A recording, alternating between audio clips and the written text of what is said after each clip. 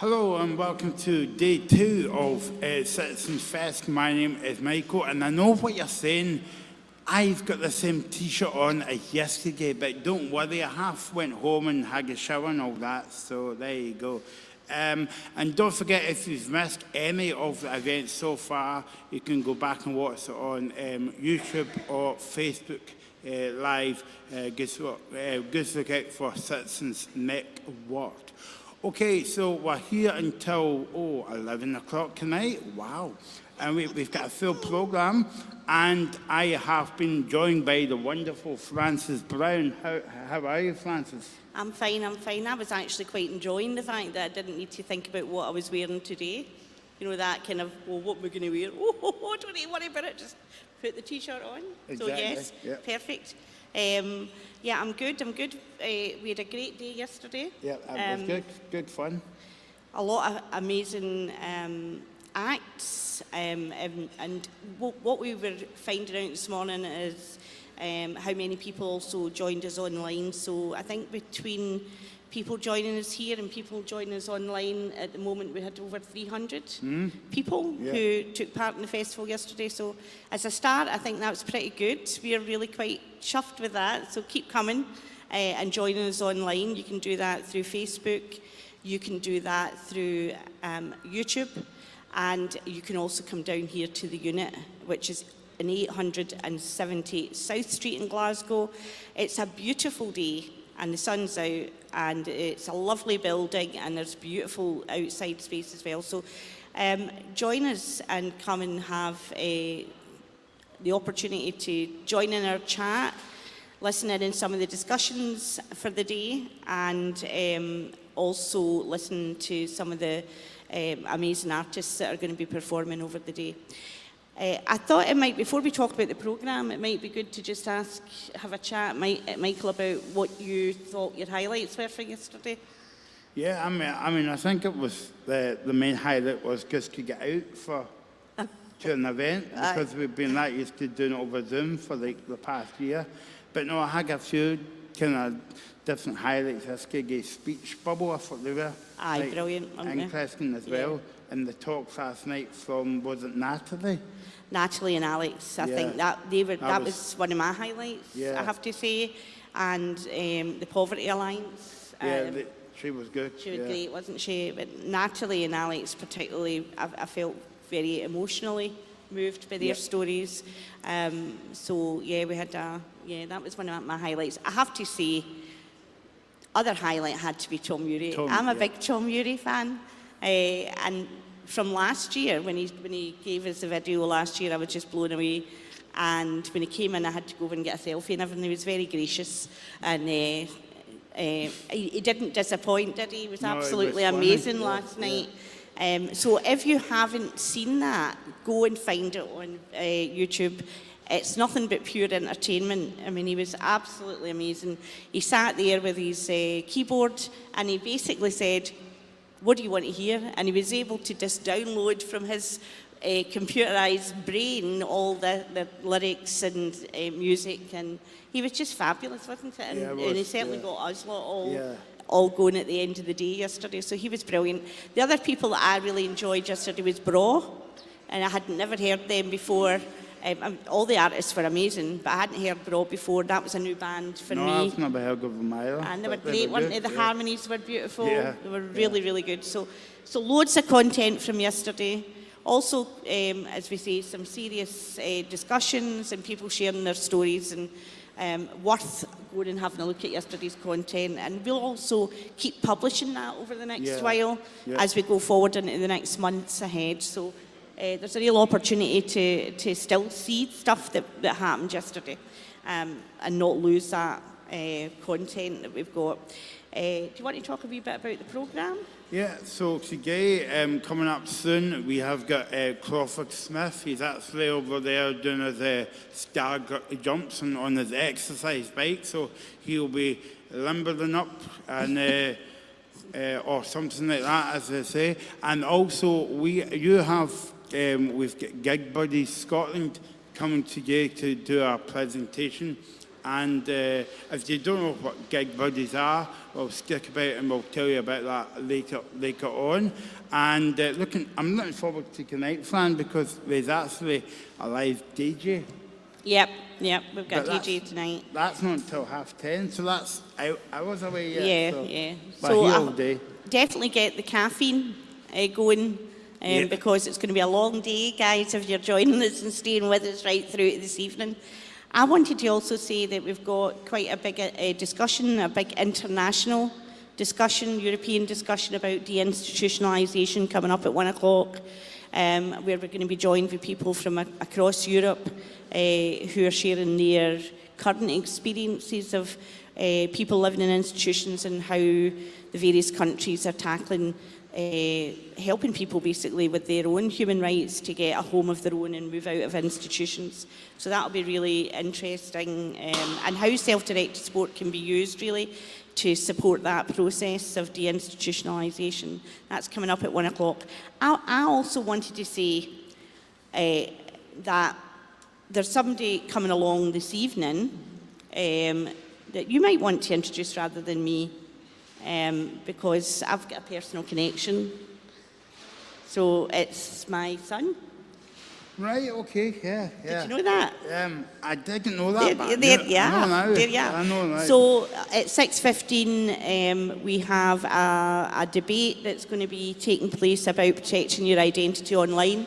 I think particularly with the theme of identity and all of the issues that people have been facing with communication and getting much more kind of out there online and using social media, we thought it would be a really good opportunity to really help people think about keeping themselves safe online, because that's always quite tricky, and making sure that you hang on to your identity and I suppose how these things can affect your mental health as well. There's a lot of potential, I think, if you don't look after yourself. So Dave has produced a short film, and then he's going to join us for a discussion. And Dave is also performing tomorrow night. He's a singer and an actor. And he's performing musical theatre. So he's performing tomorrow night about 6:15. Quarter past 6, yeah. Quarter past 6. So, big plug from me, from his mum. But he is obviously an amazing talent as well. But we'll see him later today. What else have we got? And also, I forgot when you were looking at the programme there, apart from me and Francis doing the comedy bit together, we've actually got professional comedians coming tonight. So that'll be pretty funny. Well, we've got some quite funny people who know what they're doing when it comes to comedy. So we've got Susie McCabe and Scott Agnew, who are on the Scottish scene, really well-known comedians, and further than that as well. So they'll be joining us tonight, and so it's just something, again, completely different to share this evening, and take us from 7 o'clock into the next part of the entertainment in the evening. So I think it's going to be on for quite a wee while. So I think we're actually ready now that Crawford's off his exercise bike and he's ready to go. So, are you ready to go? Yeah. Brilliant. How was the exercise bike? Was it fine? Yeah. Okay. No bother. That's fine. A very Scottish response. No bother. No bother. So no bother, and welcome Crawford. Crawford Smith. Thanks very much. A wee love song to get us started on this beautiful sunny day. I never thought that I'd miss you half as much as I do.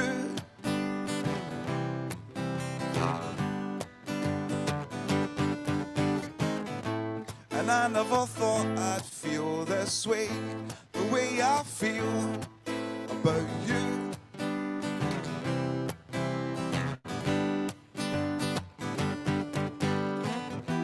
As soon as I wake up, every night, every day,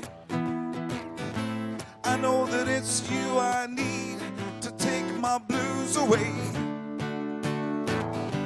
It must be love, love, love. It must be love, love, love. Nothing more, nothing less. Love is the best. can say so much without words.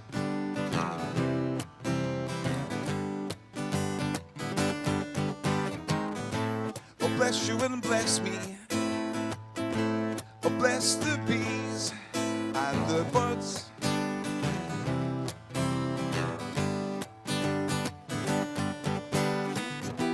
I've got to be near you every night, every day. I couldn't be happy any other way.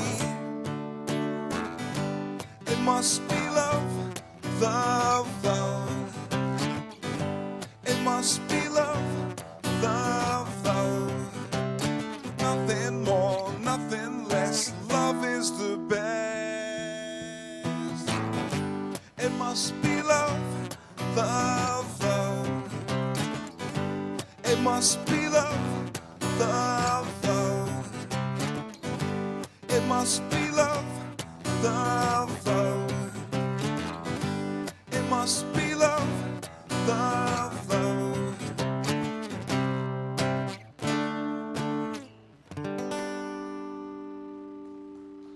Here we go. Thanks very much. That's an old song that was written by a guy called Labby Sifry back in the 70s.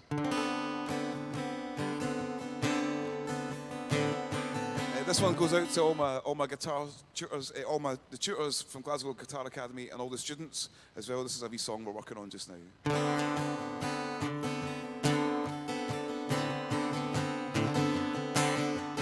I am a one-way motorway.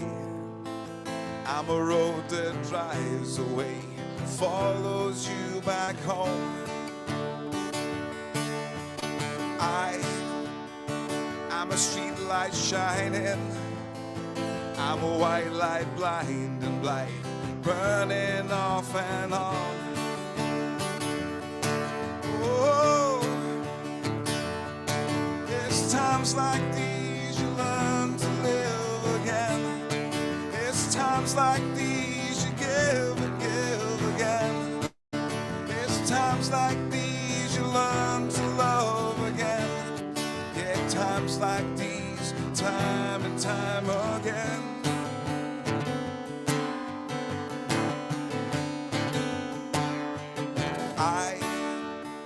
I'm a new day rising. I'm a brand new sky to hang stars upon tonight. I am a little divided. Do I stay or run away? Leave this all behind. Oh, it's times like these you learn to live again. It's times like these you give and give again. It's times like these you learn to love again. Yeah, times like these, time and time again.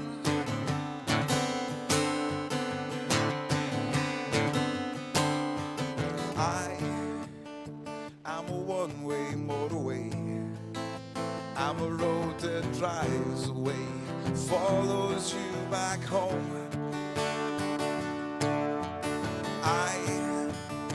I'm a little divided. Do I stay or run away? Leave this all behind. Oh, it's times like these you learn to live again. It's times like these you give and give again. It's times like these you learn to live again. Yeah, times like these, time and time again. Yeah, times like these you learn to live again. Yeah, times like these you give and give again. Yeah, times like these you learn to love again. Yeah, times like these, time and time again. Here we go. Thanks very much. So, For the folks that are here in the room, I handed out a list of songs to get you to pick some tunes. And somebody picked a Cat Stevens song. This one's for Clive here. This is a Cat Stevens song. This goes for the kids, for my kids and your kids and everyone, all the kids out there. Where Will the Children Play? And the rest of the set will all be Norwegian death metal.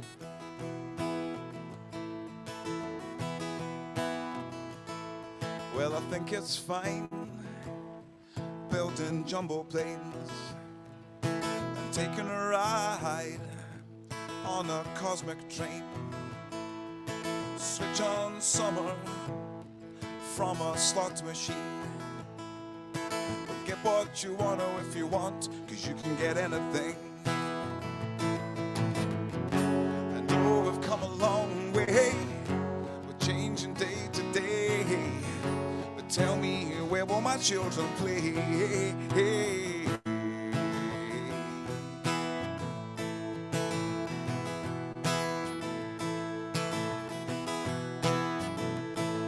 Will you roll on roads over fresh green grass for your lorry loads, pumping petrol gas, and you make them long and you make them tough, and you just go on, and it seems like you can't get off. No, I know we've come a long way, we're changing day to day. But tell me, where will my children play?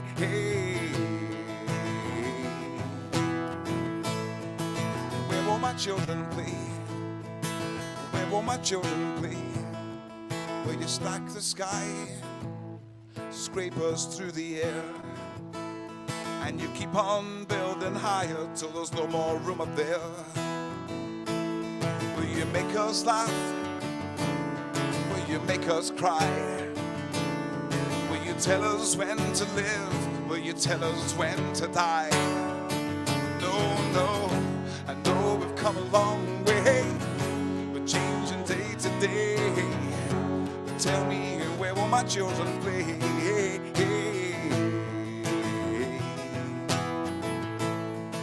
Where will my children play? Where will my children play?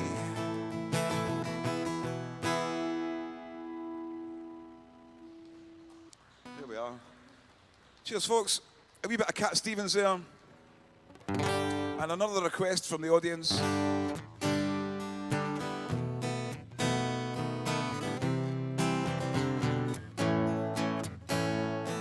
Sitting in the morning sun, I'll be sitting when the evening comes, watching the ships roll in, then I'll watch them roll away again. Oh, I'm sitting on the dock of the bay, watching the tide roll away. Yes, I'm sitting on the dock of the bay, wasting time.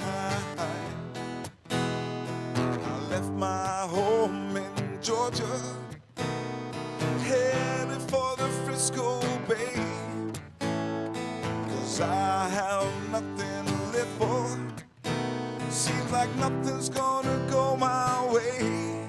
Oh, I'm sitting on the dock of the bay, watching the tide roll away. Yes, I'm sitting on the dock of the bay, wasting time.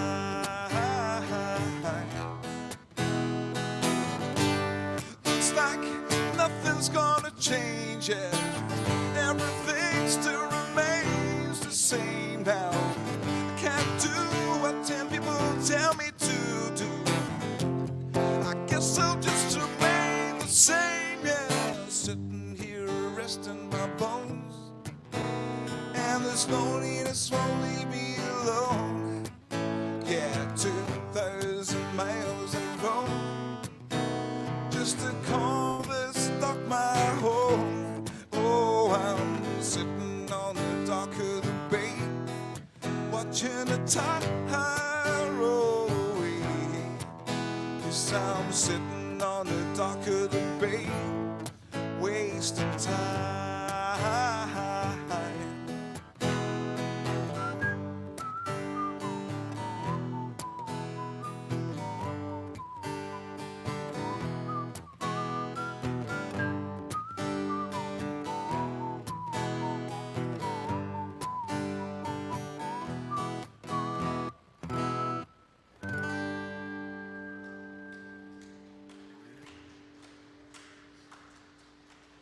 Thanks very much. Otis Redding, of course. Right, so it's okay if I play one of my own songs? Well, I'll do one of mine. This is a wee song called Back to the Start. I got a great little chance. When I was 21 years old, I got a chance to go back to the start and redesign what I was going to do. And that's how I got into music. This goes out to a wonderful woman in my life. Her name's Sue Copstick. She's a locum neuropsychologist at the Southern General. Thanks very much.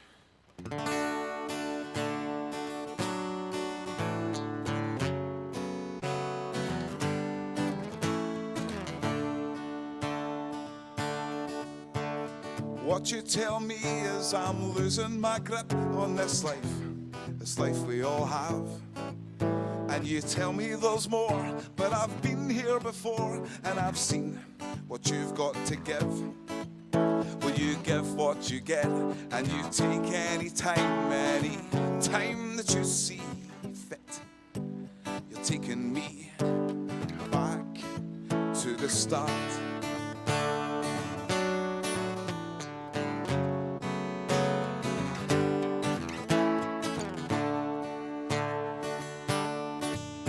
Now you turn away from this poor display. I'm to blame for all that you see.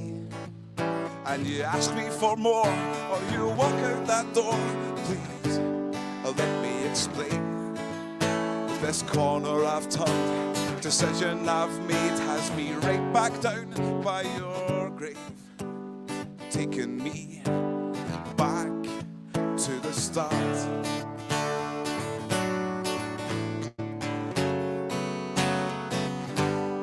Back to the start. I know what I've found. If you'll all gather round, I'll let you all into my dreams. Yeah, it's peace that I've found. Now you can't bring me down for the mistakes that I have made. Let me give what I've got. Let me take any time that I see fit. Let me take myself back to the start.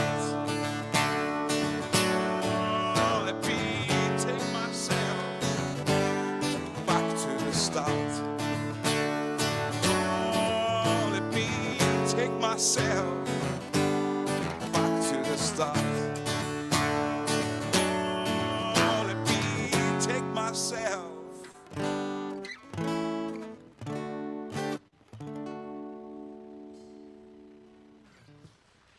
There we go. What I mean. I don't get a chance to play that often. So, what was the next request? Was it Proud Mary?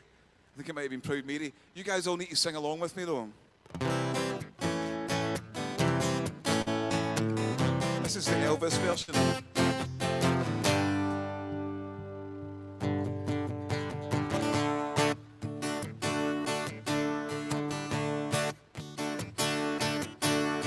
Left a good job in the city, working for the man every night and day. And I never lost 1 minute of sleeping, worrying about the way things might have been. I said big wheels keep on turning, Proud Mary keep on burning, and we're rolling, rolling, rolling on the river. Yeah, we're rolling, rolling, rolling on the river. Cleaned a lot of plates in Memphis, I pumped a lot of team down in New Orleans, but I never saw the good side of the city till I hitched a ride on a riverboat queen. Yeah, big wheels keep on turning, Proud Mary keep on burning, and we're rolling, rolling, rolling on the river. Yeah, we're rolling,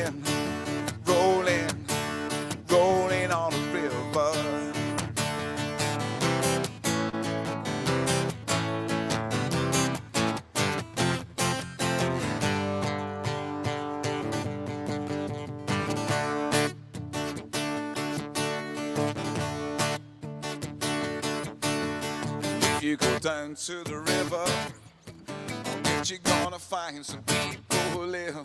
You don't have to worry if you got no money. People on the river are happy to give a sail. Big wheels keep on turning, proud Mary keep on burning, and we're rolling, rolling, rolling on the river. Yeah, we're rolling, rolling, rolling on the river.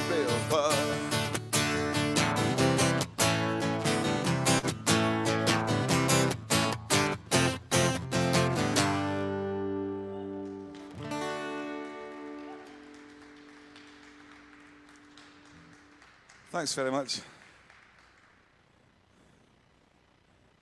Nearly got you dancing there.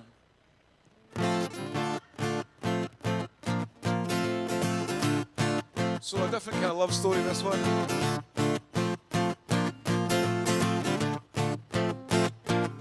Sometimes I feel I've got to run away. I've got to get away from the pain you drive into the heart of me. The love we share seems to go nowhere, and I've lost my light. For I toss and turn, I can't sleep at night. Once I ran to you, now I run from you. This tainted love you give, and I give you all a boy could give you. Take my tears and that's not really tainted love, tainted love.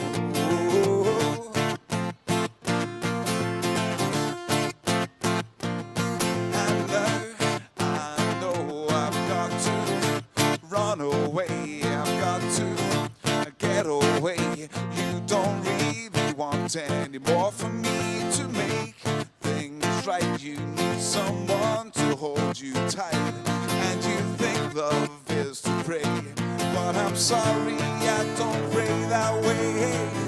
Once I ran to you, now I run from you. This tainted love you give, and I give you all a boy could give you. Take my tears and that's not really tainted love, tainted love.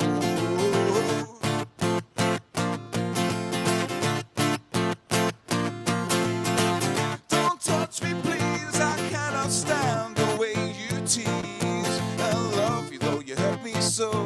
Now I'm gonna pack my things and go.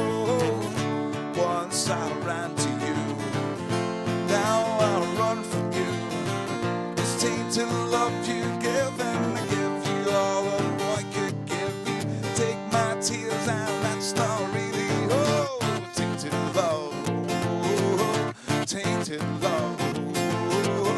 Tainted love, tainted love.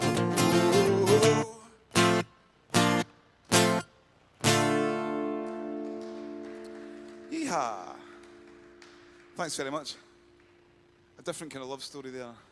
So I've only got about 5 minutes left. 6 minutes to try and squeeze in 2 songs into 6 minutes. Is that going to work?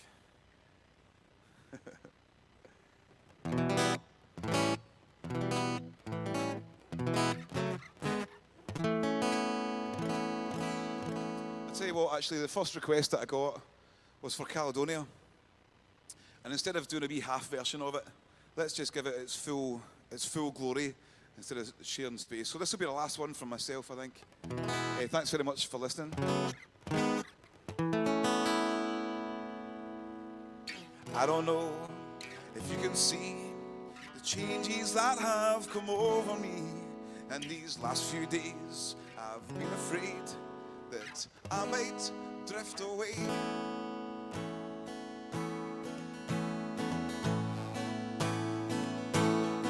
So I've been telling old stories and singing songs that make me think about where I come from.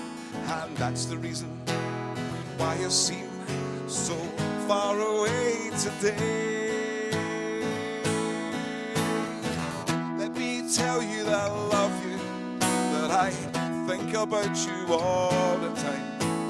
Caledonia, you're calling me. Now I'm going home. And if I should become a stranger, it would make me more than sad. Caledonia's been everything I've ever had. Now I have moved and I've kept on moving. I've proved the points that I needed proving. I've lost the friends that I needed losing. Found others on the way. I've kissed the girls and I've left some crying. I've stolen dreams, yeah, there's no denying. I've travelled hard with my coattail flying somewhere in the wind. Do you want to sing it?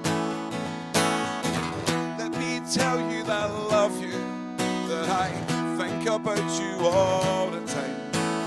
Caledonia, you're calling me, now I'm going home. And if I should become a stranger, it would make me more than sad. Caledonia's been everything I've ever had.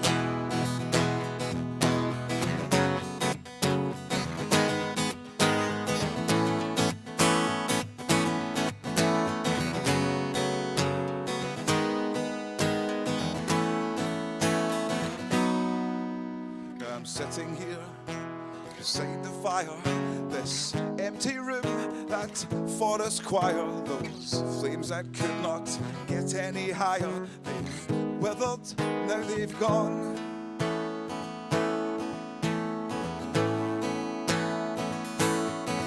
And now I'm steady thinking my way is clear, and I know what I will do tomorrow when the hands are shaking and the kisses flow. Well, I will disappear. Let me tell you that I love you, that I think about you all the time. Caledonia, you're calling me, now I'm going home. And if I should become a stranger, it would make me more than sad. Caledonia's been everything I've ever had. Yeah, Caledonia's been everything I've ever had. Yeah, Caledonia's been everything I've ever had.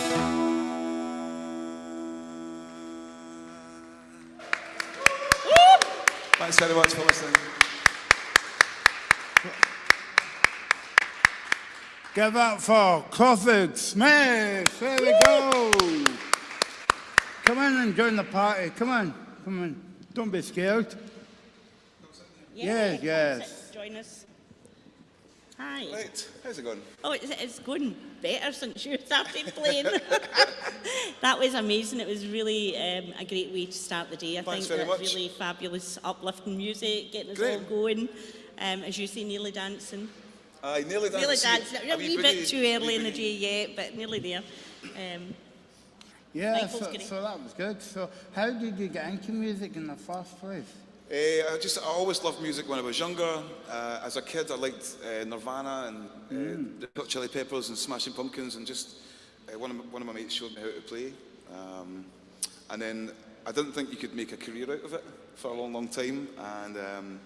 And then I got a chance to, like my song said, I got a chance to go back to the start. At the age of 21, I was in quite a severe car crash. One of these kind of into the field thing. And I got a diffuse brain damage, Right. which really stopped me in my tracks. You know, it was a good couple of years to get back on my feet. And the lady that I dedicated that song to, Sue Copstick, she helped me kind of get myself back on track. And she realised, look, you love your music, why don't you go and study it? And before you know it, I was doing a college course, and then I started up my own little business, and you know, it's 20 years later, and my whole life is music now. That's brilliant. It's the best thing that ever happened to me. That's an amazing story of turning something that was obviously very difficult and life-changing into something so positive as well. So, I know, it's really great. You know, I don't know what I would do if I wasn't doing music just now. You know, I'd just be lost. and how have you been managing through COVID? Have you been?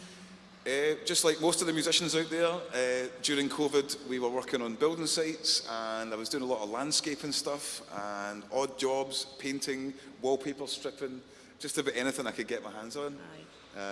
But the live stream, what we're doing right now, live streaming gigs, I think that's what kept me sane. Yeah. So I did a wee bit of that.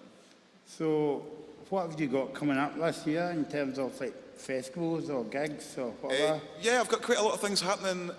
Bubbling along all the time is my company, the Southside Sessions. We run a lot of open mics and jam sessions and events in the south side of Glasgow, mainly in the Shawlands area.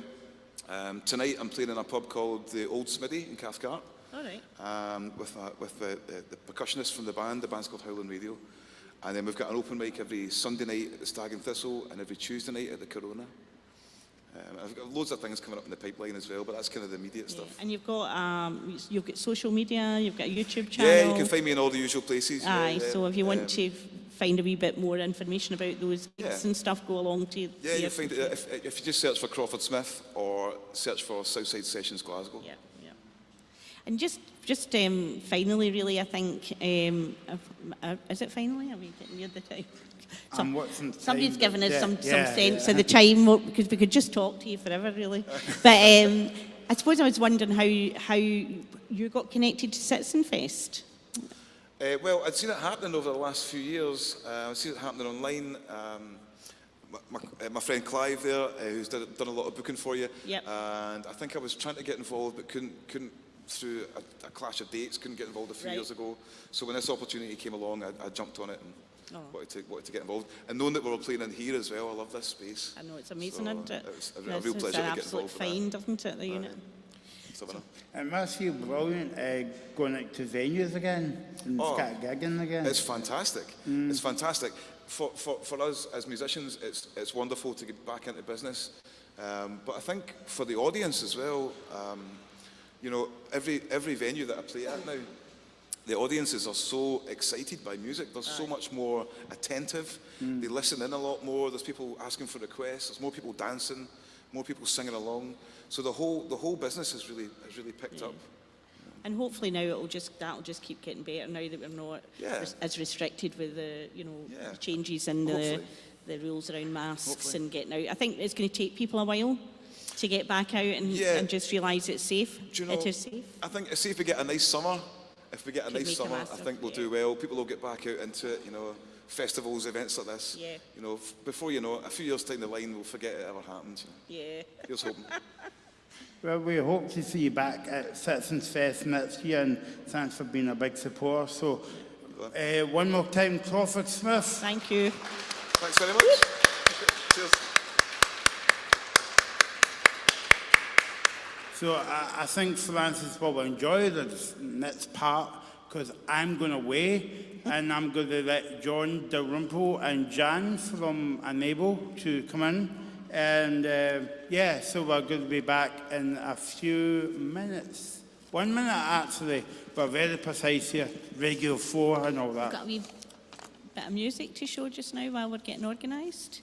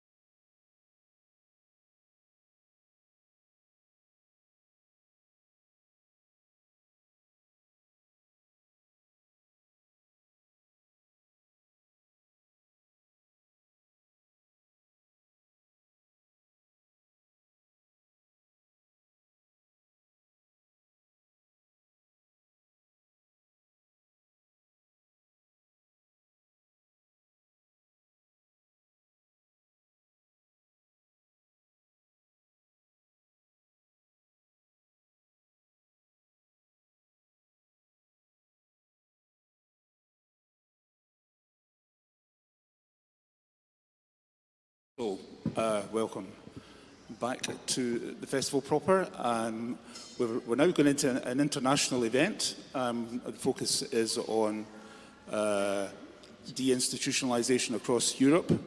And I'm going to hand over in the first instance to Nick Crosby down in Devon. And Nick is going to chair the discussion over the next wee while. Over to you, Nick.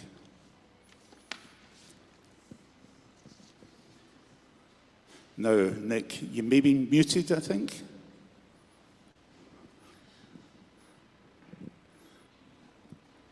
Are you? That's you. I think I'm trying to follow on Facebook and Don't have any online. sound, Nick. No, I'm not on mute. Just forgive us for a few wee technical problems. As we said yesterday, live streaming and doing this can be quite tricky. Running a 3D festival can be quite tricky. So if you just bear with us a wee bit, we'll get that sorted. I can sign very slowly. Nick is Hold signing to us. Hold on 2 seconds. I think you can be heard on Facebook, but not elsewhere. So. Well, we're going to have fun, aren't we? Right, just as I say, bear with us a wee minute. It might be worth just introducing Jan. Jan. Hello.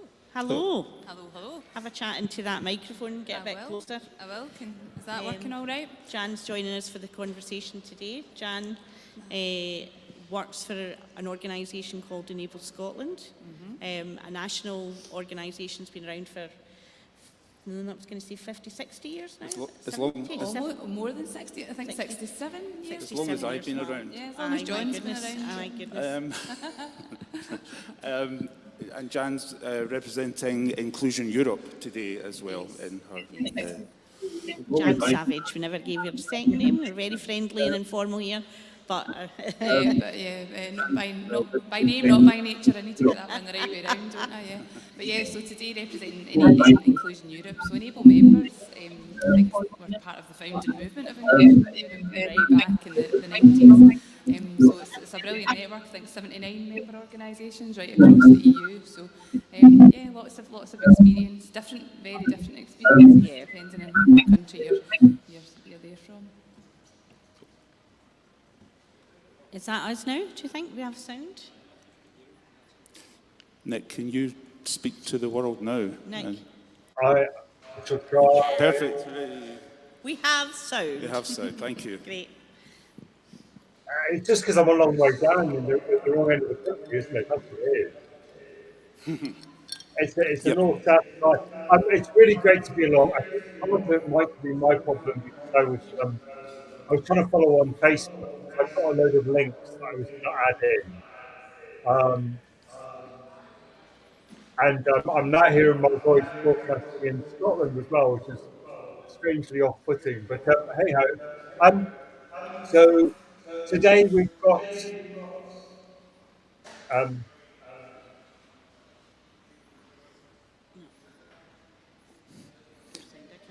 I'm just going to turn my volume down this end, then I can hear myself. So today we've got about an hour and a half, hopefully. Very different to Daniel's singing on the guitar, which I was recording, which was great. Our hour and a half is really talking about work in Scotland over the last 20 years that John and Francis were formative in, and how it led to the closure of some institutions. By institutions, we mean long-stay institutions where disabled people with mental health support needs. Yeah, there's loads of echo. Sorry, I'm getting notes here about the other people who are joining us are having real problems here because they're hearing my voice echo in the audio as well. Yeah, I think it's the echo rather than volume. Yeah, we're just trying to fix still the sound, guys. I'm having to turn my volume down at this end, but that then means I can't hear anybody talking. Okay. I think that might be better now. We'll just I'll just try. So,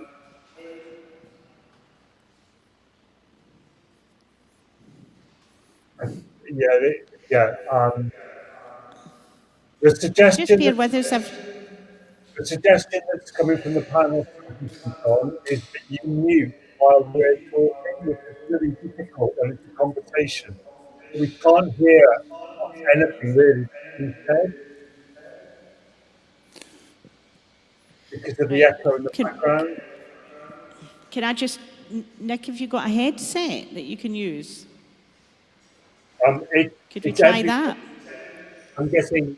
I'm guessing comments from everybody who's on the panel. Francis, Taylor, Katerina, neither of them hearing the echo. Right. I haven't.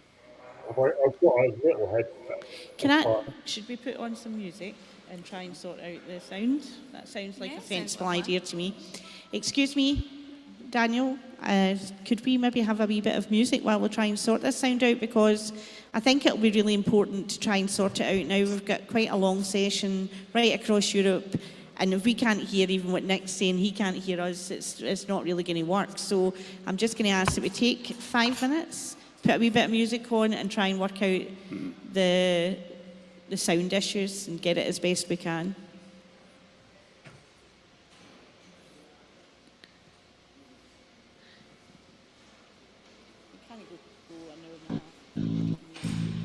What you saying if we can't hear what you say? We can't even engage in a conversation. Wondering if we ended up I don't know what he was even saying about. I couldn't even hear what he was saying, like, as a result of the app. Right, somebody needs to. I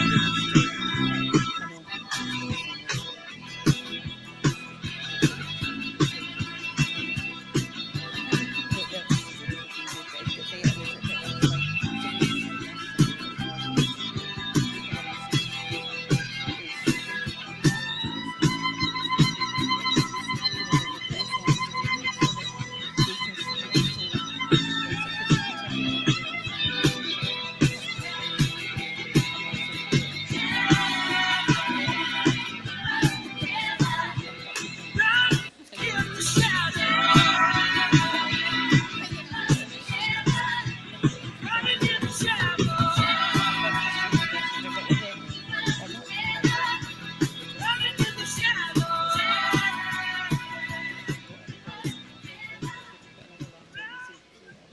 then we could have direct headphones into Uh-huh. that. And then we can hear. I've got headphones with me. That might be an idea. Just ones that fit into my wee computer. Would it be better if we had headphones in our computer and joined? No? No. It's at his end. It's at his end, that's all. That's what they say.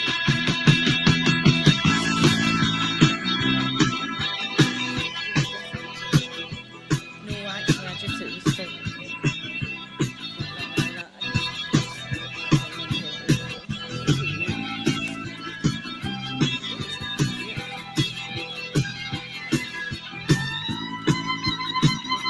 might be better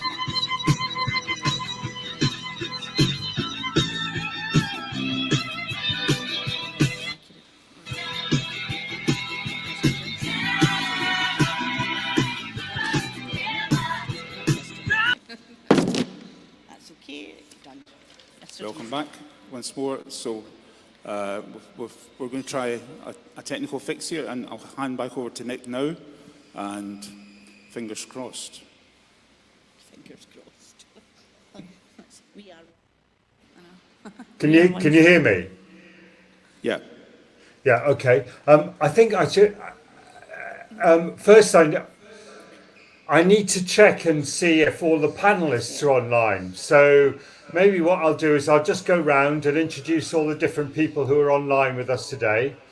So along with Jan and Francis and John in the main hall, we've got Jim Elder-Woodward from Glasgow Centre for Independent Living. Hi, Jim.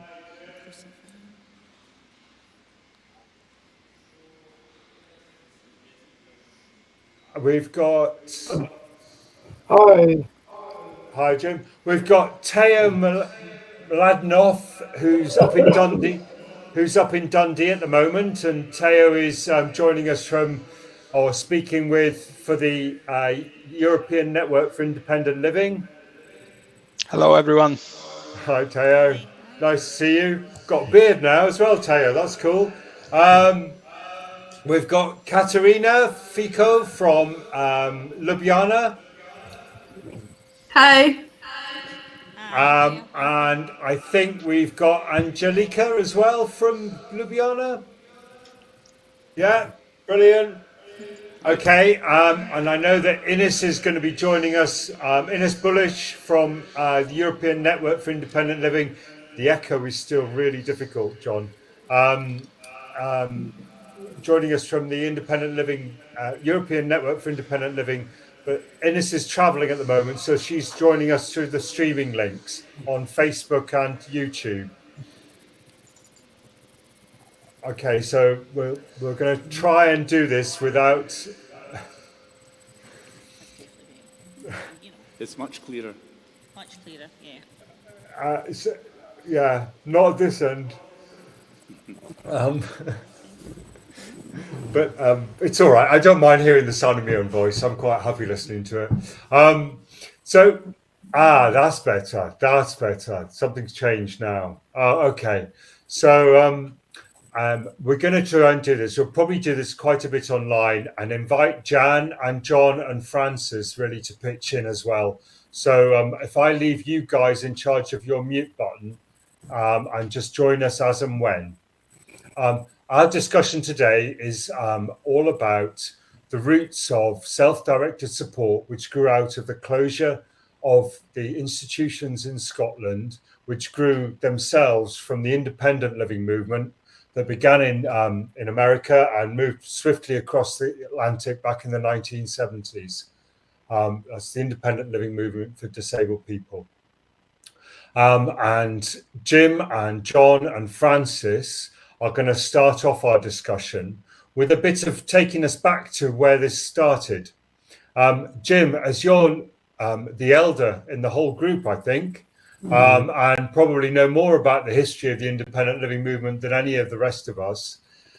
Maybe just a few comments from yourself about where the deinstitutionalization movement came from, I guess.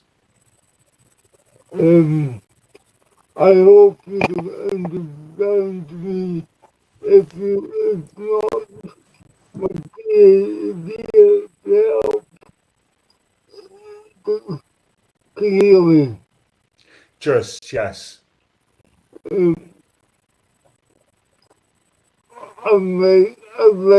what the having disability, deinstitutionalization, the deinstitutionalization of physically handicapped people. What happened despite the professionals who were supposed to be there to help us? It began in England in 1981 when a number of disabled residents in a residential home in Hampshire wanted to come out and live independently in the community. A very small number of 5 or 6 people persuaded the local authority to set up community living for them in the community, and they gave them money to employ their own personal assistants. And for that small group of people, the movement developed, and the first organization was the Union of the Physically Impaired Against Segregation, and this is a group of disabled people, mainly from residential care, who set up what is now called the social model of disability. And this model says that disability isn't the result of impairment, but the result of society's reactions, negative reactions towards disabled people. And that social model became the basis of the development of what was called the independent living movement. And this developed across England, Wales, and Scotland in the 90s, and it was helped by the establishment of a new fund called the Independent Living Fund, Okay. whereby disabled people were given money instead of salaries to employ their own personal assistance.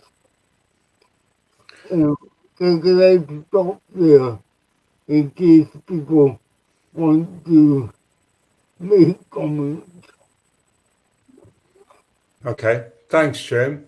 And for you and John and Francis, kind of coming from the independent living movement, I mean, this is where you correct me. And Teo, if you want, just pitch in, please. The move to close the institutions in Scotland. Do you just want to comment very briefly on that? Because there's so much in this discussion to kind of catch up on. Well, some of us were pitched in kind of unexpectedly into roles where we had to take responsibility for people leaving the hospitals. It wasn't, you wouldn't say it was the best planned thing in the world. When we started to do the work, we were some 5 years away from a national policy which said the institutions should close. But nonetheless, the work had already begun at Lennox Castle to start that process. In those days, you had to get the permission of the Secretary of State to close any hospital. And when we began the work, we didn't have the permission to close the hospital, but we had the freedom to progress and help some people to leave. And that permission to close only came later on. I think one of the big influences upon us in our work around that time, so we're talking 1995, was the development of the supported living concept, which placed a lot of emphasis on separating housing from support. And so that was a really big benefit to us in terms of, from the outset, we were really only thinking about houses rather than units or smaller institutions. Now, some of the houses were still quite big, but they were recognisably domestic, and some people may have shared accommodation and still do, but that at least we had that kind of focus on a domestic setting in an established community. And we were also trying to establish the security of tenure of people leaving the hospital, that they left to a tenancy that no one else could take away from them, that the support provider couldn't withdraw their tenancy rights. So that's really how we progressed. A lot of the work was separating housing from support and helping people to leave in as planned a way as we could within the financial constraints that were upon us to make that happen. I think what also happened then was that, and Francis can speak more about this, but we met some people in the hospital who would not be able to share accommodation with anyone else for a variety of reasons.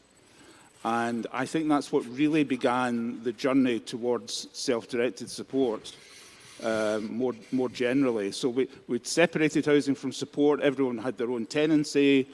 But when it came to working how some other people might leave hospital who perhaps presented a greater challenge to our system, we really had to go one person at a time and establish individual support arrangements, which led in turn, I think, to a really creative emphasis on individual funding for those people. Thanks, John. I've just had a note. Well, I want to make sure that our last contributor, Anna Martinez from Spain, joins us. So I've got a note to say Anna's online. So if you could join Anna to the conversation as well. Hi, Anna. So thanks, John. I was going to point out that it's quite interesting having people from the team from Slovenia online, because they're almost starting where you just said you're starting. There's no law at the moment closing institutions in Ljubljana or Slovenia, but they might be 4 or 5 years away. So it's quite it's a really useful story to hear how you started out, because Katerina, Angelica and the team are still starting out in Slovenia. So Francis, do you want to pick up where John is? From where John was, or Jim, were you asking to say something? Yeah, I was just going to say that, you know, obviously all of our perspectives are slightly different, because we did have different roles at the time, and I had a role very much at that in that period of time of both working as a nurse and as a clinical nurse specialist in mental health, and working to get people out of the institution called Woodley Hospital, which shut before I went and started working in the voluntary sector and started working up in Lennox Castle. But I suppose in my recollection, there had already, even at that time, been quite a lot of learning done in terms of how to think differently.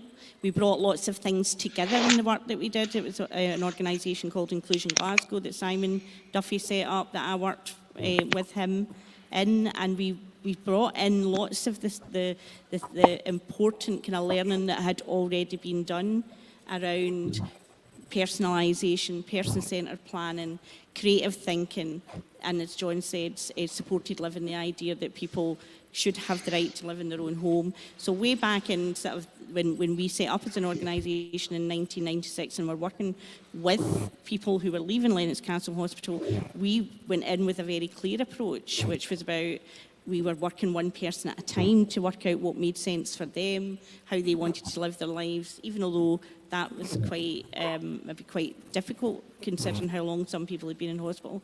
But we had also learned a lot about how not to do things. So there'd been a lot of closures down in England. I remember that. I remember, you know, as an organisation, as individuals, as collective professionals, we spent a lot of time trying to kind of find out the best practice and understand what was, you know, working about people leaving institutions and closing institutions, and certainly understand what wasn't working and avoiding doing some of that. So we were a bit slower in Scotland, I think, than we were in England at the time in terms of the UK picture, and some of that served as well, because we could really look at saying, let's not do some of the stuff that had happened down south. So we were a wee bit conservative, which I think we learned, you know, a lot of good lessons from. And we learned as we went along. And I suppose, there wasn't that clear intent, but I think the values that underpinned the work of helping people leave institutions was very, very clear and had been around for even a long time, as Jim says as well, coming from the independent living movement, learning from that, and really understanding that people needed to be, you know, and could be much more in control of the services that they were getting, let alone living in places like institutions. So that's my kind of recollection of that early time. That's cool. Let's come in a minute.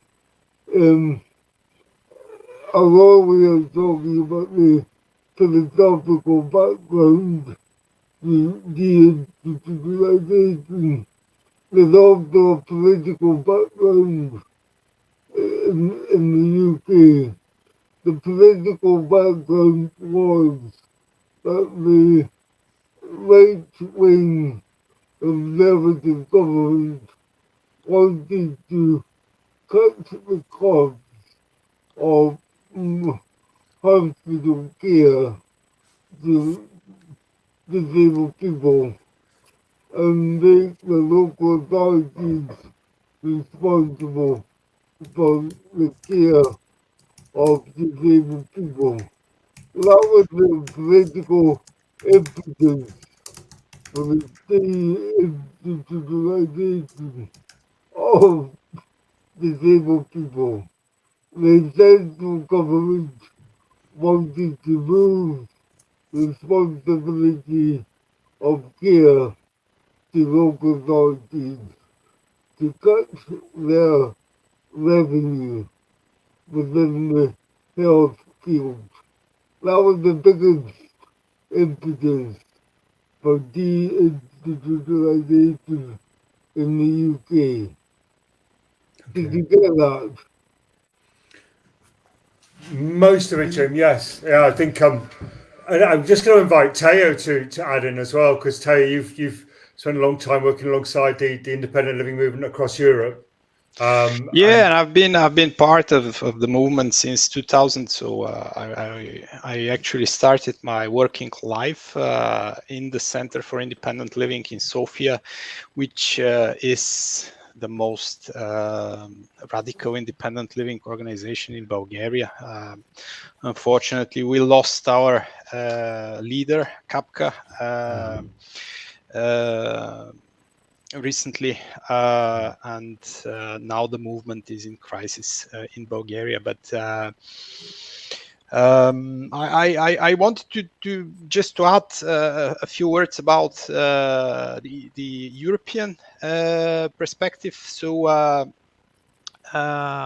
in the 1980s, there were a lot of exchanges between disability activists in the UK and European disability activists, particularly in Sweden. There were conferences, there were talks, there were debates. People like Vic Finkelstein and John Evans from the UK exchanged ideas with Adolf Ratzke from Sweden. And they exchanged visits, and it's out of these international exchanges that the European movement for independent living kind of arose, and the European Network on Independent Living was founded in 1989, and since then it has been lobbying for independent living and advocating for independent living, personal assistance, direct payments, deinstitutionalization at the European level.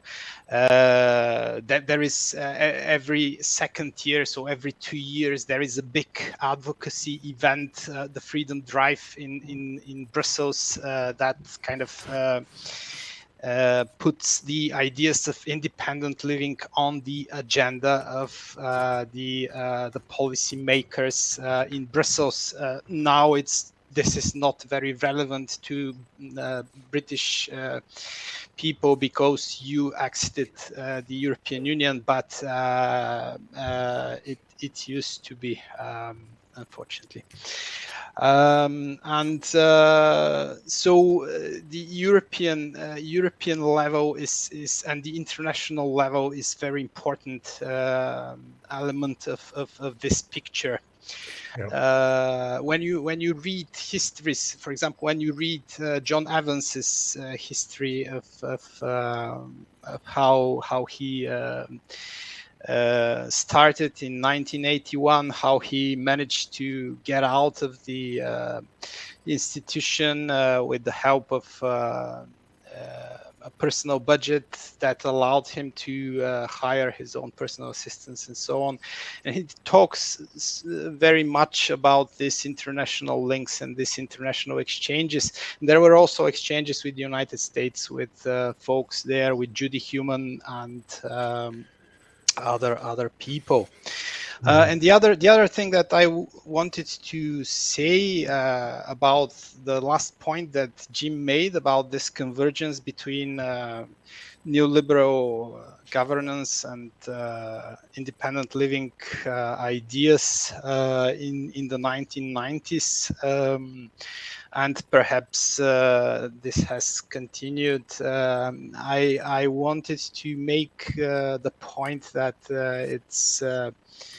it's misleading to focus only on the convergence, because there are so many differences between the independent living ideas and neoliberal ideas, and independent living is something very different from neoliberal retrenchment of the welfare state. It's mostly about redirecting support from institutional type of care to support that enables people to have choice and control in their lives. It's not about cutting support, it's about redirecting support. And the other thing to mention here is that whereas neoliberalism is about independent, it's about individualism. There is a very strong collectivist dimension to the independent living movement. And this is partly why I am emphasizing so much this European links and this international. But there is also this very strong peer support element.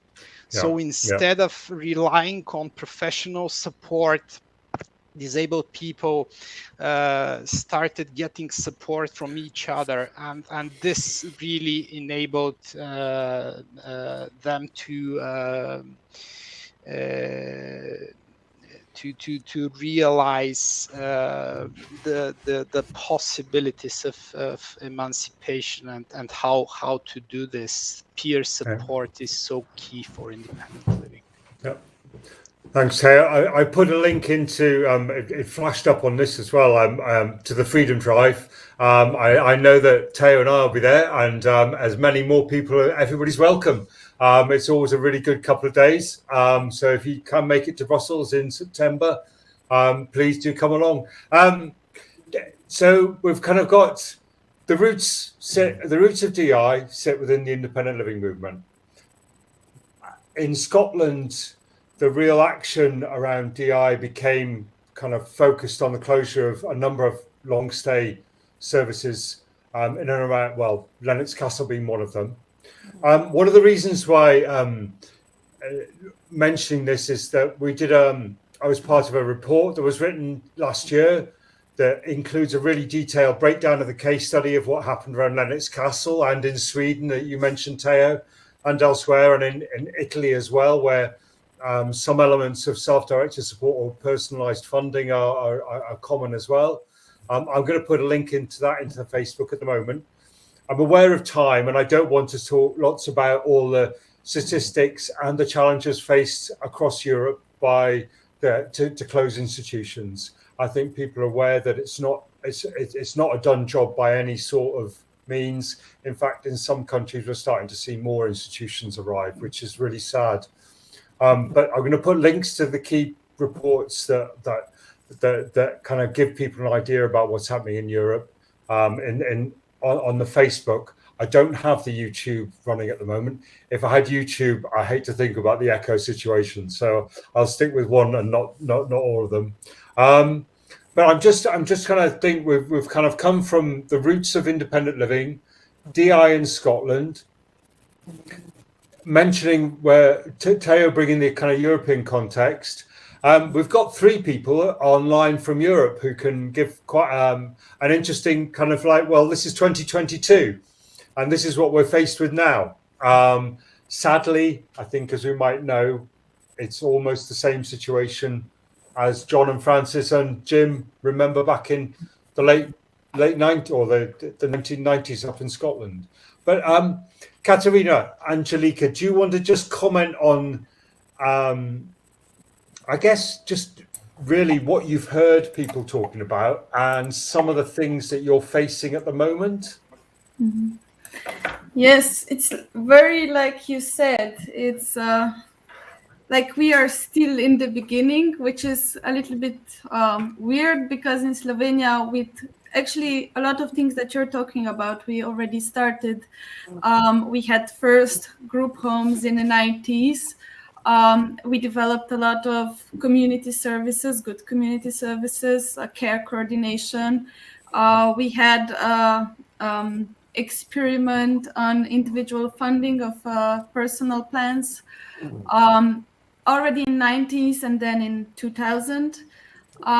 But nevertheless, we still have these big institutions. And just 3 years ago, or a little bit more, we got a very good law on personal assistance also, written by users.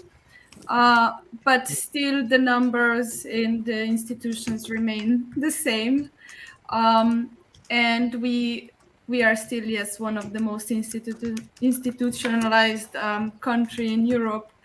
And we started now in 2020 some projects with help of European funding to close down institutions, yes, and these both projects end in 2023, so next year, but no resettlements were made yet. So it's really hard, I think, once if we don't close institutions, even no matter how good community services we create,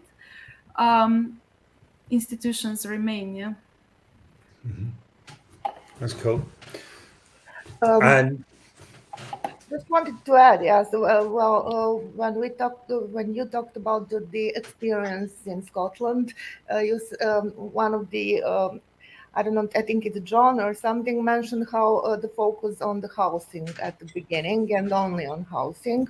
It's what we see also in these two institutions. They are only thinking about how to buy, rent, or buy mostly, build mostly new houses, as though those houses were lived in forever for people, for 6 people mostly. And even though they are so far away still from reorganizing, from even thinking about reorganizing support when people move out from the institution. So even there are some supported living forms, but with large number of persons living, 12 or 24, and it's far from domestic atmosphere there. Those are small institutions still, with fridges locked, for example, or laundry and food still being prepared in the institutions. So it's really, those are really the roots. And it's hard to make that switch. yes. Anna from Plena Inclusia in Spain. I know that John had a good chat with you last week about this session, and I'm wondering if you've got any thoughts to add as a self-advocate about the closure of long-stay institutions. I'm also aware that your translator is losing their voice because of COVID, but COVID has been a perpetual problem in the last few years.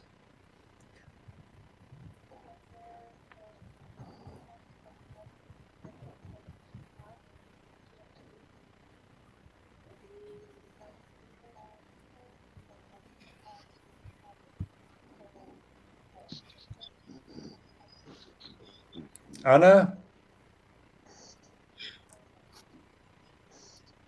Hola, hola, me llamo Ana. Hello, my name is Ana.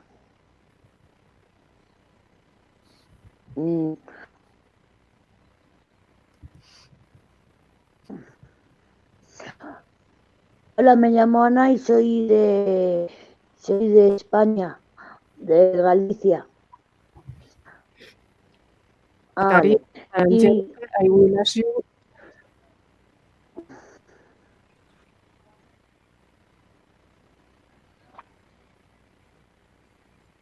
vale.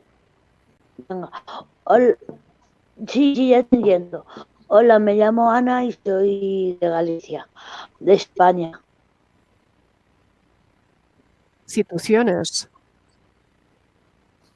Ana.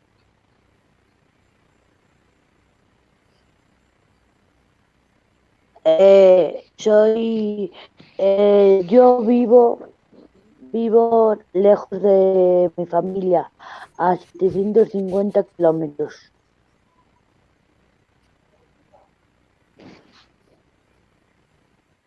¿Tú estás entendiendo algo, Angélica, Carmen? Ah.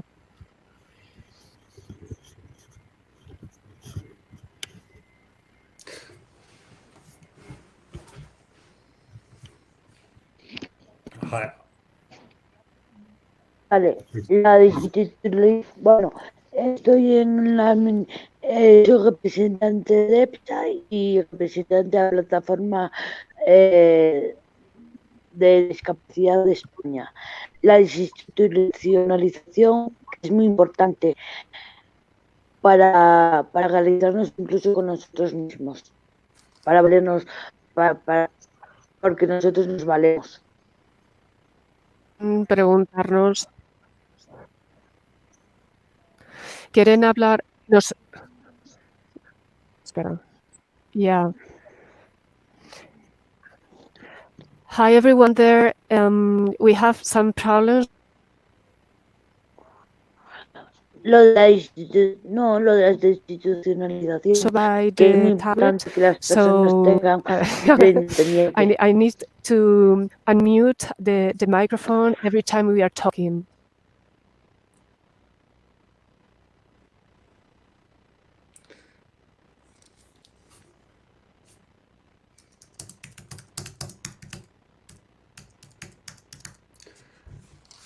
Okay.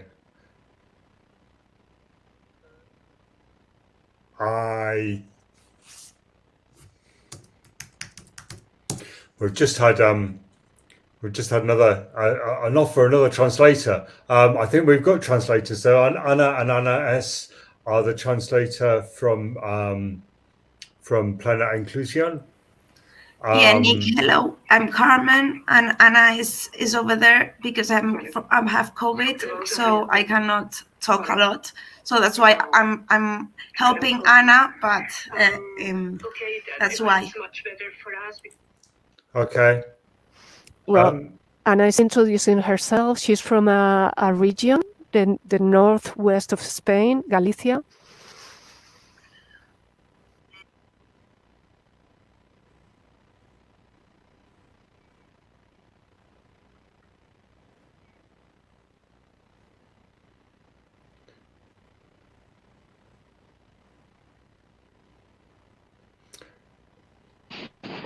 Vale, pero irme traduciendo. Hola, me llamo Ana, soy representante de la plataforma de plena inclusión.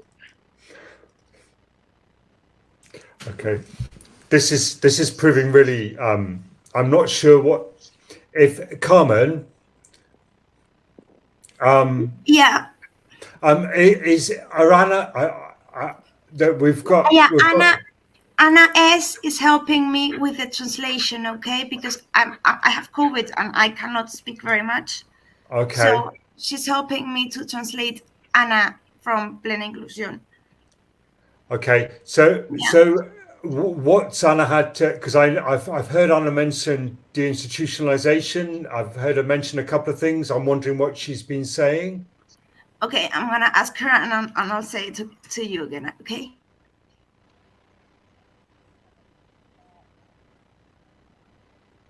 Ya, pero ¿qué me dijo el señor?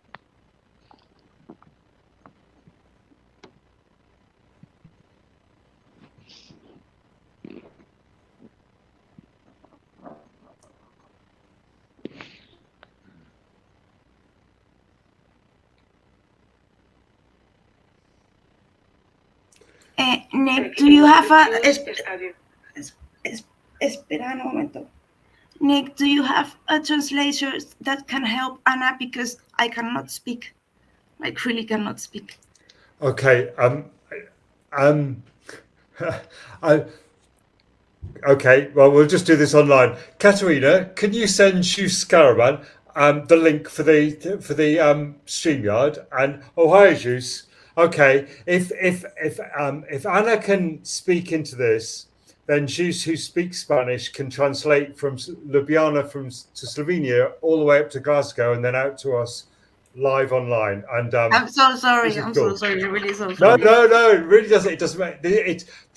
This is all about the European Coalition for Community Living, and we are one, and we're all in this together. So I think it's a great way of everybody helping each other. Thank you really, really much. Go for it. Go for it, Anna. Pitch in or say your piece, and Zeus can translate for you.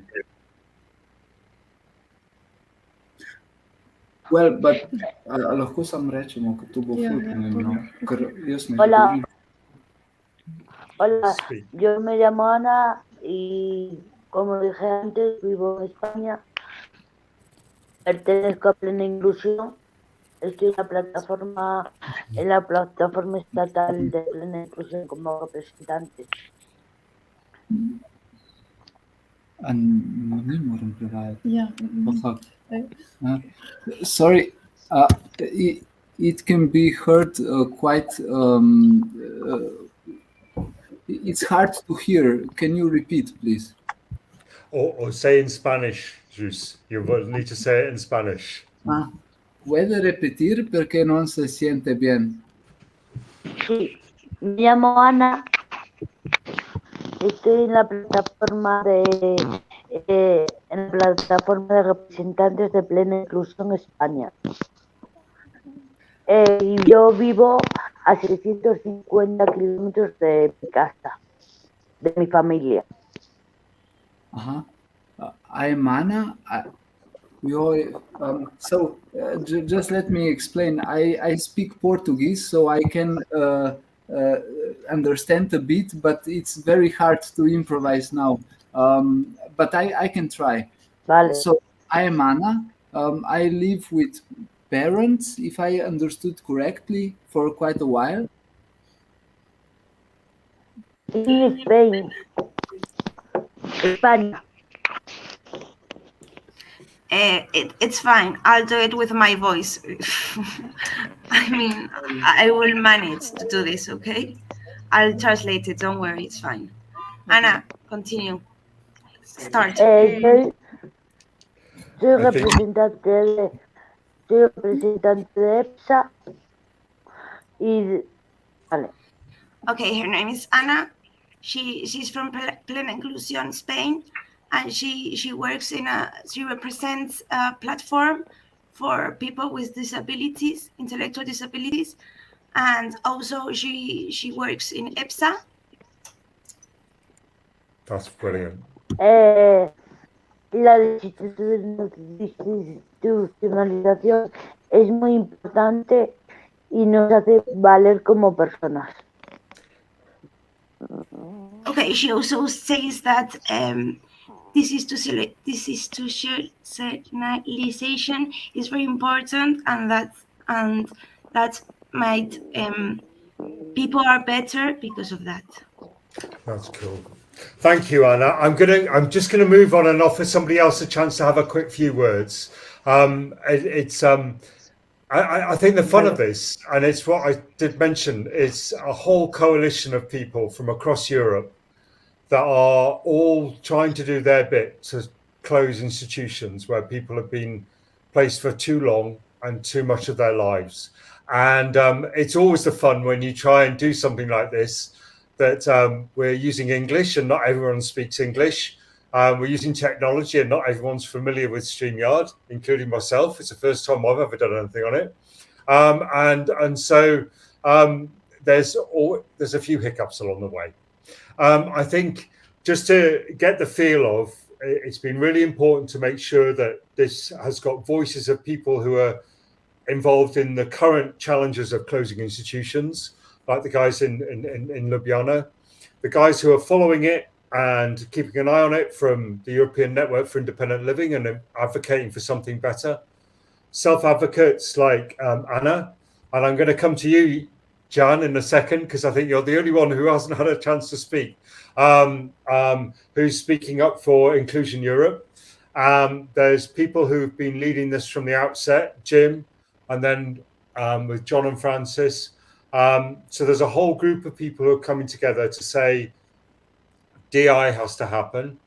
And then there's a community here that is also really interested in the work that came from Lennox Castle, and keep going back to that, the self-directed support or the personalised funding, the personalised planning, the personalised support, because some of these words don't translate easily, and I've learned that along the way. That personal approach or the person-centred approach, and how that still has real importance in moving forward closure of institutions now, because that's part of what the guys in Ljubljana are spending. So I guess after following on Anna, who's a self-advocate with Inclusion Europe and in Spain, Jan, is there things that you'd like to add into this in terms of your view? I guess also as somebody involved on the ground in Scotland with Enable as well. Absolutely, thank you. And thanks, Anna. I enjoyed hearing what you had to say. I'm so sorry I can't speak Spanish, but hola.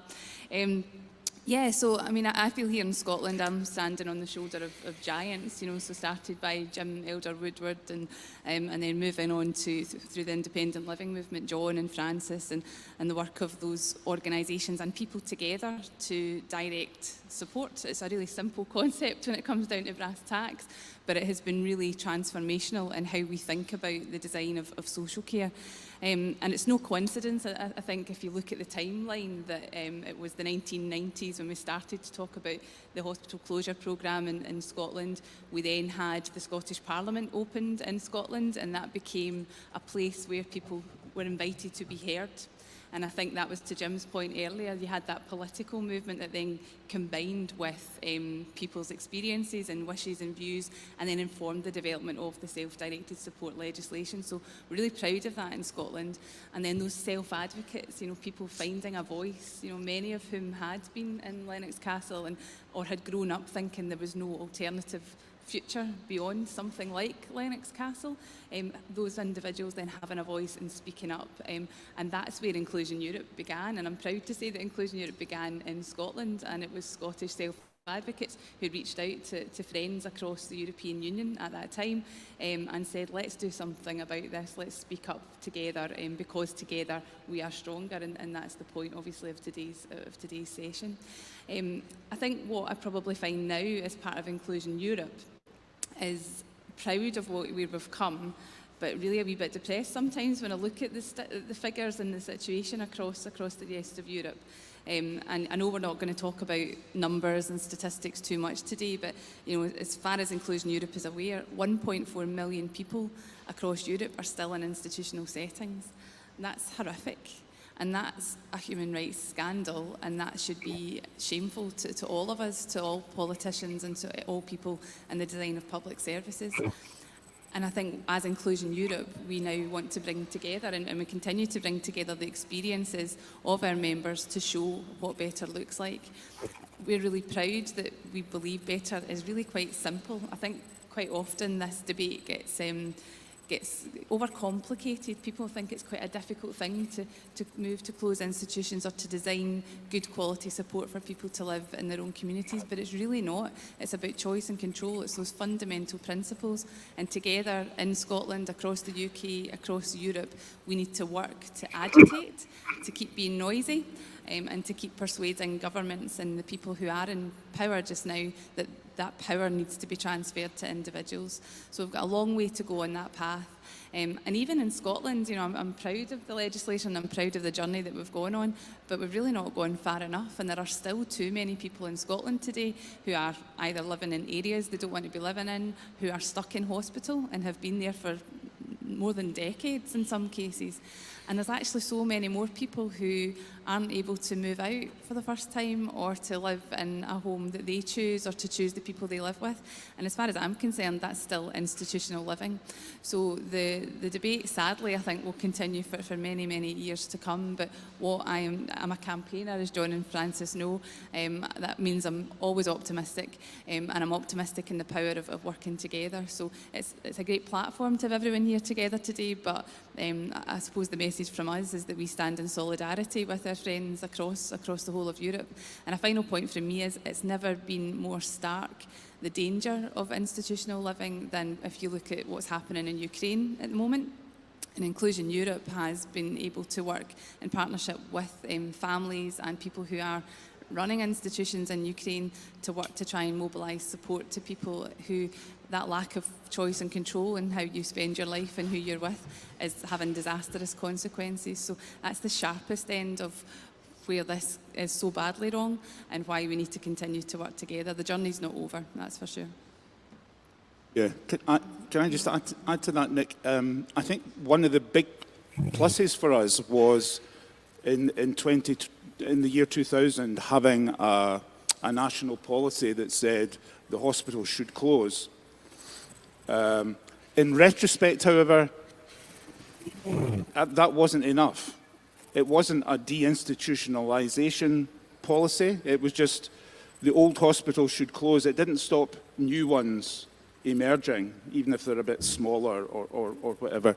And I think over time, for me, it's become an issue about the human right to have your own home, which shouldn't be denied anyone for any reason. And that's what we've not enshrined clearly enough. And I think that's one of the ways forward, is not just to have hospital closure programs or national policies around that, but to have national policies that will sustain the notion of each of us requiring somewhere that is our home and is securely ours and not dependent on the whims of other people. I mean, it's a welcome chance to. It's that difference of a policy that closes hospital or a policy that promotes and puts in independent living and being included. Article 19. So it's that difference, isn't it? It's like if you have a policy that closes hospitals, it doesn't actually say what it's meant to achieve for people. I guess it's an invitation to Teo and Jim, contributions from the independent living movement. DI is about achieving independent living for people. It's not just about closing institutions, though. I think working alongside the guys in Slovenia, you kind of have it in your face. It's about changing society, really, isn't it? In a sense, just like that. Teo? Yeah. Shall I say something? It's a great point that closing institutions is not the end of the process. You also need to organize support to provide support in ways that enhance choice and control. You need to provide personal assistance. You need to provide opportunities for people to receive peer support for using personal assistance. You need to provide supported decision-making framework. The issue of guardianship in Scotland is huge, and this is something that needs to be addressed in order to move onwards. I mean, what's happening now all over, at least all over Central and Eastern Europe with deinstitutionalization programs, is that people are essentially moved from big to small institutions, if they are moved from institutions at all. If we are not talking just about refurbishing of old institutions. So moving people from big to small institutions is called deinstitutionalization, but it's not, because in the small institutions, the same practices, the same cultures, the same attitudes are reproduced, albeit at perhaps in the good case under better living conditions. But practices of surveillance, of lack of personal space, deprivation of personal space, practices of block treatment, of paternalist type of care continue in this small group homes that have been mushrooming all over Central and Eastern Europe with European money. And the European Network for Independent Living has criticized this process for perhaps a decade, perhaps more now, but it's continuing and under the guise of deinstitutionalization. So it's imperative to define institution not with regards to size and location, but with regards to certain practices of institutional care that then would allow to distinguish between institutional and non-institutional forms of support. And the other point I wanted to make is that this investment in institutions is so important. There is now a new fund being set up in Scotland, Community Living Change Fund, and it's important to provide safeguards that this 20 million pounds in this fund will not be used to fund institutional types of care. And in order to have these safeguards, you need strong definitions, you need a strong understanding of what institutional care is and what we don't want to have anymore. I think it's interesting thinking of the challenges that Katerina and Angelica are facing, in particular around one of the institutions, but both of the ones that I'm aware they're working into. It's the very, very real challenges you're talking about facing the use of funding in Scotland are facing the guys in Slovenia with group homes, and that's how money's been used. So, I mean, I'm wondering whether there's anything you want to add to that, Katerina, about your experience of how to stop that happening.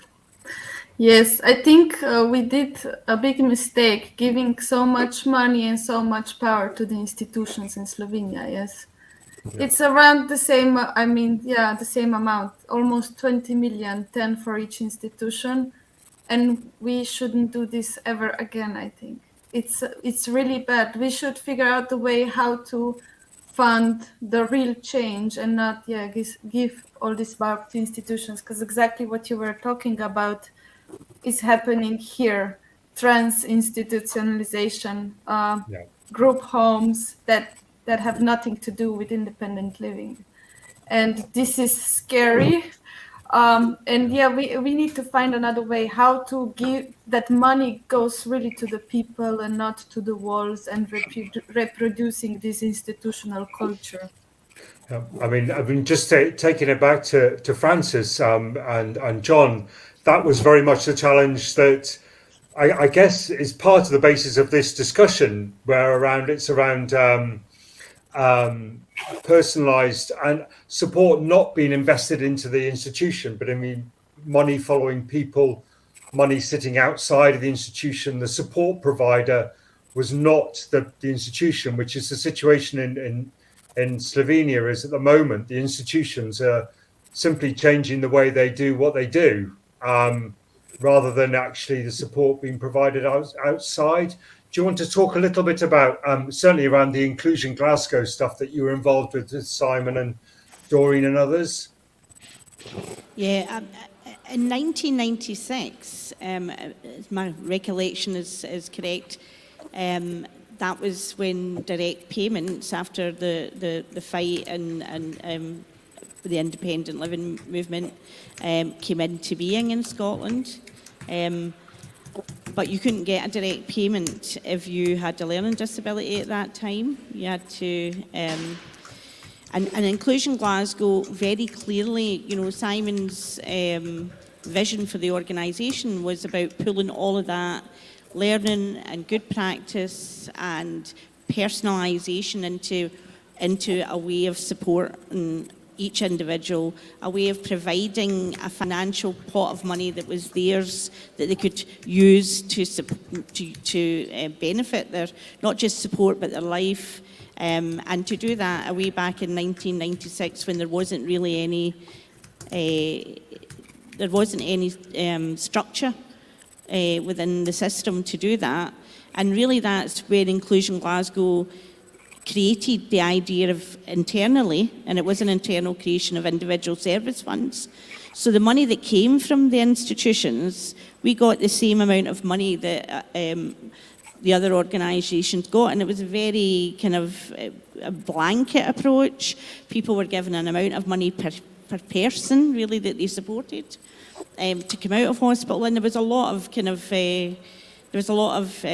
restrictions as well about people had to have 24-hour support, even though there wasn't very much money available. And I suppose all of those things we as Inclusion Glasgow still had to work out, the same as other organisations that were setting up group homes. And what we were able to show in doing that was that we could do it quicker because we were able to, access ordinary housing. If people wanted to live together, it was because they had a relationship, a real relationship. They chose it. It was part of the planning. They were in control of that. It wasn't something we were ever against. It was about a reality. So usually it was about relationship. And so we supported a few couples to live together. We supported people to go back and live with their own families, if that's what they chose. And other than that, we started from the basis of one person at a time, and living in your own home would be the place to start that. So we organised the money really based on that work of planning with people and thinking about how much would, budget would they need, and that was obviously based on the amount that was being allocated per person. But the reality is some people would need more and some people would need less, and some people we could work really quite quickly and quite creatively to help them be more independent, especially when you work in this way. You're actually creating those opportunities to help people take control of their life and be much more independent in a way that you don't if you set up institutional types of support. And so we were able to do all of that at the time. So we created that opportunity within a system that really didn't present itself to us to have individualised budgets, but we knew how important it would be if people had that money attached, and it made a massive difference to how they were then able to influence how that money was used for themselves in the coming years as they grew more and more able to take control of it. Yeah, I think it's also worth remembering that, and this is really relevant to the Slovenian situation. I think we did this in the face of the opposition of the institution. So the institution didn't want to close. The trades unions who represented the staff in the institutions were opposed to people having their own homes in the way we're describing. So there was that. Jim touched earlier on the politics of it at a national level, but locally, the local MP, I remember at Lennox Castle, went into the media and said, this hospital should never close. People regarded it as a kind of a local. It was like having a local factory in a town. And people were worried about the economic impact of the factory closing. And so I think if the institutions have too much power, they will never give it away, and there needs to be a mechanism put in place that allows that power to transfer from the institution to the people, and not just to the people who are moving out, but to the members of staff who can find new jobs and new ways of working, rather than just persist in the old ways of working. That's cool. Teo, I saw your hand go straight up at that point, and I know that. Yeah. Yeah. I see that Jim wants to say something. So go for it, Jim. Yes, John, you help me interpret, because I think I've got a very important point to make. John, will you help me communicate? John.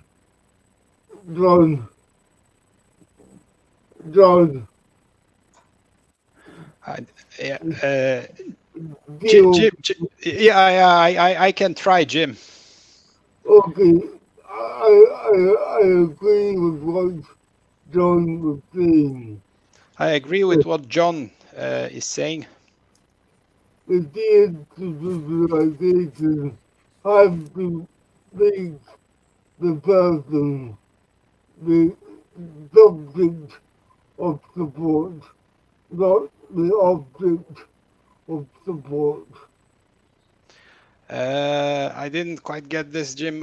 So the aim of the deinstitutionalization is how to get How to change the person from being the object of support Yeah. to the subject of support. The aim of deinstitutionalization is how to make the person from the object of support to a subject of support. And there's a lot of pressure, even in Scotland, to retain disabled people as the object of support. I got the second part, but not the first one. Can you help me? I think it was the fact that disabled people in Scotland have been seen as objects of support. I think there was and they are continually being seen as the object. For example, in Scotland, the government are wanting to bring personal assistance into the same career structure as traditional skills. Did you get that deal? Yeah. Yeah. Do you mean the attempt to professionalize personal assistance in Scotland, Jim? Yes, they're wanting to train, register, and regulate personal assistance. They're wanting to train, register, and regulate PAs. Yeah. In Scotland, they want to create a register for personal assistance and regulate the way regulate personal assistance. And I do not want my home to become a care home. So it's not just setting up group homes, it's making individual family homes, care homes. Did you get that? So part of it. So I don't want my personal assistance to be like that. And then you said about group homes. No, I don't want. It's not just creating group homes. It's making family homes into care homes. Yeah, it's not just creating group homes. That's problematic. It's making family homes turning family homes into care homes. Yeah, I think. Sorry, go for it, Jim. Thank you. I think that one of the things that we all had when we were discussing this discussion, this workshop, was about how things that started around the closure of Lennox Castle and the institutions around person-centered funding, person-centered planning, person-centered support, kind of grew into it being self-directed support, and then all of a sudden, over time, it's kind of changed as governments and everybody's got involved and they want to make more regulation and more things than where you guys started, which is, I guess, was the key bit was the innovation that came out of closing those institutions. What grew from that? It's different to now. Go for it, Francis, please. Yeah, I think that's just it's so at the centre of why we continue to struggle, even although we're sitting here 20 so many years after closing institutions, because it's that lack of, the system wants to keep rebooting itself to take control. So no matter how you achieve that level of innovation and independence, and the system will always try and pull things in, regulate things. It wants to be in control, and you're constantly fighting that system. And I think, we've talked about the self-directed support legislation we have in Scotland. We talked a bit about it yesterday.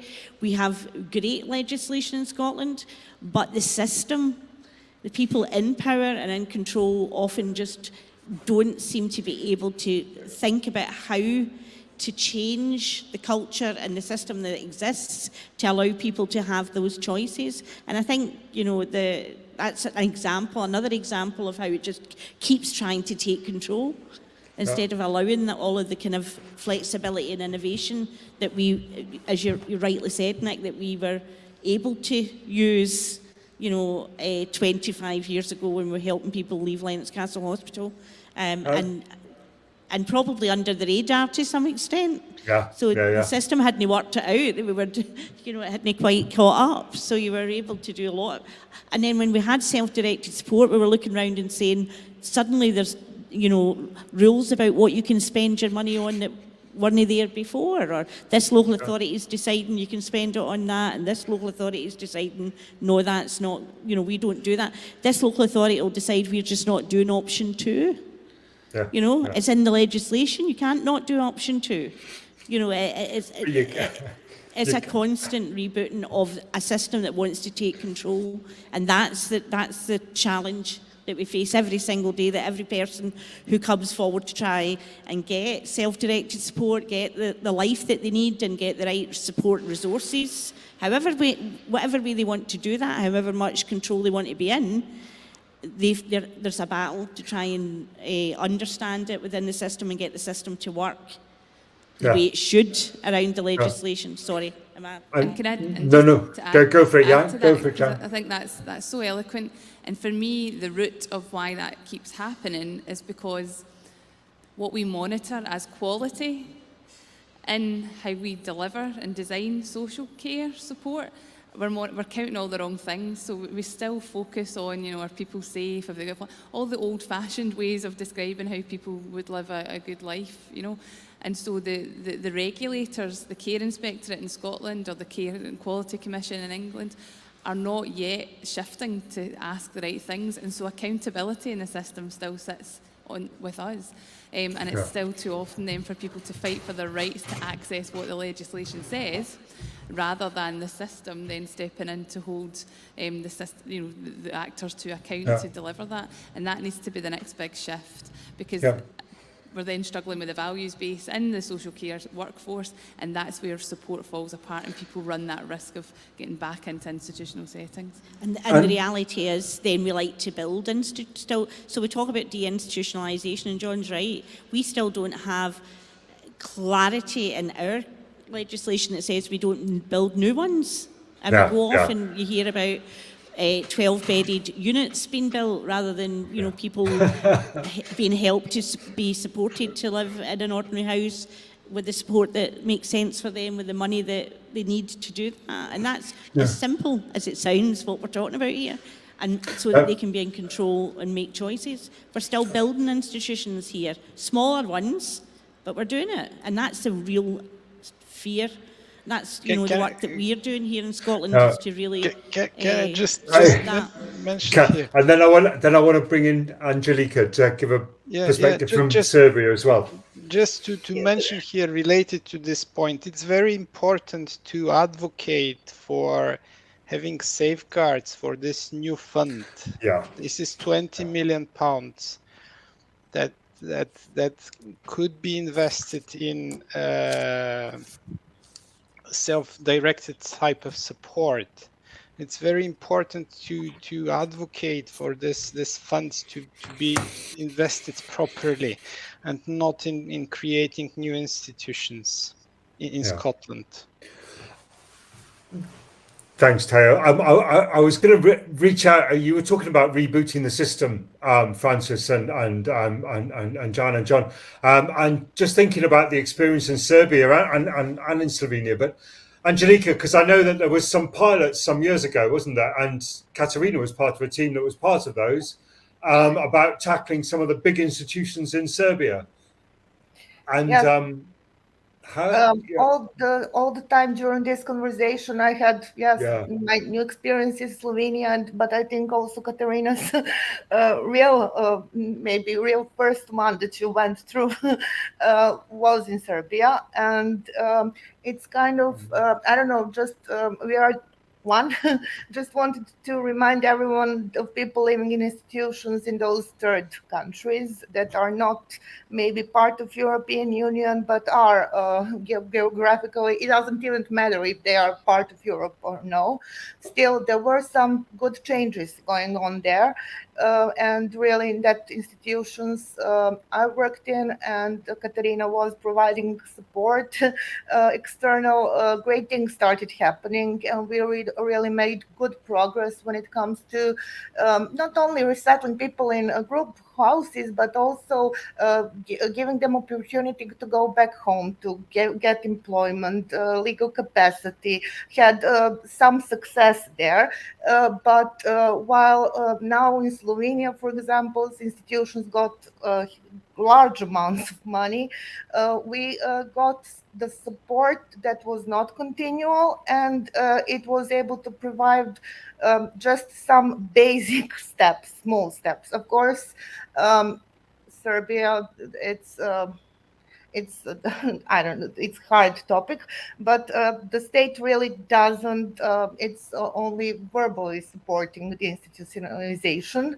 And it's not only about the money, because I think many of the money goes to waste because of corruption and everything, but it's something in that continual support, not only by providing money, but also including people in such events, or maybe, I don't know, reminding other broader community of people still living there in really gross settings. Because in that institution, people came back from the community, many of them. The new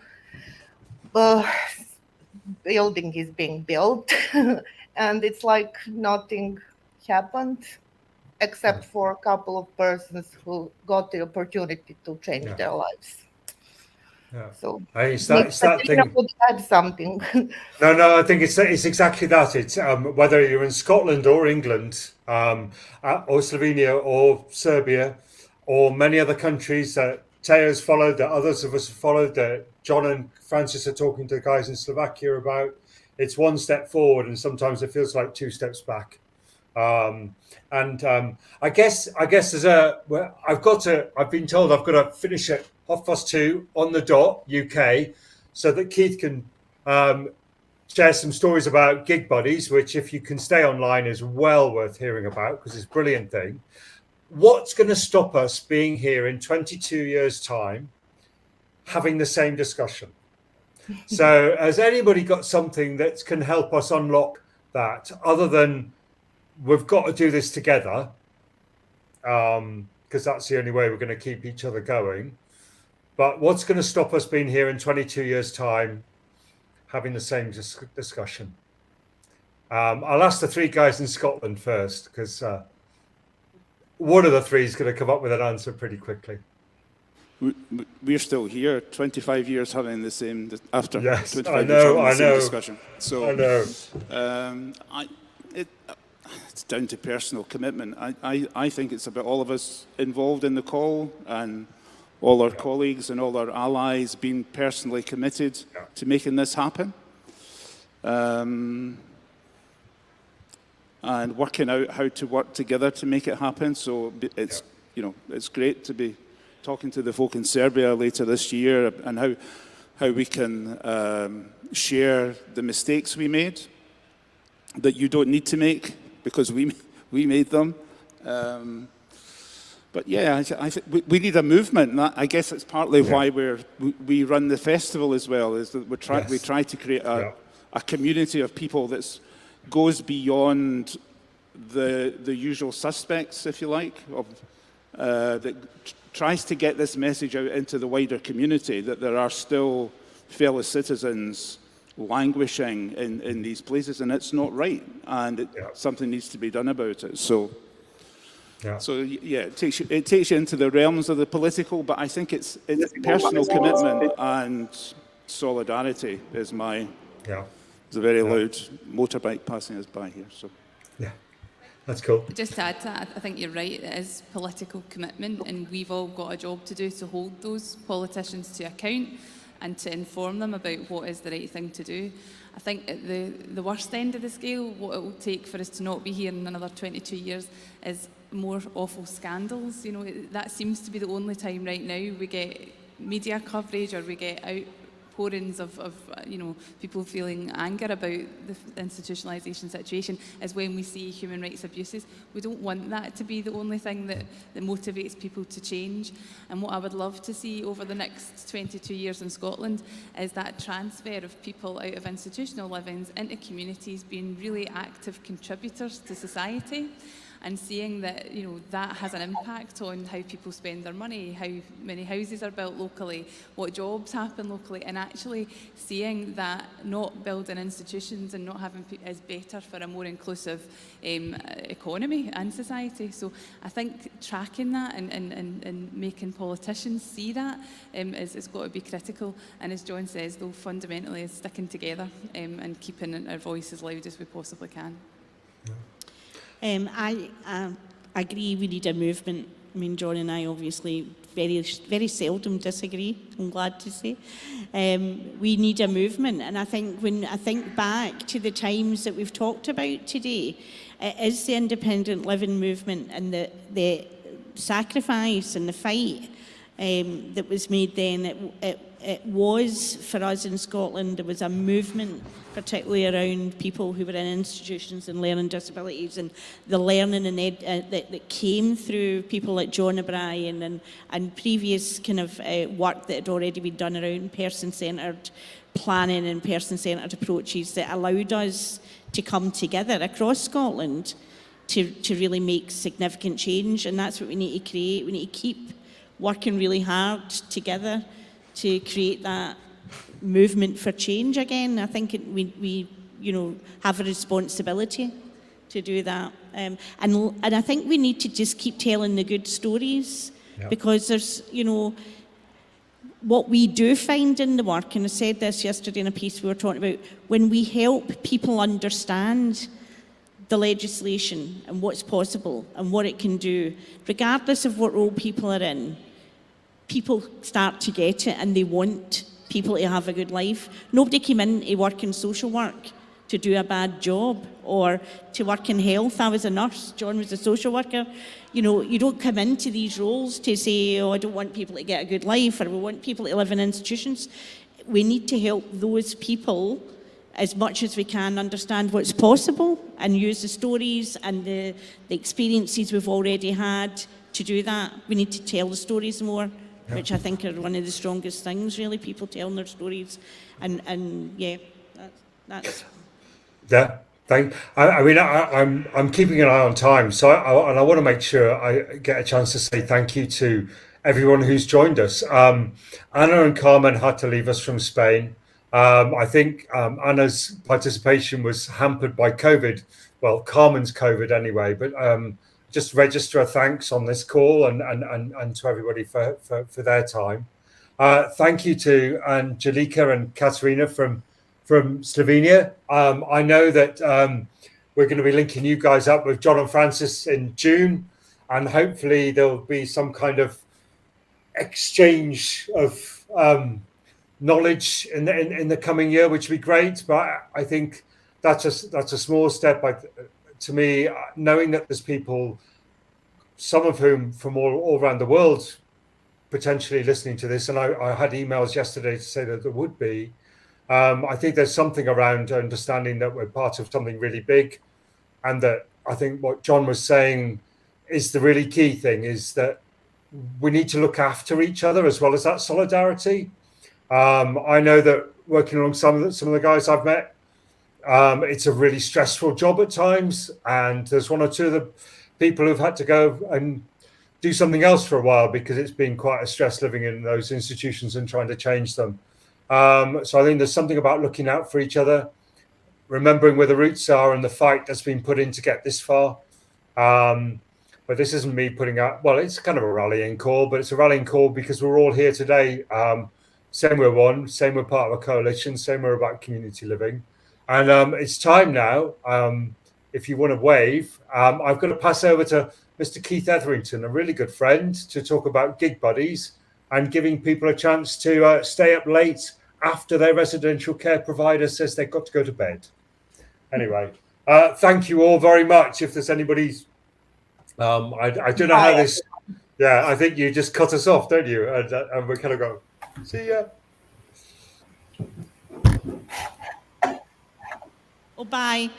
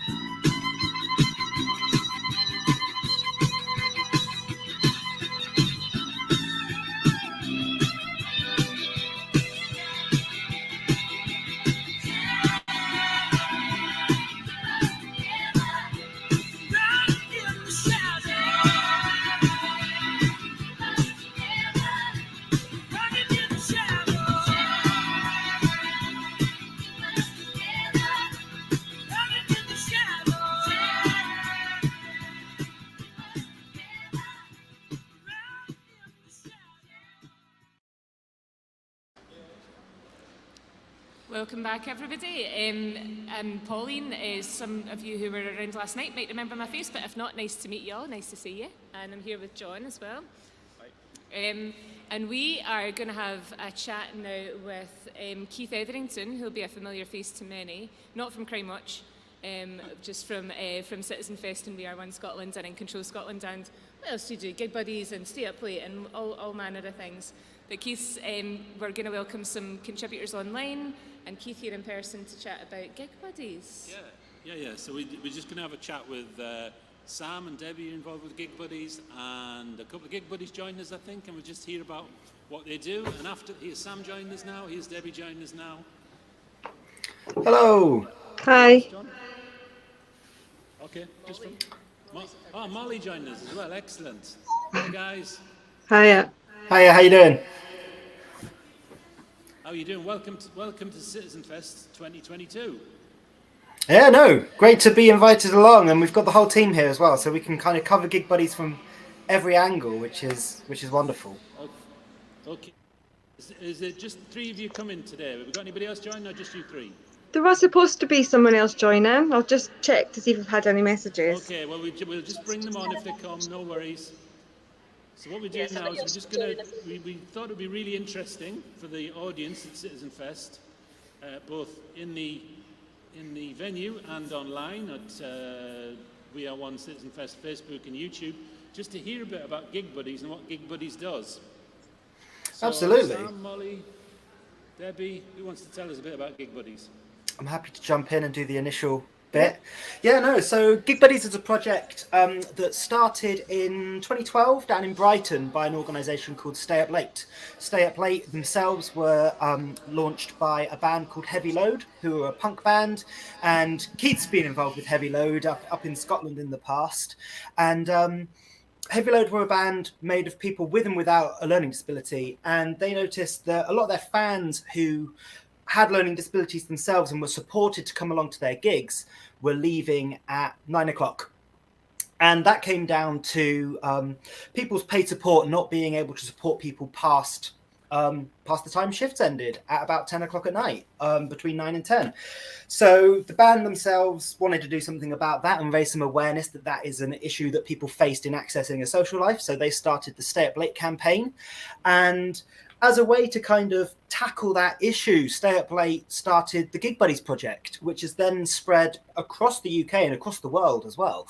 Up here in Scotland, we're run by a support organisation called Theatre Trust, and we run Gig Buddies in Edinburgh, West Lothian and Glasgow. And Gig Buddies is a project that matches people with a learning disability to volunteers who share the same interests to get out and just develop a natural relationship that isn't based in paid support and do what you want to do with your free time. On top of the kind of one-to-one volunteering aspect and people going off and just being themselves and developing relationships, we also run a lot of group socials. Tonight in Edinburgh, we're across at Usher Hall and we're seeing the Royal Scottish National Orchestra play some Shostakovich, which is something that Molly is going along with a group of Glasgow Gig Buddies tomorrow night. And we've just got a lot of friends with a lot of music venues, a lot of people who run events, whether that's festivals or theatre, and we just want to show people what happens in your local area to get out and get involved with. So, sorry, is that too loud? I've moved it closer now. So Sam, just let's go around and get everybody to introduce themselves as well. Let's get Debbie to introduce herself and just say what area of Scotland you're responsible for, Debbie, and then Molly as well. That would be great. Yeah, so I am the Gig Buddies West Lothian project coordinator, and in West Lothian there's a really cool little grassroots DIY music scene, and we've been really lucky because we've been able to tap into that. There's a local venue called Purple Orange Arts Venue, and they've just really welcomed us, and they've got lots of connections with lots of other artists and lots of venues, and yeah, it's been really great. And our members, our Gig Buddies, love getting along to events that are going on in Purple Orange and other venues as well. But I think the welcome that they gave us in West Lothian has really brought that inclusive feeling. I think I speak for myself, but I think I speak for a lot of Gig Buddies as well, members who feel really included in that music scene that's happening in West Lothian, and it's really great. Mm-hmm. Okay, and Molly? Yeah, can everybody hear me okay? Cool. Yeah, I'm Molly. I'm the coordinator of Gig Buddies over in Glasgow. We're the newest of the Scottish Gig Buddies projects. We've been going since early 2020. Yeah, and it's been a really great time in Glasgow. I think there's a really great culture in Glasgow for something like Gig Buddies. There's like a music scene that is very nurturing for people, and like people just really like getting out and meeting other people. So it's gone really well. We've been really welcomed, and we've got some great relationships with local venues, big and small. Okay, so tell us about, so Gig Buddies has been going now in Scotland for what, 3 years, 4 years? Since 2016. Yeah, okay. So we're 6 years on now. Yeah. So tell us how many buddies we've got, how many people who are going out to gigs, and also just tell us what it's been like since the pandemic, because obviously you've had to change the way you do things. Yeah, so we started, as I said, in Scotland in 2016, and that was just Mid-Lothian and Edinburgh. And then in 2017, Gig Buddies in West Lothian started, and then, tail end of 2019, beginning of 2020, we launched Gig Buddies in Glasgow. And across the Central Belt, then, we've got probably about 120 Gig Buddies members, and probably around 50 Gig Buddies volunteers and pairings getting out every now and again and getting to know each other. And that's people who are kind of brand new to Gig Buddies, and people might be Gig Buddies for a year or 18 months, but then we've got some Gig Buddies pairings, especially Edinburgh side of the country, who've been going for as long as the project, really. We've got a couple of pairings who are kind of 6 years going, and there's not actually anything we need to do in helping them develop their relationship anymore, because they've been friends for 6 years. What at that stage, there's very little input needed from us, apart from saying, here's a cool thing that we think you might be interested in getting out to. Sorry, what was the second part of the question? I completely So, and then the thing I was asking was just how you had to change things through COVID, obviously, because Gig Buddies is about getting out and having an active social life, really, and just doing stuff together that you like. But that all had to change. We had a very active social life online. Yeah, Debbie, do you want to get into that? Yeah. I think there were some points where we had I don't know, maybe more than 15, 20 things going on a month online. At the height of the pandemic, we were online 3 or 4 times a week with different things. We held a 3-day festival. We did bake-offs, lots of informal chats. Oh yeah, and I remember people the bake-off updated. because I was Yeah. Debbie. You I were a remember the judge. bake-off because I was a judge for one of the cakes. I think wasn't You I? were. I was judging the cakes. Yeah. So something that I found really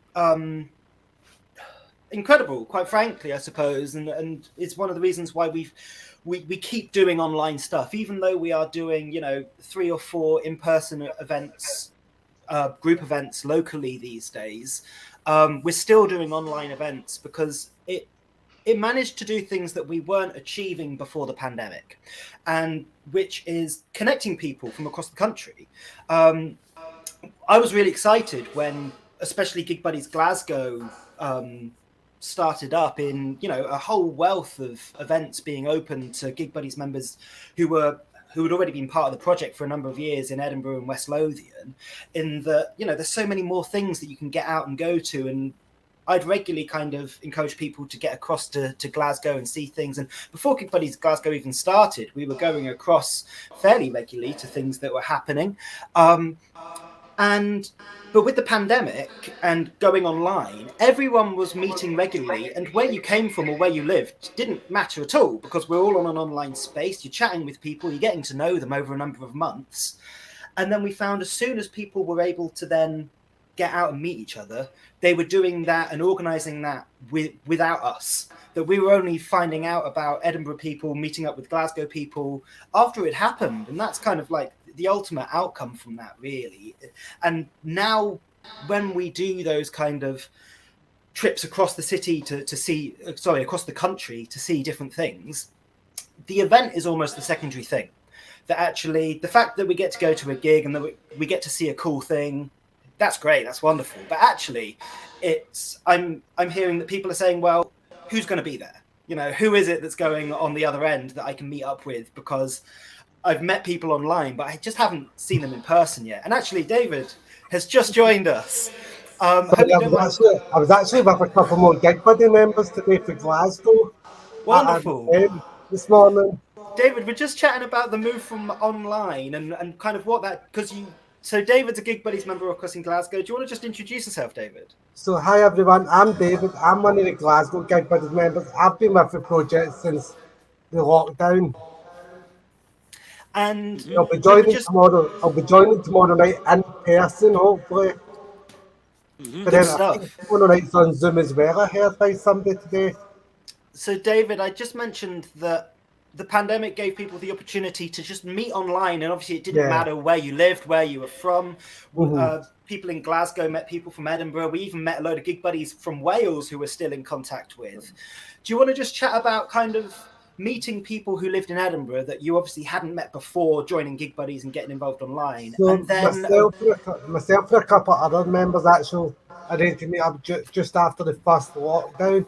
We met up with some Edinburgh members, and we also met up with a West Lothian member. And we basically arranged to meet up in Edinburgh because Edinburgh was easier than like West Lothian, because there was more Edinburgh people going. So we decided just to go for lunch, everybody together. And then I suppose by that point, did it feel like you knew each other really well? I suppose because you've been chatting for ages at that point, I suppose. Yeah, we've been chatting for ages online. Yeah. So I just love that kind of the online stuff allows that to kind of become possible, really. Yeah. It's good you're keeping online and in person. That's what we were saying before you joined us, that we keep at least a monthly chat, at least a social every week or two, keep people connected and build on those friendships that have been built. Okay, what I'm going to do, going to ask you to each give me some of your personal highlights of Gig Buddies times just over the last wee while, and then I'm going to ask you a bit about the future as well. But first of all, just let's go around everybody and ask you your personal highlights, and then at the very end there'll be a bit of a chance for you to publicise anything that's happening soon, because I know there's a gig coming off in a couple of weeks' time in Glasgow. Yeah. Part of Independent, yeah, that's SW. What's that place? SWG3. Yeah. Yeah. Okay, so just do personal highlights first. In fact, let's start with Molly first. Okay. Probably quite a lot of highlights. I think one of the ones for me was when we did the street shows day through in Edinburgh during the Fringe. That was just a full day of just kind of walking down the Royal Mile. And yeah, it was just lots of people coming together. I think I met a couple people for the first time that day in person, having met them a bunch online. Yeah, we had quite a big group. And then at the end of it, the Fringe bought us all pizza, which was really lovely. And I think it was just a really joyful day. So that might be my favorite so far. Although I'll probably think of something else that might also be a favorite of mine. Okay, and Debbie? I think my highlight is about a month ago we did a sing-along at Purple Orange. So we had a fundraiser there last year, and lots of Gig Buddies members, not lots, a couple, were wanting to get up on stage and sing, but it wasn't really the right time for that. So this is where that great partnership really came out. So they said, well, let's have a night where Gig Buddies can get on stage and sing.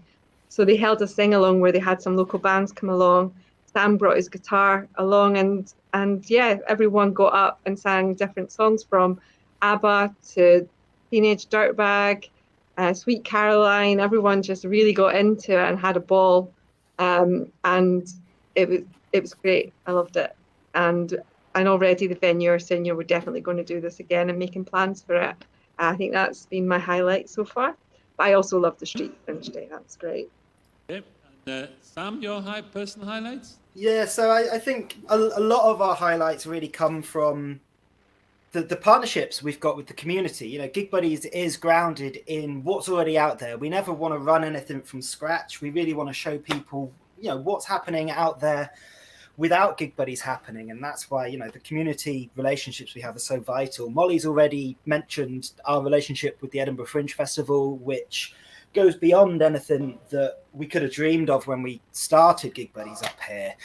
And they support us just fantastically and I think they really understand the opportunities that people might not have open to them, and being able to say, what the Fringe allow us to do is just give people a free festival across August, which is just such a great opportunity for people. And back in 2019, I know this is a highlight for many of the members who came along, and people still chat about it. We ran an all-day Fringe marathon for 20 hours. We called it Fringing 9 to 5, and we got out from 9 a.m. until 5 a.m. And, that was a real kind of, I don't know, it was something just completely different to anything we'd ever done in the past, and maybe anything we'll ever do in the future, really. I don't really know, because Gig Buddies has just grown so much since then as well. There's so many more people. It was kind of the perfect time and year to do that event. And we saw 6 Fringe shows across the day, and we then went to the Attic Club Night at Tollcross, because again, just through other community partnerships we've got with different local organizations, just being able to kind of lean on those connections we've got and see what's possible for people. And I think we had 16 people across the day get involved in that marathon, and there were 8 people who joined us at 9 o'clock in the morning and were still with us at 5 a.m.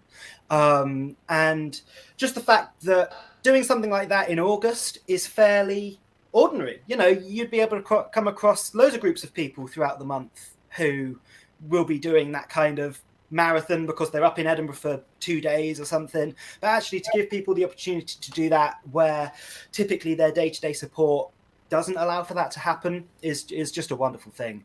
And then I suppose just a future highlight going forwards, coming off of that idea of a big marathon, is that we're going to Doon the Rabbit Hole Festival in July. And the 3 of us staff members here, we're camping for the whole thing, and we've invited Gig Buddies members to come with us. And at the moment, we've got 25 members signed up for the festival, with the majority of them camping for the whole thing. It's a big undertaking, but we're going to be camping 4 days at a music festival in July, and we just can't wait. Yeah, what was that, Sam? 14th to the 17th of July, doing the rabbit hole? Yeah. Yeah, excellent. That sounds amazing. it's going to be cool. Okay, Yeah. so we don't have long, and we're going to move to some music in a minute. But just really any of the things that you want to publicise that you've got happening that are coming off soon. We mentioned, I know David just mentioning that David's laptop died, so that's why he dropped out of the call there. But yeah, David's put a note. He also sent a message saying, say about the SWG3 event. If there's anything else you want to publicise? I don't know. Yeah, Molly, I think it's the main thing, isn't it, at the moment? Yeah, so this is quite soon. So Monday the 16th of May, we're putting on a gig. We're working with Independent Venue Week, who we've worked with in the past to put on gigs and to also just get out to gigs, and SWG3. So we're also working on some easy read access guides, which we've put together for other venues. We're working on one for SWG3 just now, and we're going to be launching that. And we're celebrating that with a gig. So the Sensatronics, the Sensatronic Lab House Band are headlining. And we've also got Favor Beach, who is kind of R&B, and Rory Whitmarsh, who's kind of improvisational jazzy type, different every time kind of music. So yeah, we're hoping it's going to be a really good night. We've got a great lineup, and yeah, we'd love to see you all there. Tickets are on sale now. Yeah, which is a cool thing to say. You can get them at C Tickets, and I think you can just search Gig Buddies for that, and it should come up. But you can also go on the page onto Independent Venue Week. There's an event thing and the link for the ticket. You can get the link through that. Yeah, and if you want any more information about us, you can find general information, which is Gig Buddies with Theatre Trust, or just search for Gig Buddies in Edinburgh, West Lothian, or Glasgow, and you'll get through to the right things. Yeah, okay. Okay, we've actually got a couple more minutes before the next music act is going to come on now. But did you have a bit of film you're going to show us, Sam? So I can. So we've got the Fringing 9 to 5 film. However, that's got some Dolly Parton music on it. So if we can use that, then great. If not, I've got some other bits. What do you think? Sam, have you told them about the recent funding that we got? How much it is? Let's just keep talking instead. Yeah. You sure? Cool. Yeah, David, do you want to talk about that, David? So basically, end of last month, we had a wee bit of fundraiser for Gig Buddies, and we raised over 1,500, Sam. We did. Do you want to say what the event was? So basically, Paul Henshaw Music. Thank you, Paul and Angie, for doing a great event for us. So basically, Paul done a 24-hour live stream on Facebook. Yeah, and so that was 24 hours from 8 p.m. till 9 p.m. really. It was like 25 hours. And Paul Henshaw, he's a musician down in England. He did a bunch of gigs throughout that 24 hours, but we were along for the ride, weren't we, David? And we kind of co-hosted a bunch of stuff, spoke about Gig Buddies. We managed to link in with Gig Buddies from Wales, Gig Buddies from Australia, and have some really good chats across the 24 hours about access to live music and what that means to people. And we also had some Stay Up Late on, so we did as well. We had Paul Richard on for Stay Up Late. Yeah, it was fantastic. Yeah, really embodying the spirit of Stay Up Late there, both Absolutely. In that one and in your 20 hours in Edinburgh as well as part of the Fringe. And hopefully, I know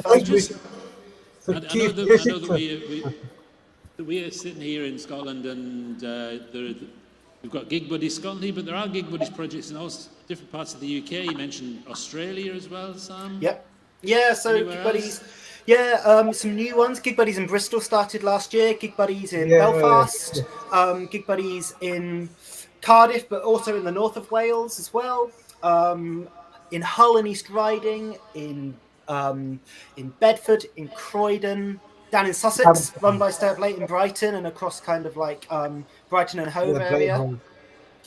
Yes, yeah, so something that's really taken off then since the first Gig Buddies in Brighton, way down in Sussex. If you want to find out more, about Gig Buddies, visit gigbuddies.org.uk. Perfect. Or stayuplate.org. And so what I was going to say was maybe one day you can have an international Gig Buddies meetup.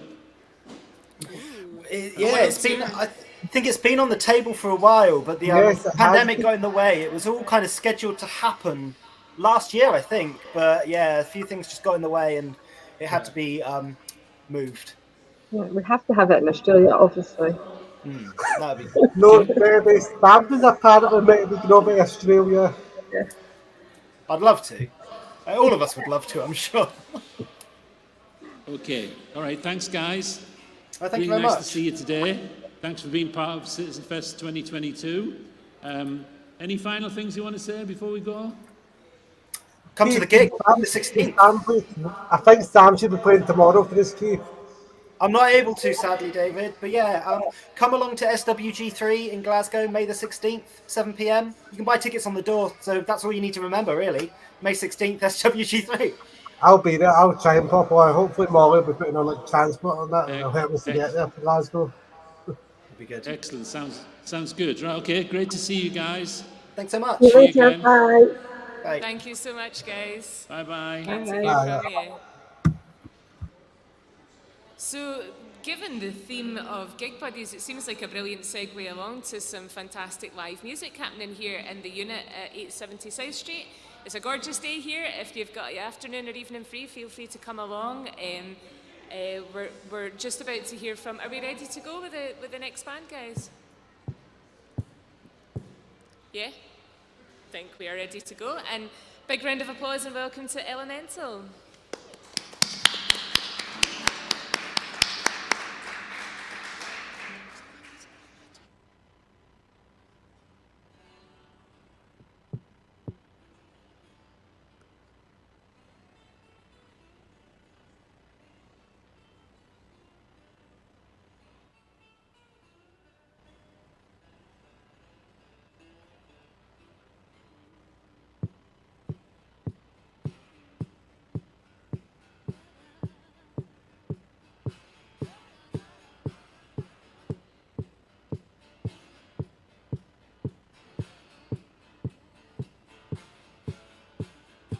I've been a fool for you and the wicked things you do.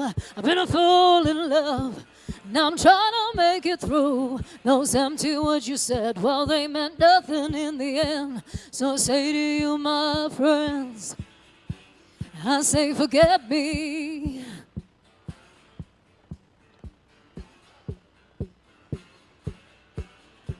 Forget me in the morning. Forget me when it's late. Forget I ever called your name or gave you my keepsake. Forget I ever loved you. Forget I can't be good. If we carry on forgetting now, you might forget that we should.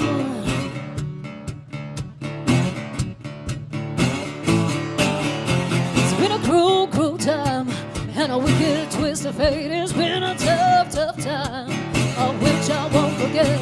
Those empty words you said, well, they meant nothing in the end. So I say to you, my friends, I say forget me.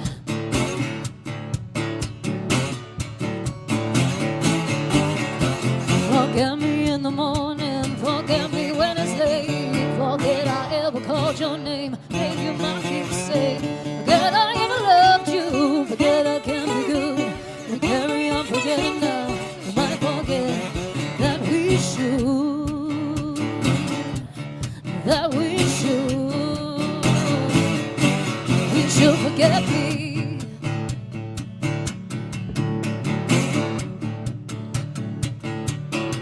Been a fool for you and the wicked things you do. I've been a fool in love, now I'm trying to make it through. Those empty words you said, well, they meant nothing in the end. So I say to you, my friend, I say forget me.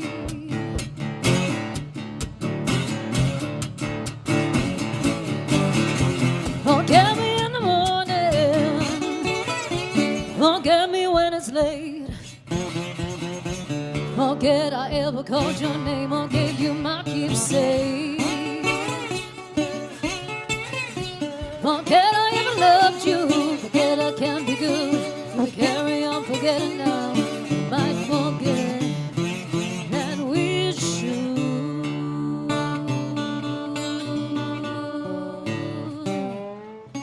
We should forget me. Thank you. It's always good writing a song, calling it Forget Me, and doing it right at the start. Yeah. Yeah, thank you.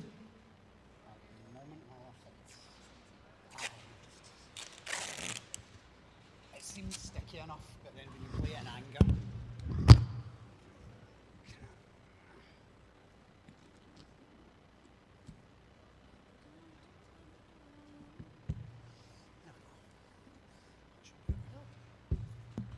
Okay, I think we're good. We've got Jimmy stuck down. Thanks very much for having us. Thanks to Clive and the team. This has been awesome. It's been a great excuse to leave work early. Yay. No, seriously, it's awesome to be part of this, so thanks very much. This is called Baby Blues.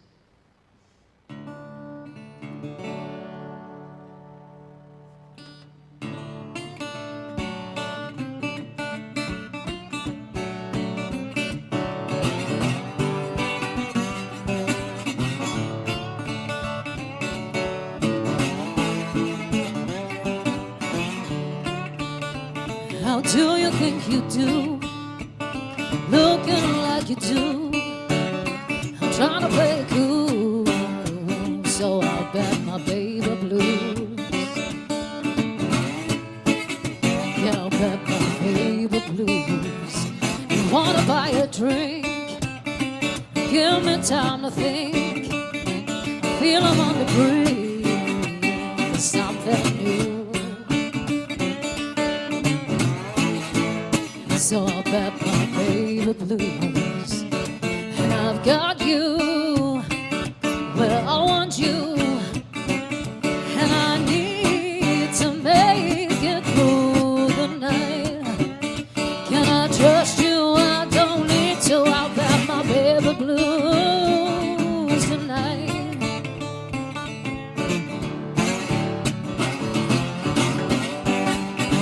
I'll bet my baby.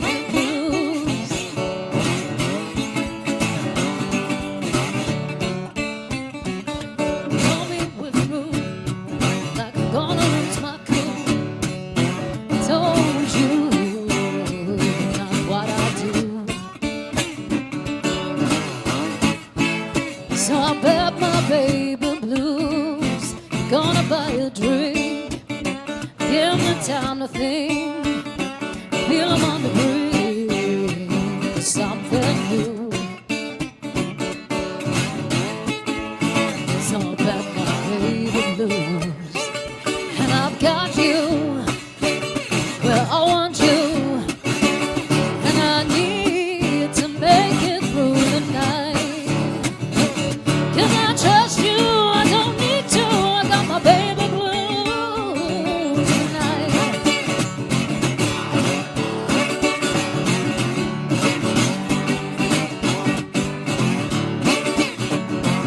Can I trust you? I don't need to. I'll bet my baby blues. And we'll be alright. Hey, thank you.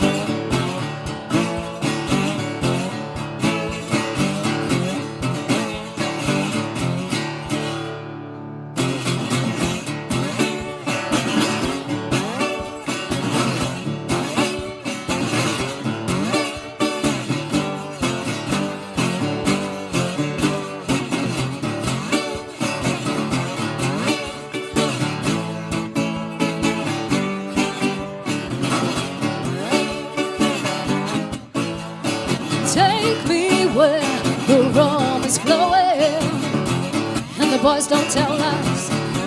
Go on and tell me a different story. I don't mean to patronize, cause I've been looking to get escaping to a bittersweet surprise. Hey, 'cause I've been crazy, I've been out cold, I've been waking up in couches with no one there to hold, and I've been bitter, I've been banged up too. I got my life back when I met you, yeah. I'm looking to get escaping to a bittersweet surprise.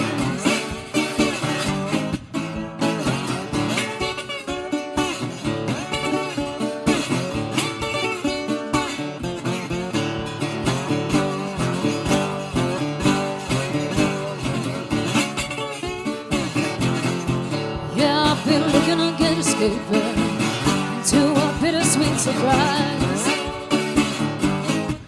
And so you take me for another coffee. Too much will go by. You keep on telling me the same old story. That's why I'm staring at the sky. 'Cause I've been saving all my money for a bittersweet goodbye. 'Cause I've been crazy, I've been out cold, I've been waking up in couches with no one there to hold, and I've been bitter, I've been banged up too. I got my life back when I met you, yeah. I'm looking to get escaping to a bittersweet surprise. Yeah, I've been crazy, I've been out cold, I've been waking up in couches with no one there to hold. I've been bitter, I've been banged up too. I got my life back when I met you, yeah. I'm looking to get escaping to a bittersweet surprise. That means goodbye.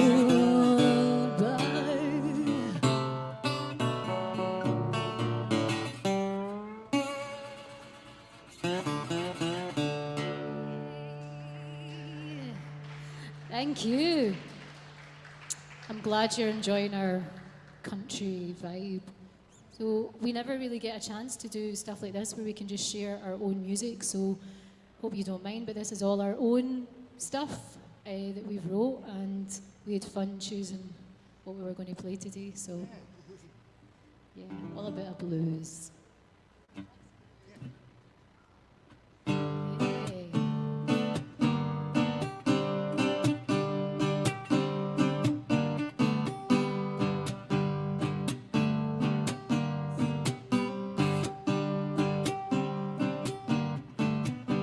Blue hills rise and my heart falls, still ground all around me now. And pleasure waits for your call. Don't say I didn't warn you, don't say I didn't warn you at all. We place the bed, we take the fall. There's no sound all around me now. No pleasure waits, no night time call. Don't say I didn't warn you, don't say I didn't warn you at all.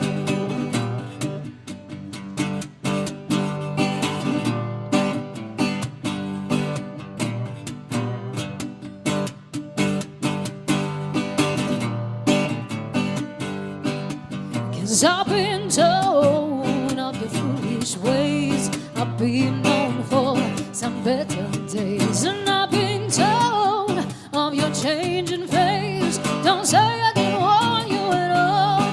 And night time falls, I'm all alone. There's no sound all around me now. No pleasure waits, no night time call. Don't say I didn't warn you, don't say I didn't warn you at all.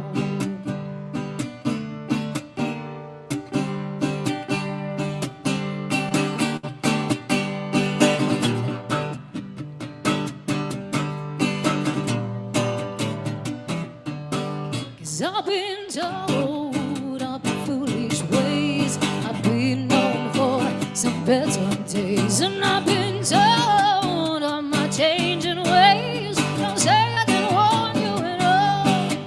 And I've been told of my fall from grace.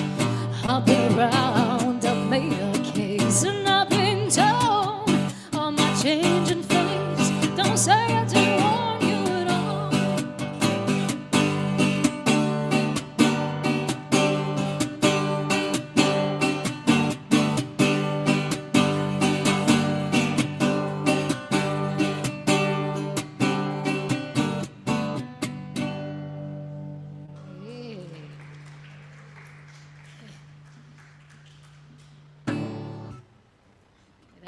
that's our angry tune. No angry tunes, Freddie. Okay, we're going to take it down a wee bit and do a song that we wrote called Keep Me Until You Fade.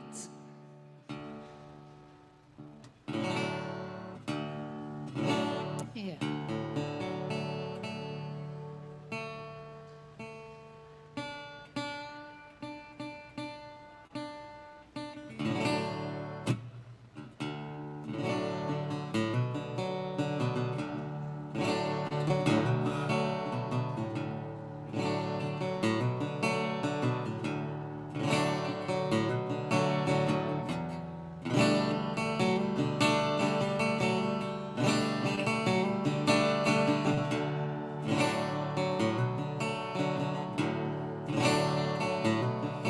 There's a big blue moon and a weight in the sky saying it's me that you must try to reach one day. There's a big white sun sitting high saying no fear, don't pass me by today. Just keep me until you fade.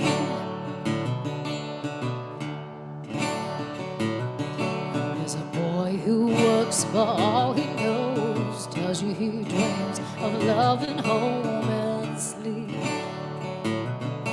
One day, there's a big white space just out of here, saying no fear, it's me you're trying to reach. Just keep me until you fade. So tell me a day that you could change. Tell me a life where dreams are made. Tell me a love that takes pain away.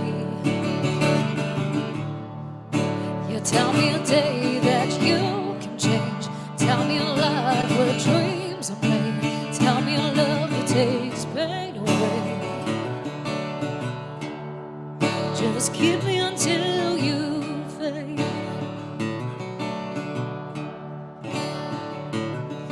There's a big white sun and a weight in the sky saying it's me that you must try to reach. One day, there's a big white sun sitting high saying no fear, don't pass me by today. Just keep me until you fade. So tell me a day that you can change. Tell me a life where dreams are made. Tell me a love that takes pain away. You tell me a day that you would change. Tell me a life where dreams are made. Show me a love that takes pain away. Keep me until you fade. Just keep me until you fade. Just keep me until you fade.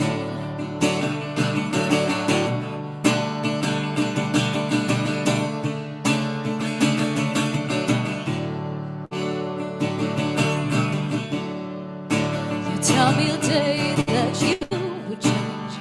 Tell me a life where dreams are made. Show me a love that takes pain away. Keep me until you fade. Just keep me until you fade. Just keep me until you fade. Thank you. Thank you very much. I think we've got a couple of songs left. Are we good? Yep. Yeah, we want to do a bit of tune and change.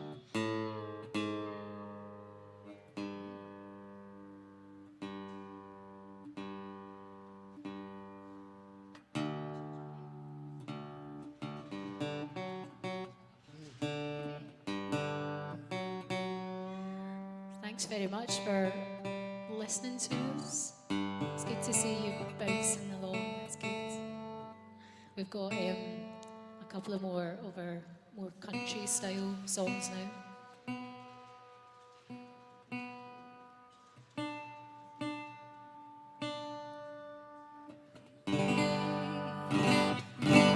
Okay, this is called Until I Change My Name.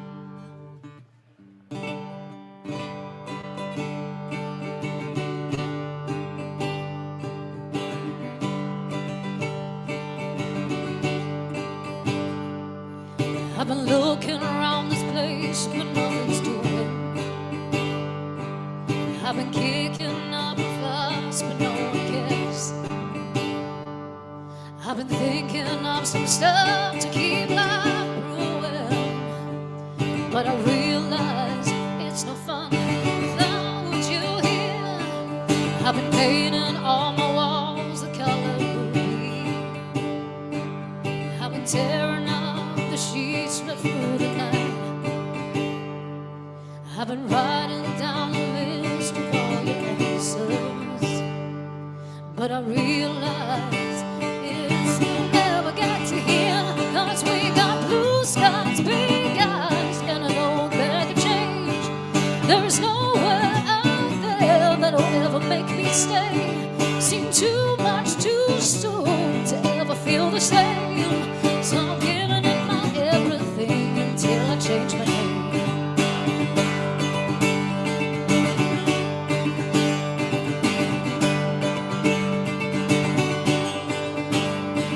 I've been talking to the ghosts that move around me. I've been walking up a dead-end avenue.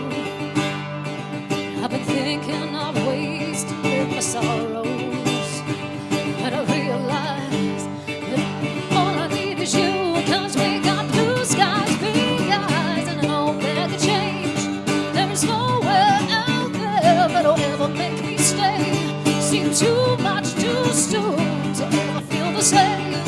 So I'm giving it my everything until I change my name.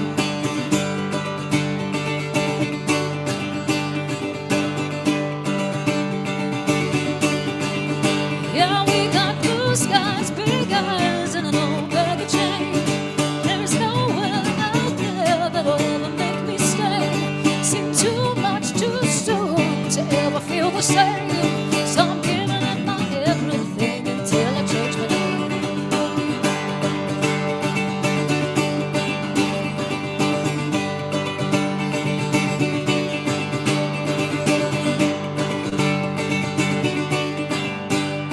So I'm giving it my everything until I change my name.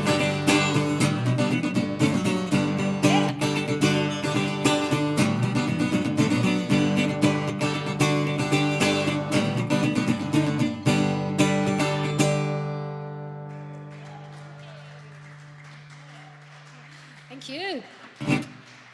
Okay. Hello there. It's the dancers, hopefully. Right, this one is called Long Time. And we normally always do this at the end of a set. So stomp with us, clap, shout, scream, maybe get up on your feet and dance if you feel like it.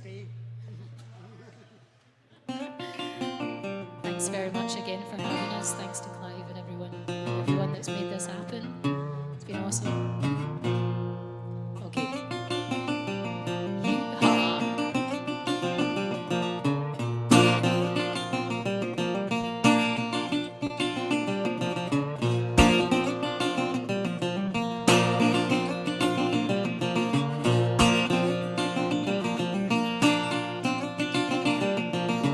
There's a boy who's always on my mind. Kiss me up with a knife and I'm by my side. There's a place where the lovers go to die. To your heart and soul, let your feelings fly. 'Cause we've been waiting for a long, long time. Yeah, we've been waiting for a long, long, long, long time. Woo!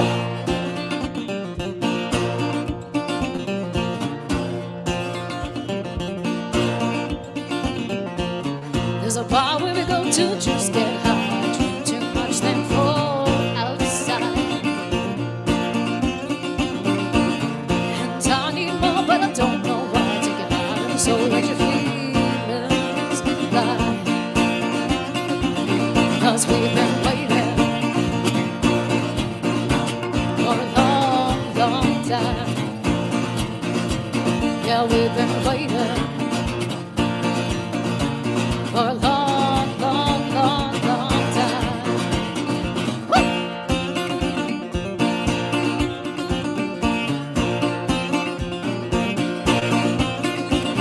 Yeah, we've been waiting.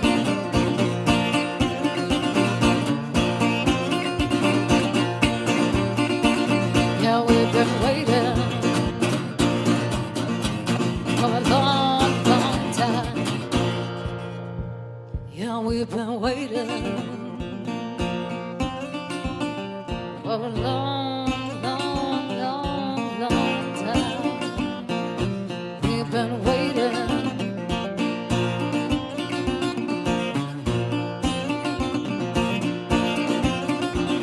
Yeah, we've been waiting.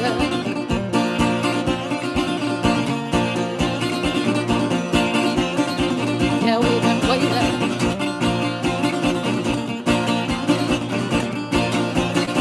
Yeah, we've been waiting. We've been waiting. We've been waiting.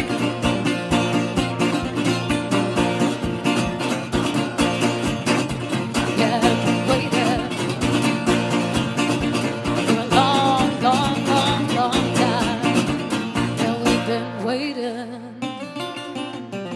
for a long, long time. Thank you again. Thank you. Thanks very much.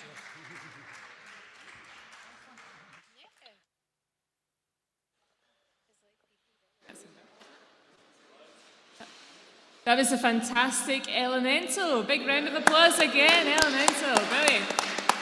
While they're heading on over, you coming over to the stripy seats for a chat?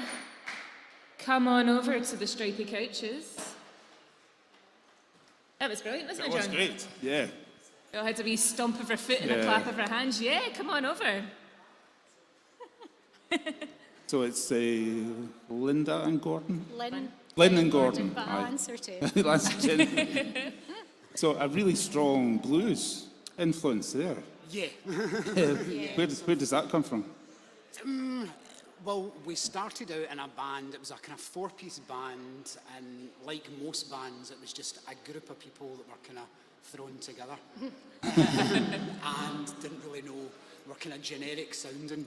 There was one night I decided to turn up with an acoustic guitar to a gig, and that kind of became the way to go. Yeah. And then They left the band. they left. They left, and Yeah. we continued. Yeah. So. And that was about 12 years ago. Wow. So, Yeah. So we've been writing a lot of blues, country, rock, sort of stuff. Bluegrass, kind of. If we like it, we play it. You know, there's definitely a big blues influence. Quite a bit of country, wee bits of bluegrass creeping in. And, Brilliant. When I was reading the description about you, there was a third name, and I wasn't sure if that was the name of the box that you stomp on, or a person. Is that? That's Jimmy. That's Jimmy the I box. didn't know if Jimmy was a person That's or a me, box. Jimmy. There's been a Jimmy. few times at venues we promoted Jimmy as a person. Right. Maybe Jimmy gets kicked all day. Jimmy just gets stomped on. Yeah. It makes Jimmy sound amazing today, though. That's like probably the best he's sounded. So were you both into sort of blues music growing up, or? Yeah, my papa was a country blues singer. Was he? So Aye. from about the age of 5, 6, he had me singing lots of country stuff and had me at his gigs, and so yeah, that's always been an influence. But yeah, I suppose when we wrote, we didn't plan it to sound country. We just, it was just wrote stuff and it kind of ended up. Aye. Sitting around in a room and just playing what comes to us, and that's the sound we've got now. Great voice as well. Thank you. Thank you. Yeah. Nice to be able to share like music with people that are enjoying the music as well, and that's what it's about for us. How's that been? Have you been having gigs reasonably regularly, or is this Starting kind of to starting pick to up get now. back out? It's just starting to get Aye. back out there, Yeah. which, you know, it was tough.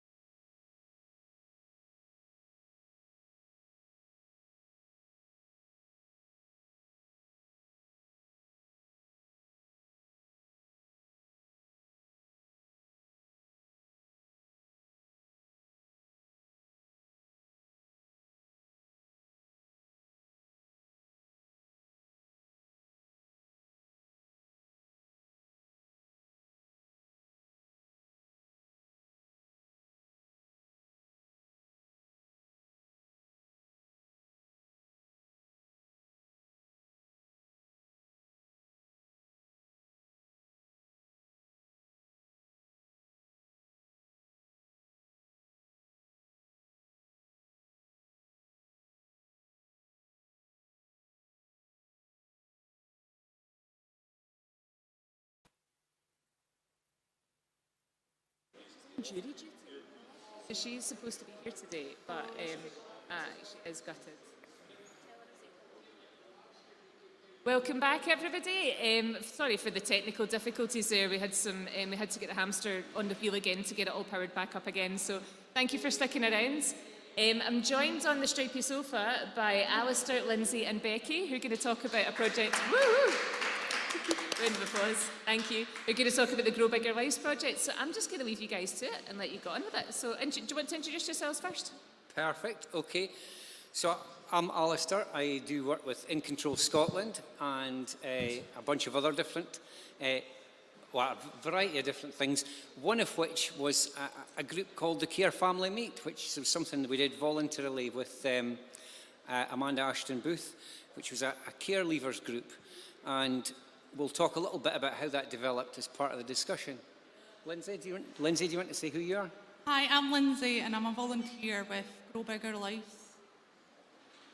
And Becky? Hi everybody, thanks for watching. My name's Becky McGarva. I live down in Kilmarnock. I met Alistair and Lindsay and the rest of the Care Meet family through another event, the Working Together for Change event, which took place in Dundee in October. And never really looked back since then. So good networking at that meeting, which has kind of led to me sitting here right now, which is kind of what we're all about. I'm care experienced. I was adopted when I was younger. I've never had any, I'm 29 now, I've never had any peer support, other care experienced persons. So I can't really put into words how nice it is to be part of something where we can all, share, identity, I suppose. Identity is such a massive part of it. So thanks for having me, and I'm pleased to be here, and that's me. Brilliant. So that leads us on to how did Grow Bigger Lives happen, and basically what is it? So the idea is it's a peer support arrangement for real connections to people, looking at reducing anxiety and trying new things. I've put up on the first slide that it's the Care Family Meet, which is a care experience group that it started with, and then moved on in conjunction with a project called Rights and Equalities that In Control Scotland organised in conjunction with the Life Changes Trust. And how that project kind of started was we're looking at rights, inclusion, and opportunities around about health, relationships, choice, opportunities, that kind of stuff, particularly for young people who were care experienced but who also had a learning disability or autism. So there was a strong focus on inclusion. As things kind of developed, we kind of got together as part of the Care Family Meet with more care experienced people, and not everybody had disabilities, and not everybody was under 26, which was the original brief was young people, which stops at 26 apparently, considerably younger than me. And one of the things we didn't want to do was to make it a stuck thing around about under 26s or just care experienced people. So we had a little bit of a discussion about widening it out.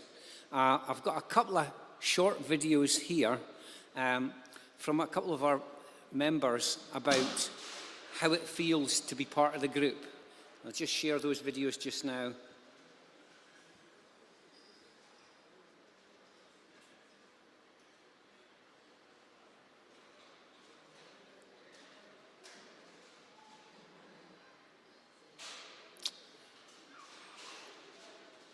It's not playing the video. The first video on the left.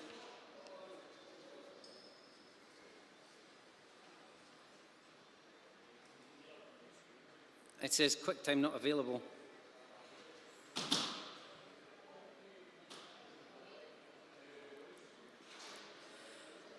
Oh well, we'll just we'll move on past the videos then if the videos aren't working.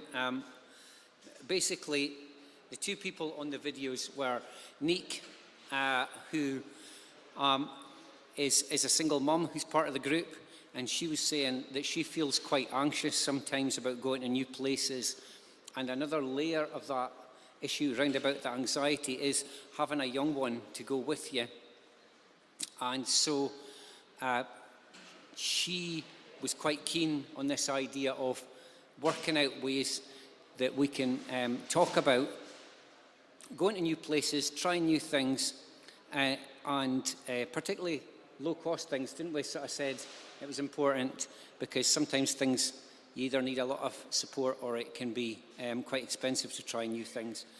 So that was what Nick was talking about, and I guess David talked a little bit about how much Amanda stuck in with him when he first, this was before COVID, before we ended up having to go online, and David really struggled with travelling, and so he was adamant that he would make up an excuse every week as to why he couldn't make it, but she stuck with it and said what would it take, and eventually he came along to the group.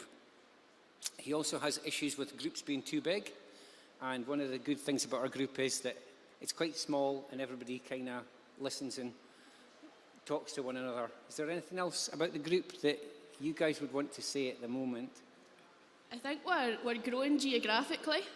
I think we work in mainly Aberdeen, Dundee, and Matt's in Glasgow based. And I'm from Ayrshire now, so we're kind of travelling down the country, so a much wider geographical spread, which is coming in quite handy when we're building the Grow Bigger Lives website.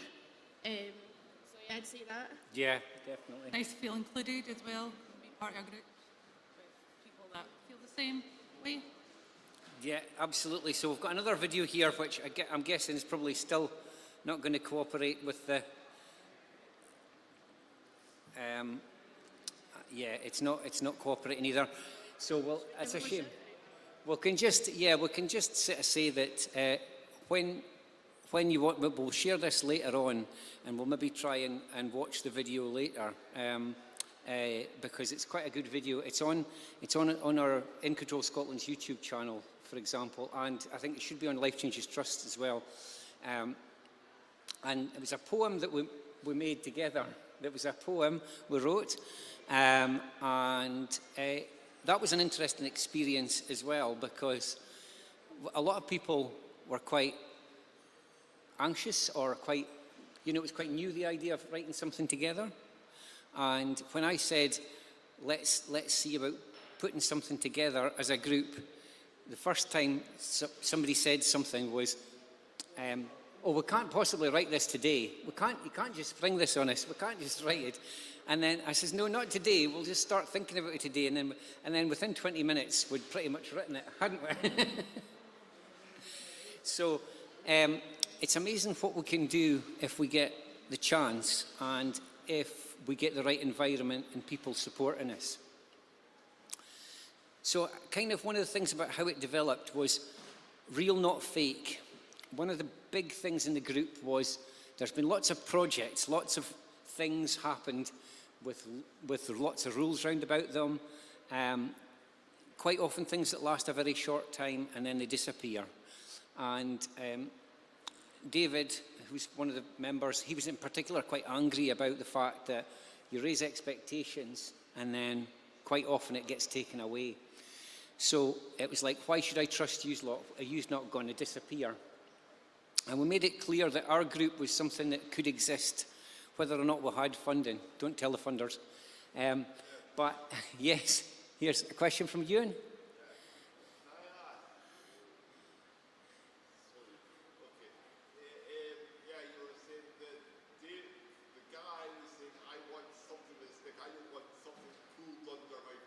Yes, you don't want something short term, yeah.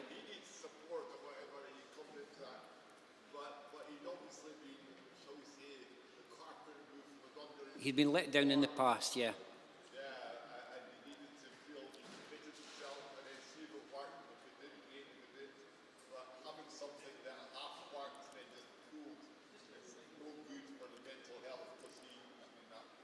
Definitely, thanks you, and no, you're bang on. And so one of the key things I think was trust. We needed to trust each other and it feeling like it was a safe space. Less limits on things like age, disability. It's not a group for any. It's for a group for anybody really, and so we set up. There was a Facebook group, and I think that was one of the biggest benefits, because rather than it just being meetings on a set time, we could catch up together, and folk could. If something popped into their head at 3 a.m., Lindsay, you know, it's like, I've had a great idea, you know, and it's great because people could go, oh, what about this and what about that? And I thought that's one of the fabulous things about it, and it's proper peer support. And so connecting with others online and in person, so trying to work out ways that we could build our skills, build our confidence. I mean, coming here today, you know, this is a big thing, isn't it? Sort of coming out to different places. Yeah. Yeah, very anxious. So that's huge. That trying, you know, after COVID and with everything else, you know, coming along here. And such a pretty venue, may I add? Yes, it is. It's really good, and a beautiful sunny day. So that's really good. So some of the other things we thought about was really what we're trying to achieve. I've done a lot of speaking. Is there anything on that list you want to pick up on? So that I think most care leavers find it hard to like connect with like other peers, and if care leavers like have children, then can no one hear me? Just a little bit. All right. Yes, that's it. Yeah, I think if care leavers have children, they're not really supported like how a family would support their child, and I think a lot of care leavers find that hard, and that creates mental health problems, or people grow up to feel a certain way, and to break the cycle, we really need to support people, or support care leavers and children of care leavers, if that makes sense. That's a really good point. So I'll come back to you in a second, Ewan. So just, no, it's fine. No, it's brilliant. So one of the things we said was within the group, it's not like, oh, you can't talk about that because this is about care leaver. It's not about being a parent. This is about all of you. And sometimes people are catching up in the group, sometimes online, sometimes face-to-face on Messenger, or and sometimes we've just had catch-ups just to say, look, this isn't making sense to me, or I'm really struggling with this. Because when we talk about some of the difficult stuff like parenting, like relationships, a lot of the neglect and the stuff that's happened to folk in care, it brings up so much feelings that it's not just that. Like if you were like brought up in an environment that was very toxic or abusive, your brain's gonna be wired a certain way, which is going to make it difficult to have the tools for when you do have your own children, and then there's a possibility of their children going into care, and the cycle just keeps repeating itself over and over and over again. And yeah. Obviously, every care experienced person's experience of care is different. So I had kind of raised a point last week on one of our meetings that, you know, in regards to a care experienced person then becoming a parent themselves, they could have been, and I don't mind telling you I'm talking about my own situation here, they could have been, you know, in foster care as a baby and then adopted, and having been adopted most of their life. However, when they then have their baby, that can be the first person they've ever known that they're actually biologically related to. And it might look for the outside world, you know, they were adopted, they've got all the family behind them, they've got, well, actually, their parents have never had a newborn. So, you know, so there's so many different strands to it. Care experience is obviously such a massive umbrella and so many different circumstances, you know, within that. And I think that's important to realise, and I think we've got that kind of diversity within the group as well. And I've only been part of the group for about 6 months, which is a really short time compared to the rest. And I was welcomed so much. And what I like about the group is there's no judgment. You can drop it when you need to. You can come back when you need to. and that's how it goes, and it doesn't go anywhere. You can just come back with open arms, and that's us. On my point, sorry, was that? No, that's fine. I'm just going to ask, before I move on to some of the Grow Bigger Lives and how we expanded into that, Ewan, did you have a question?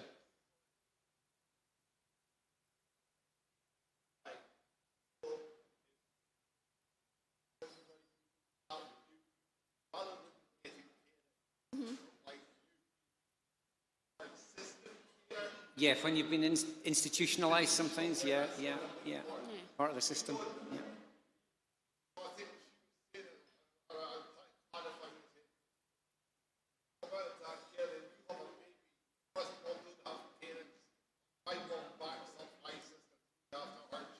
Yeah, you might not have as many backup, yeah.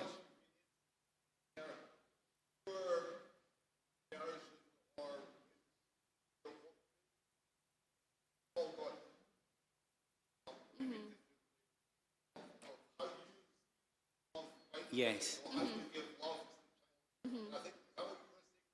And how you can accept love as well. I feel like a lot of care experience people have got a lot of unwiring to do, or a lot of work to do on themselves to get to a point where they do love themselves and they do value themselves, because they've never really had that validation or that sense of, security and. Yeah, that's one of the things, self-esteem, trust, just the knowing what, I guess one of the things we've talked about in some of the groups is that what you have in your life is what you think is normal, and that becomes normal for you. Exactly. So for some people, that's been a life where it wouldn't be stuff that other people would value. So if you've had, like Lindsay was saying, toxic relationships, for example, whether that's friends, family, or whatever it is, then you can think that's normal, and then you can expect that in others. And that can become a pattern. Yeah. So it's about saying, is this what everybody else feels? Is this how everybody else deals with it when it gets like this? Or do you do something different? Sorry. Yeah. Or being trapped in that situation and knowing it's not normal, Yeah. but not knowing your identity, where you come from, who to identify with. So you're sort of trapped in that because it's that, yeah. Definitely. I think self-identity is such a massive part of it, or it has been for me anyway. And I think I speak for everybody with that. Yeah.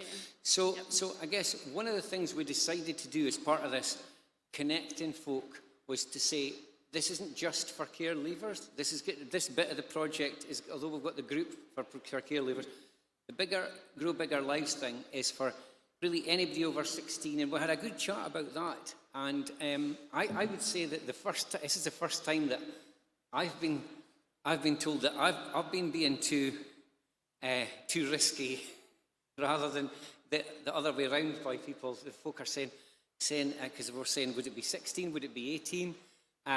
What's a good? And we sort of said, well, 16 for smaller experiences like catching up in a daytime at a specific place, but we've got to be extra careful, obviously, depending on what type of things folk are looking to do. So our main thing was that it was a safe experience, peer supported and developed, and it involves developing your skills, mutual support, not being a service, and it had to be sustainable. So this is the plan, is that what we're going to do is we're going to have a website, and the plan is to have people at different parts of Scotland where you're kind of like an introducer to your area, where somebody, if they're anxious or if they're keen to try visiting a place or going somewhere for the first time, that you might be able to either talk to them on the phone,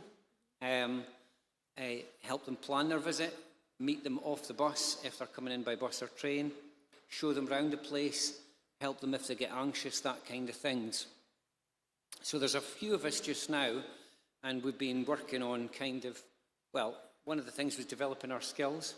So we just spoke about things like mental health first aid, like what would happen if somebody doesn't cope, that kind of stuff. And we've been speaking about doing little videos just of different venues, just 2-3 minute videos saying, you know, this is what this venue looks like. This is the front, this is where you go to if you need help. This is where the bathrooms are, so that people can feel that confidence. And we're hoping to launch it in a kind of a beta sort of stage, a draft sort of website and stuff within the next couple of months, and see what people think. But that's kind of the main things that we're going for that. We did have a poem by Lindsay called Scars, but I don't think, like I say, we'll try this video, see whether this video works. No, it's still saying QuickTime is not available. I suppose you remember it off heart.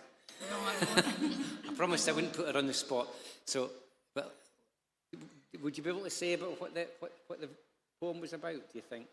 It's basically about how I felt as a child, not feeling loved by the family around me, but highlighting like my brain wasn't developed as a child, so school was hard, making friends were hard, so just sort of highlighting that, and children need support regardless of their circumstances. If they're in care or not in care, they need the right level of support. Someone out with the family unit, maybe, in schools, so they've got someone they can trust and talk to in case anything is bad happening in their household. Ideal. Brilliant. Okay, so we're going to put this up along with the other videos on In Control Scotland's website, and you can contact In Control Scotland if you're interested in finding out a bit more about Grow Bigger Lives and some of the stuff that we are all about, he says. So, like I say, our next plan is to launch the website, grow our network, and really keep developing. So, interested to hear if anybody's got any questions for us about the idea of an online and in-person social network to connect with people around about their confidence. Do you think that that's something that anybody else does? Do you think that that's something that's needed? What would it take? Is there anything that stops you guys from trying new things? And again, if anybody's in online, if anybody's made any comments on the feed, if anybody, feel free to ask any questions. Anybody here got anything? Ask a question? Yes. I'll shout over. Oh, is this plugged in? Oh, we've got a roving reporter. Oh, here we go. Check us. So my question was, do you think that there's still some nervousness about being out in the real world, and some people are still keen to do stuff online? And if so, do you think it'll continue in the long term to be a bit of both? Or do you think you want to move to being completely in person and just a bit online? Where do you see it going, that mix? What do you guys think? I think we, like I say, with the wide geographical spread, because we go from Aberdeen to deep back in the woods of Ayrshire. We do, yes. An element Huntly, in fact, to Ayrshire, yes, Huntly, all the way up to... Educate me where that is in relation to Bridgedawn. Huntly's northwest. Is it north of Bridgedawn? Yes, it's oh, yes. wow, Definitely. okay, There right. we So go. we've Right got in the wild. we've got a very wide spread. So I think there's got to be some sort of element of online delivery has got to remain. But I don't know, I'm not entirely sure what the plans are for face. I think it's a kind of bone of contention for a lot of services. Yeah, it's quite difficult, isn't it? Because we've sort of said one of the things, one of the kind of the ideas we had was a team day, like a development day, because we've got some plans for developing our skills, for dealing with the sort of situations, the challenges that we'll face running this Grow Bigger Lives. And so part of the thing was, can we think of a fun thing to do in person and a place that we can then go and do some of our training? And so everybody's got different limits. So some people are saying, well, I can go as far as Aberdeen. Yeah. Some people are saying We've been trying to make a kind of halfway house, haven't we, between... I always advocate for Dundee, because Dundee's my city and I want it to be Dundee. Yes. But So do not, yeah, so I think you're right. It doesn't work needs for to be- everybody, so yeah. we're trying. We don't give up. We're not giving We're up. determined. Determined. Yeah. So that's what we're hoping for, is if we can get that balance of developing our skills. And I think some of that does require us to catch up in person, because some of that does require us to push ourselves out of our boundaries. And I think having an online platform does help people feel that little bit less nervous for when you do meet in person, though. I think, yeah, do you get what I mean? yeah, because I think if we'd have just made contact with everybody in the group and said, you have to turn up here in order for us to go further, I think a lot of folk would have gone, no, you're all right. Because it's taken quite a long time for some people to trust each other, and that's fair enough, because if you look at how folks' lives have been, you know, if you look at, you know, what is it they say, that, you know, the best indicator of future performance is past performance, you know what I mean? That a lot of time people show up, it's all a bit of this, you know, there's a lot of promises and then not a lot else happens. So the fact that we've been able to take it at everybody's own pace and work through some stuff has been really helpful. And as diverse stuff as parenthood, as relationships, as anxiety and sort of agoraphobia, sort of going to different places. Trust relationships, being creative together. I mean, that's quite a challenge as well. Yeah. We get neurodiversity in there and the challenges that can bring or not. Yeah, it's so widespread. It is, isn't it? I've got to be honest, as a newcomer, it took me a while to kind of piece it all together, but that was great because, like you say, generally you come across support and it's restricted by area or restricted by age, and it's just, whereas that's not there. You're welcome regardless in this group, so yeah. I think So that's been hugely beneficial, I think, to allow us all to grow into it, and I think that's part of why we call it Grow Bigger Lives. It's not a program. It's not a fixed thing. It's something that's driven by the members, and this is the kind of the direction it took, which is not necessarily the direction when we first applied for funding from Life Changes Trust.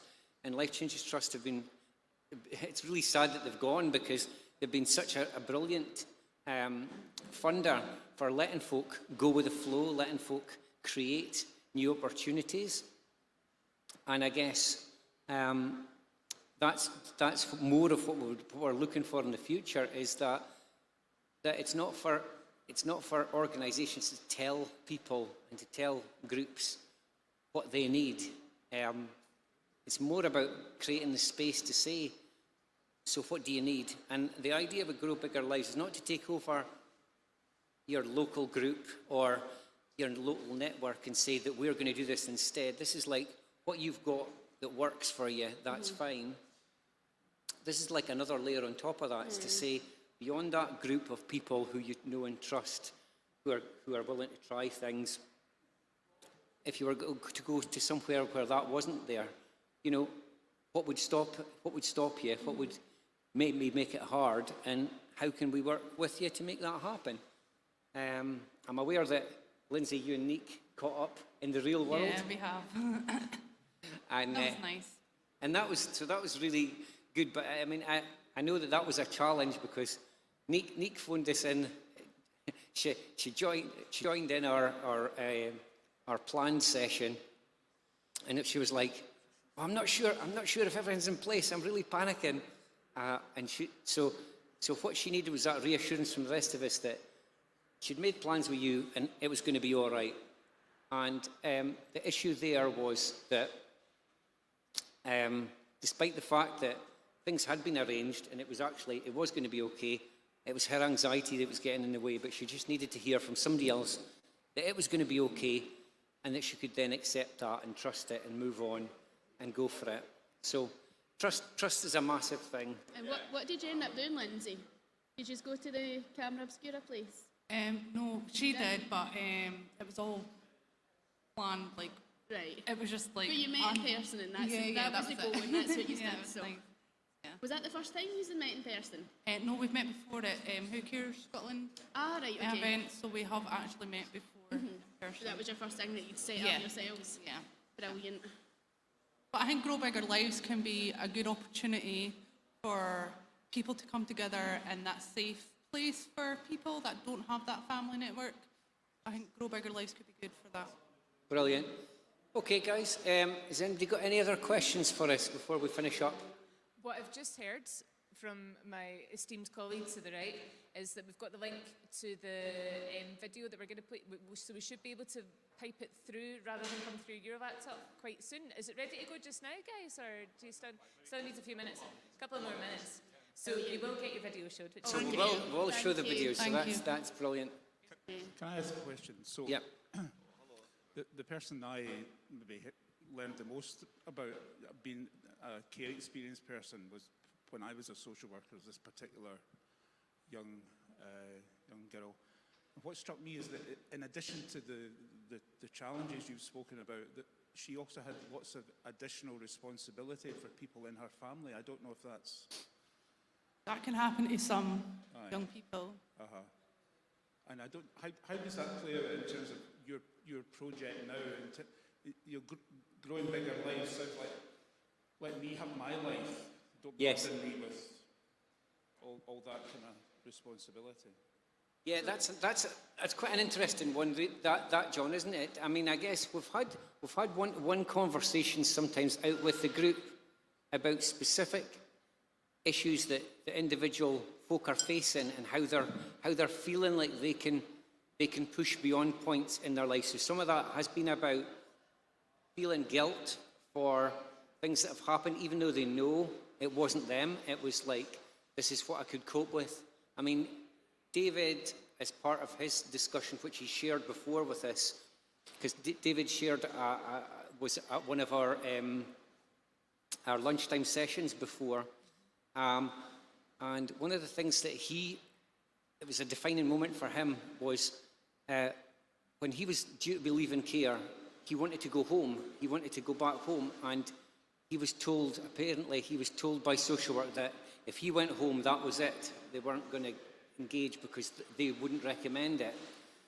But so he felt he was like left on his own then, because he felt like he had the pull to try and fix things and to try and make another go of it with his family, and yet at that time he could have really done with some support with that, but he felt like he was being given that ultimatum, which wasn't really for anybody else to make that choice. You know, you could make advise folk, but I mean, it's like lots of things in life. You know, people can advise me that riding an electric skateboard at the age of 53 is not a clever idea, but I'm still going to do it anyway.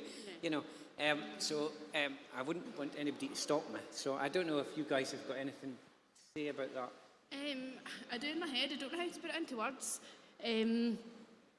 And only speaking from my own experience, and obviously I don't want to go too personal, but yeah, to me, my biological family, nothing could replace. And no matter, you know, like where I was growing up and the challenges that brought, no matter if somebody came to me and said I had very, very, very limited information of my birth family circumstances, if you'd come to me at 12 years old and said this is the circumstances, it could be the most dire circumstances you could imagine, I would say don't care, take me there. If that answers any of that, I think, and I'm saying that as somebody who now is lucky enough to have my adopted family and my birth family. It couldn't have worked out any better for me right now. That obviously doesn't change, you know, what it was like kind of growing up and that kind of thing. But there are additional challenges on my birth family side with different conditions and stuff that they've got, but it doesn't matter. That was all I ever wanted, was to know who I was and know my birth mum and be there. And she couldn't, since meeting me on the 19th of June 2014, she could not have been any more motherly. And I know that I've got that for life now. I've got a bedroom in her house and that kind of thing. And if I could tell my younger self, you'll be 29 and you'll have such a close relationship with your birth mum, you'll even have a bedroom in her house. It might sound like a small thing, but that would have been absolutely massive. And my birth family did try and did try and contact me through my kind of teenage years and stuff, but obviously it was blocked with my age. But given the option, I would have taken the chance. But obviously, you're a child and you're seen as not being able to make these decisions. I think it's difficult either way. You know, whether you've got that contact or not. And some part of me thinks, you know, had I had that earlier, it might have been more difficult to grow into myself as an adult, if that makes sense. I feel like it kind of maybe delayed challenges by wait, but I don't know. That's a deeper subject, but I hope that maybe sort of sheds a wee bit of light on what you're asking. It's very powerful. Thank you for that question. Yeah. Sorry, I'm just taking over. So I think the video is just about ready to play, and then so I think what we'll do is say a massive thank you to Becky, Lindsay, and Alistair for your fantastic presentation and your conversation. It was absolutely brilliant. Big round of applause, please, for the guys. Thank you. Thank you. And what we'll do is we'll play the video, and then after that we'll be back with some live music. Okay. Thanks so much. Thanks for having us, and thanks for watching at home.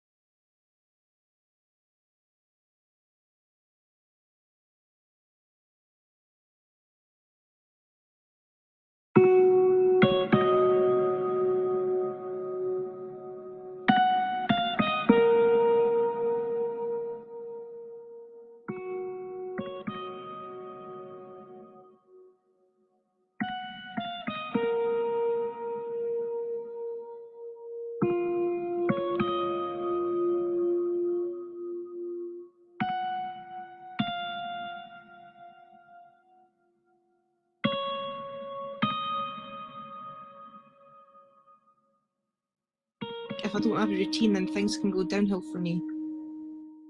I know that I can come along and just relax and just blurt out anything I've got or any worries, and the group will support that worries. Always making sure that everybody has a chance to speak is so important. So if we notice that there's somebody that is being a bit quiet, we will give them a chance to speak and just ask them whether there's anything that they want to share. I mean, if they don't want to share anything as well, that's okay too. But if I had my guitar, I can almost just sing it, and it helped me. Do you know what I mean? So that was kind of like when I got out my depot, I felt passionate about helping others. To make an impact to the future of our young people. Welcome to our world, A place where we are heard. Young and old, a place where we feel safe. Be ourselves with all the things we face. Listening and sharing together, Friends forever. A place like home, a sense of belonging. It is all that we both were longing. Always wanting to be valued, and here to create a space to be kind, where no one is left behind. I am here to put my voice, respecting my choice, making others feel wanted through laughter we bonded. Welcoming all, old and new, coming together to see things through.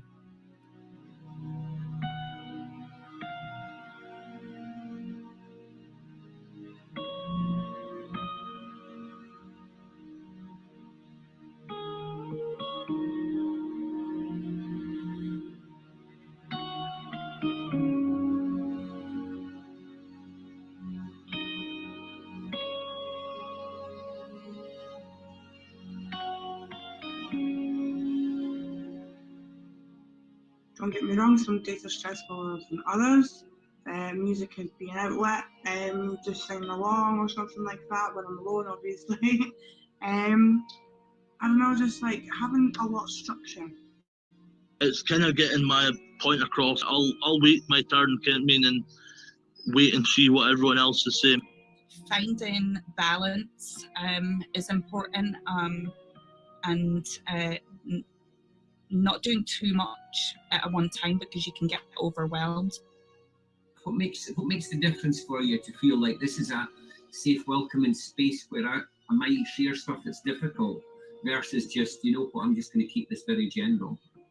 The good thing about like our group is I think everyone's similar and we all sort of understand each other in a way. Yeah. It's like we know sort of what it feels like that many probably normal people will not understand. A better place. They treat me well, treat me, you can go out more, do this, do that. When I wouldn't care, couldn't do that all. I don't treat anyone different to what I would treat the other person. You do want to scream into a pillow because, like I say, some days are easier and some days are harder than others. And emotions just go through like waves. Every day that you find at least one thing that you enjoy, whether it's reading a book or maybe music, you might want to sing or you might want to do some colouring in, or just have a bath. You know, self-care is self-love. So doing something good for you each day to fill your heart with joy, you know, and just to help you feel a bit more fulfilled rather than just going through the motions every day. I'm starting to notice that doing other things is helpful. I'm quite new to that. But yeah, doing things and like getting your feelings out there helps a lot. On through life sort of thing. There is people out there that are similar to themselves who also have been in the care system and stuff, and it's good to know these sorts of people because you can obviously relate to a certain extent, but most likely with anything, I have positive impact and I get to hopefully make a change at some point and I don't know, just to feel included, to be honest.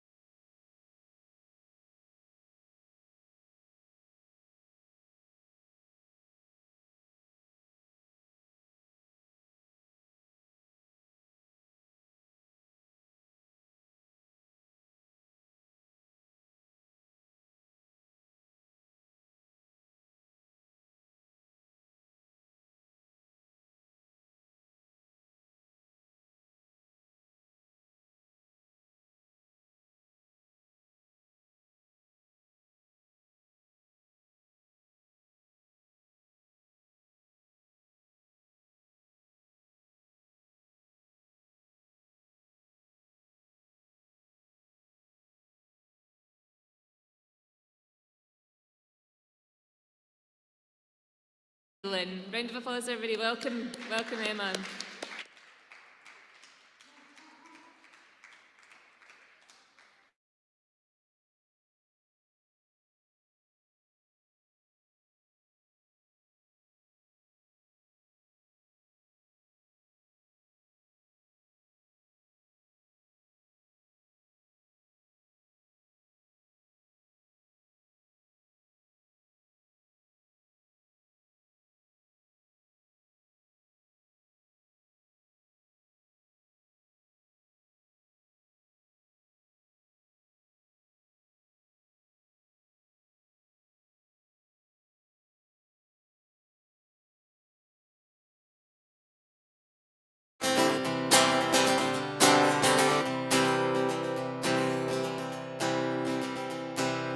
Ain't no use to sit and wonder why, babe,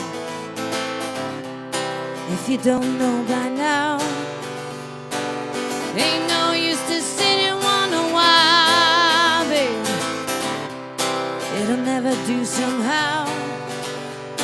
When your rooster crows at the break of dawn, look out your window and I'll be gone. You're the reason that I'm traveling on. Don't think twice, it's alright.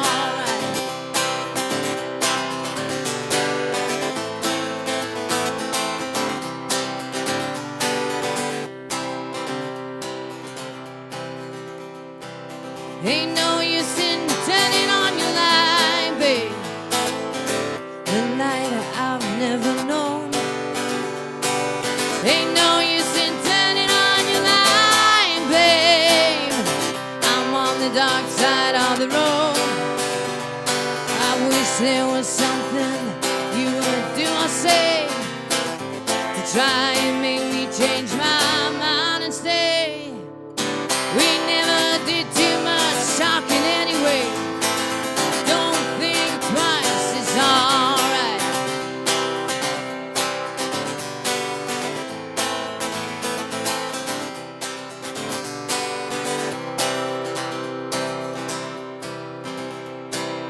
Ain't no use in calling out my name, gal, like you never done before. Ain't no use in calling out my name, gal, I can't hear you anymore. I'm thinking and wondering, walking down the road, once loved a woman, child I'm told. Gave her my heart but she wanted my soul. Don't think twice, it's alright.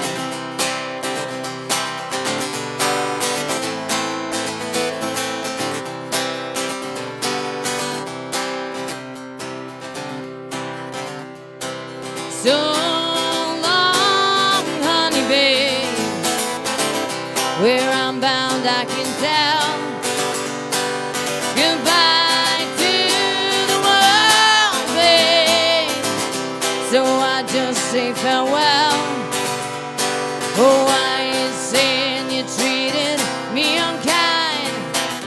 You could have done better, but I don't mind.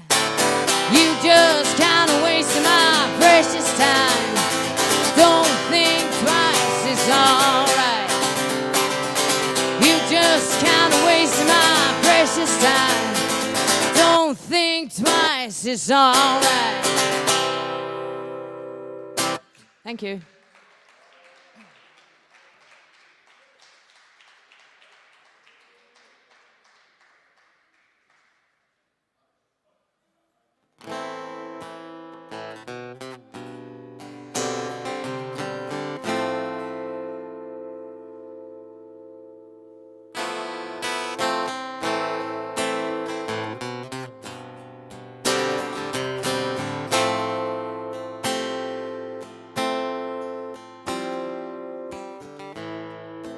Hey, hey, my,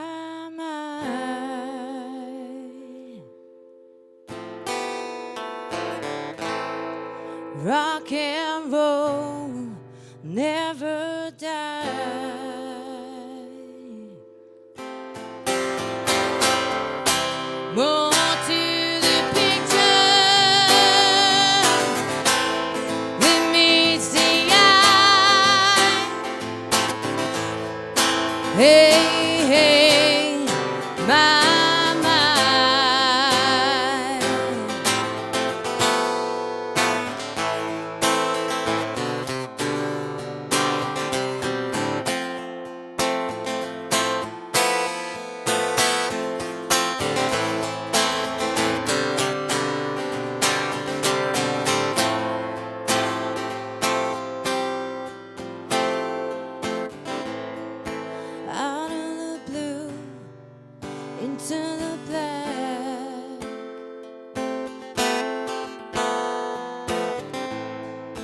gave you this and gave you that.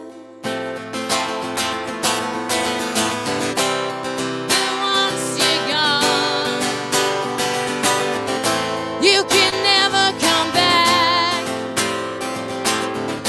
When you're out of the blue, into the black.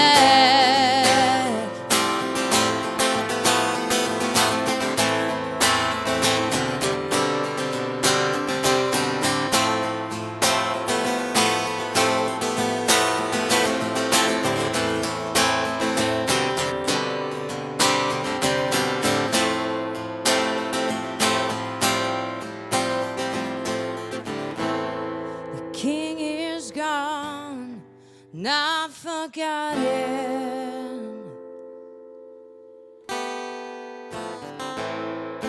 This is a story about Johnny Rotten.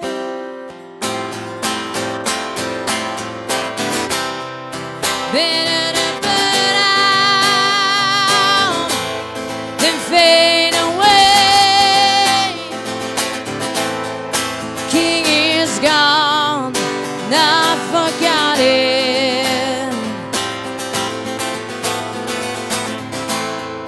Hey, hey, my, my.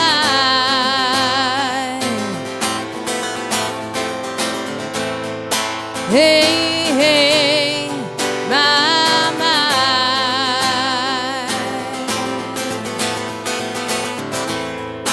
My, my. Hey, hey.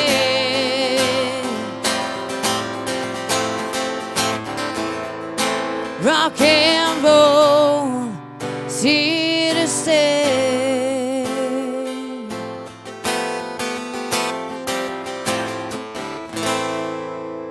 Thank you.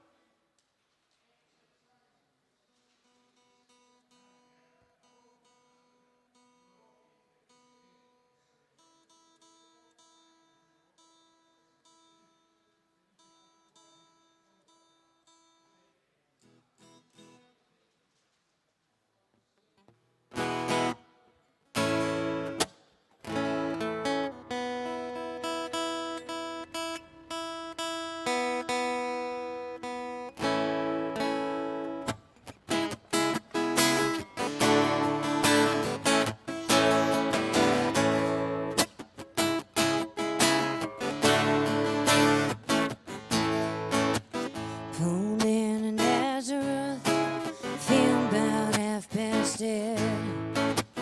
Just need to find a place I can lay my head. Hey, mister, can you tell me where they might find a bed? Just grinned and shook my head, no was all he said. Take a load, I'm fitting. Take it low for free. Take it low, I'm fitting. Put your load right on me.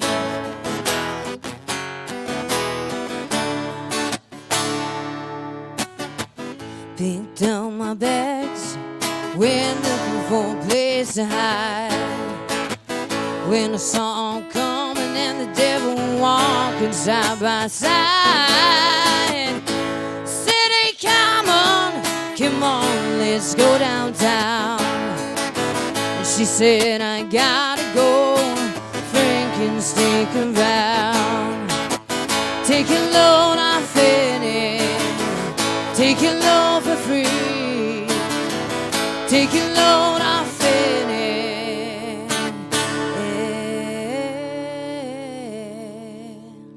Put your load right on me.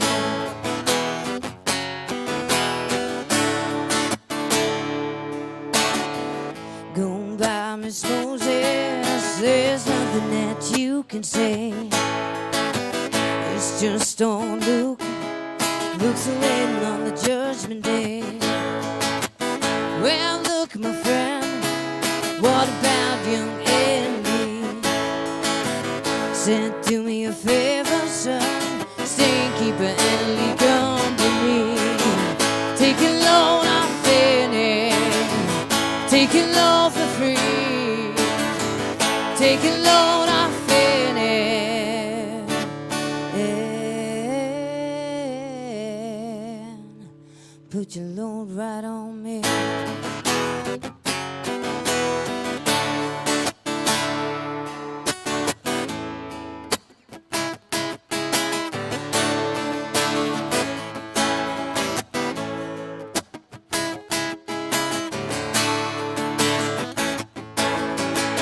Crazy just to follow me, he got me in the fire.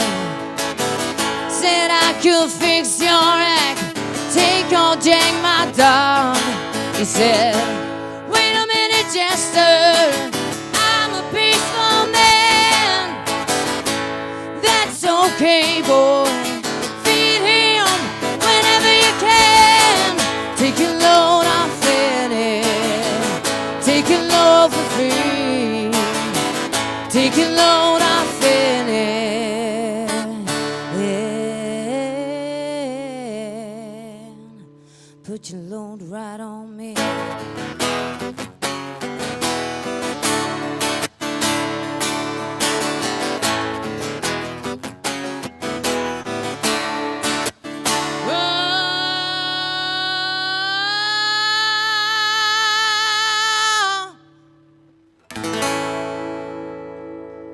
Thank you. Thank you very much.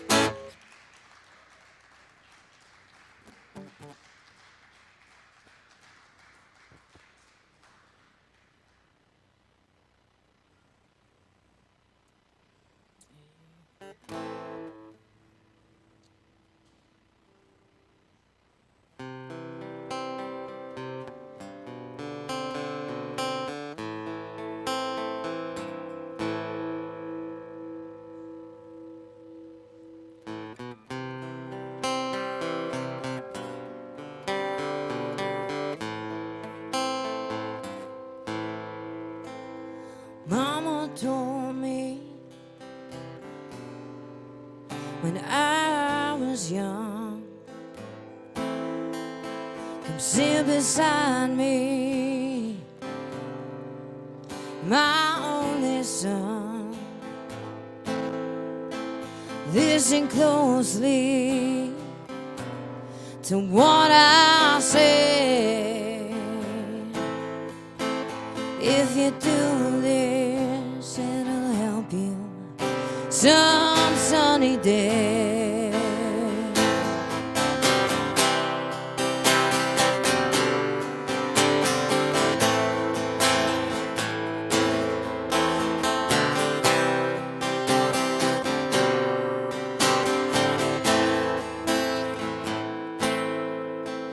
Don't you worry, you'll find yourself, follow your heart and nothing else. You can do this, oh baby, if you try. They don't want for you, my son, to be satisfied. Be a simple kind of man. Oh, be something you love and understand. Be a simple kind of man. Won't you do this for me, son, if you can?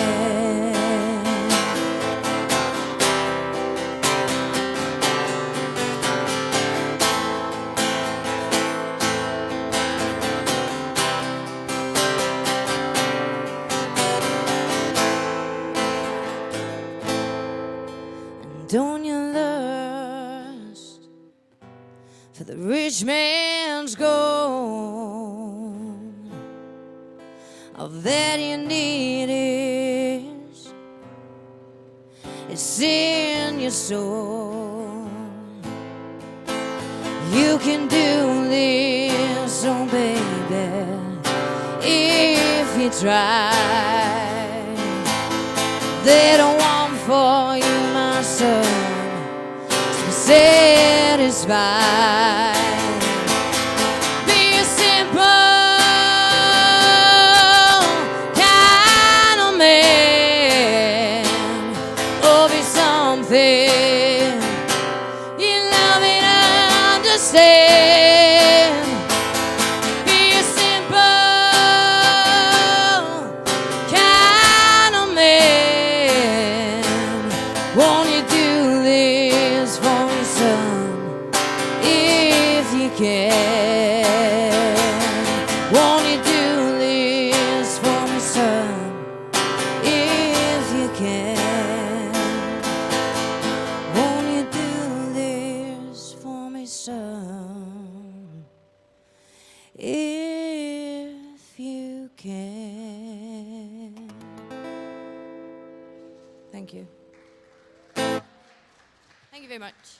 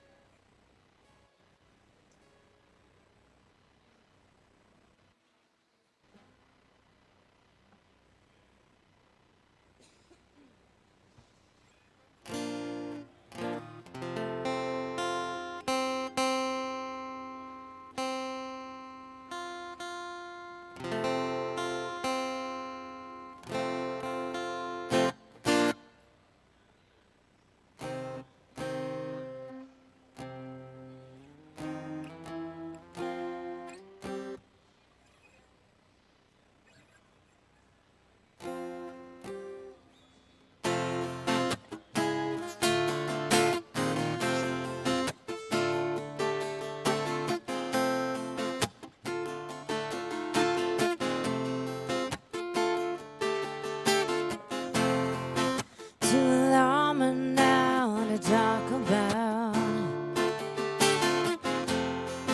Take the message out and sing it loud.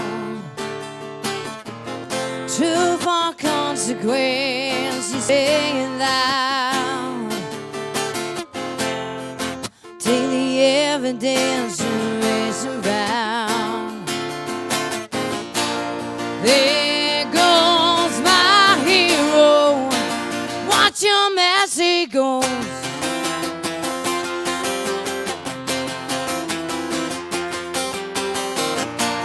There goes my hero. It's ordinary.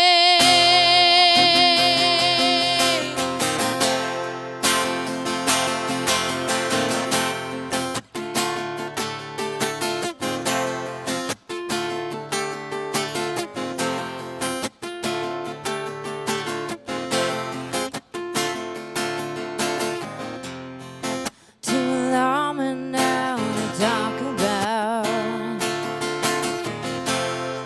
Take the message out and sing it loud. True for consequences, say it loud. Take the evidence and raise it round. There goes my hero. Watch him as he goes.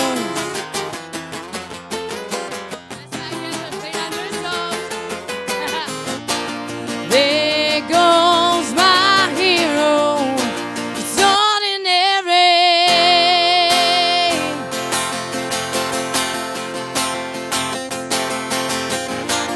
There goes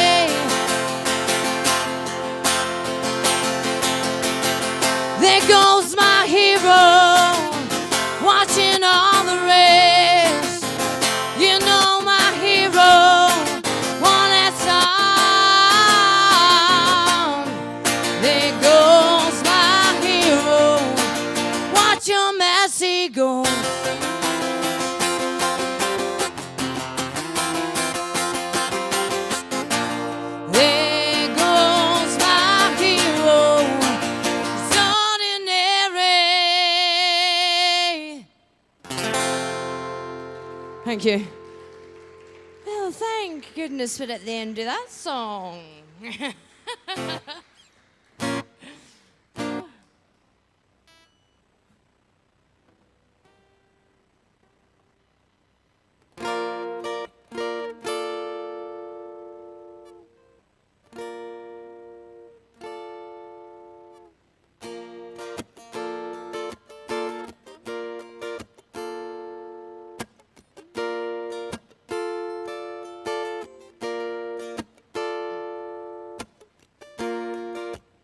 Everybody's talking in me. I can hear what they're saying. Only the shadows of their eyes.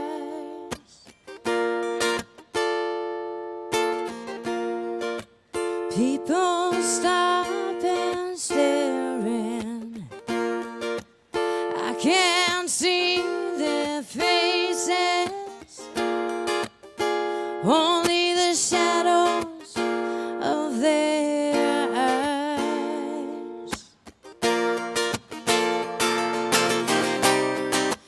I'm going where the sun keeps shining through the pouring rain.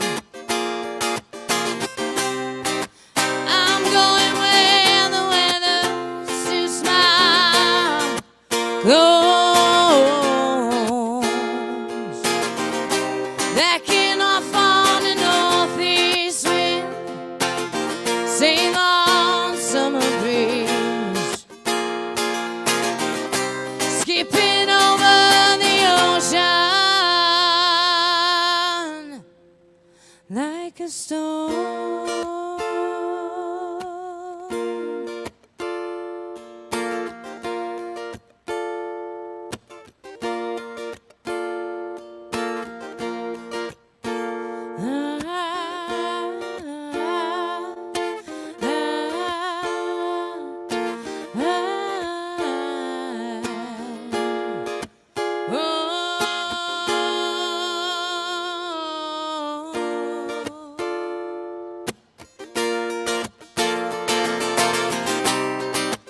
I'm going where the sun keeps shining through the pouring rain.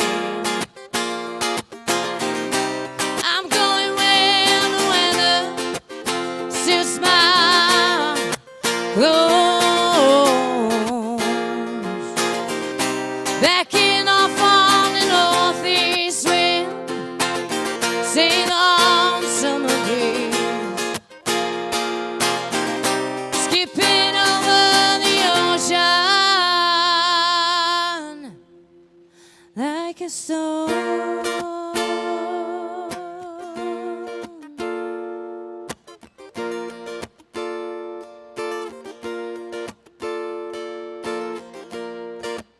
Everybody's talking in me. Ooh.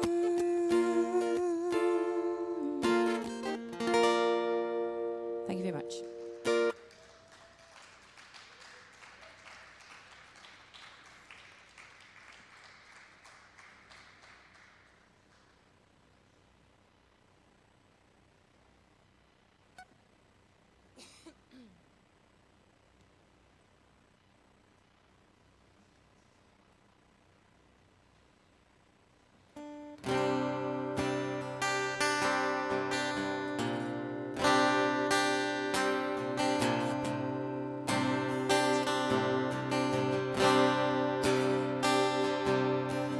How many special people change? How many lives are living strange? Where were you? We were getting high. Slowly walking down the hall, faster than a cannonball. Where were you? We were getting high. Someday you will find me caught beneath the landslide, the champagne supernova in the sky. Someday you will find me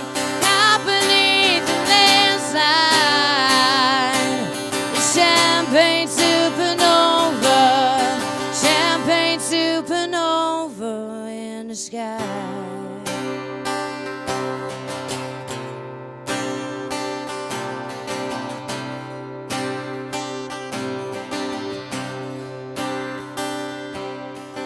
Wake up at dawn and ask him why. Dream a dream, she never dies. Wipe that tear away now from your eye. Slowly walking down the hall, faster than a cannonball. Wherever you are, we will get high. Someday you will find me out beneath the landslide. The champagne supernova in the sky. Someday you will find me caught beneath the landslide. The champagne supernova. Champagne supernova. People believe they're gonna get away for the summer.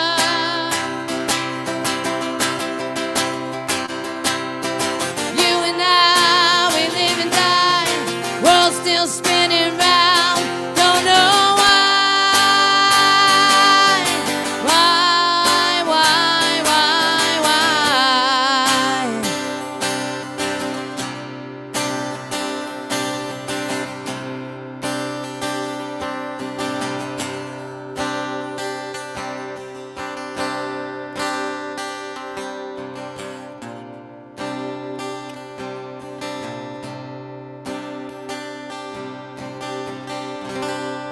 Thank you.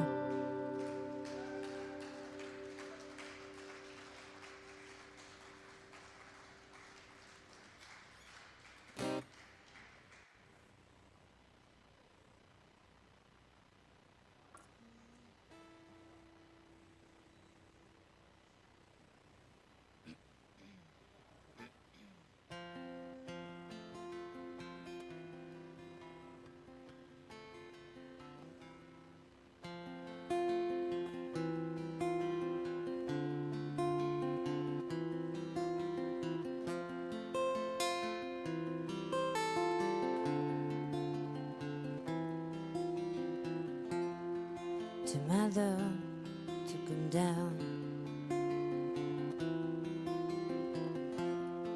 Climb a mountain just to turn around. And you see my reflection in the snow-covered hill. And the landslide brought you down. Oh, mirror in the sky, what is love? Can the child within my heart rise above? Can I sail through the changing ocean tide? Handle the season of my life.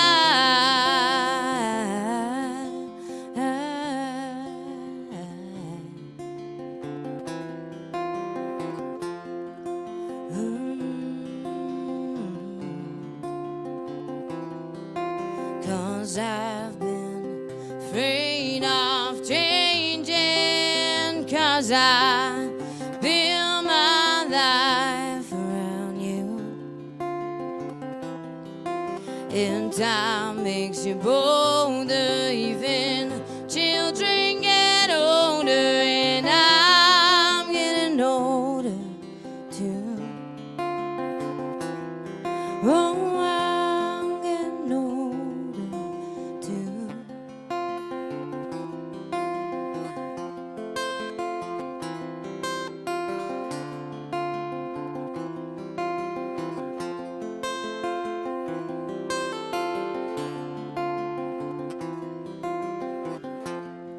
To mother took him down. Climb a mountain just to turn around. If you see my reflection in the snow-covered hill, landslide landslide brought me down. The landslide brought you down. 'Cause I've been afraid of changing. 'Cause I built my life around you. And time makes you bolder, even children get older, and I'm getting older too. Oh, I'm getting older too. To my love to come down, climb a mountain just to turn around. If you see my reflection in the snow-covered air, then the landslide brought you down. The landslide brought you down. Oh, the landslide brought you down. Thank you.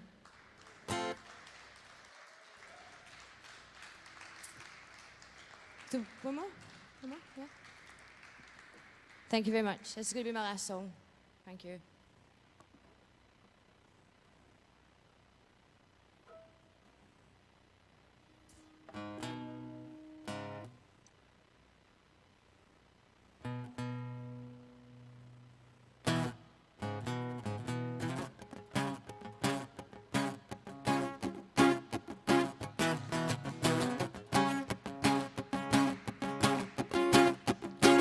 You've been fooling, baby, I've been fooling. I'm gonna send ya back to schooling. Way down inside, honey, you need earth. Gonna give you my love, gonna give you my love, hey. Want a whole lot of love, want a whole lot of love. Want a whole lot of love, want a whole lot of love. You've been learning, baby, I've been learning. All them good times, baby, baby, I've been misusing. Way, way down inside, honey, you need earth. Gonna give you my love, gonna give you my love, hey. Whole lot of love, want a whole lot of love, want a whole lot of love, want a whole lot of love.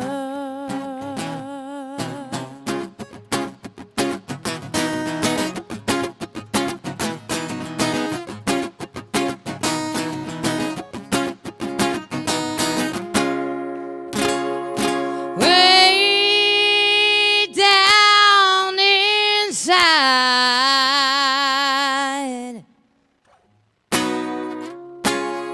woman, you need it.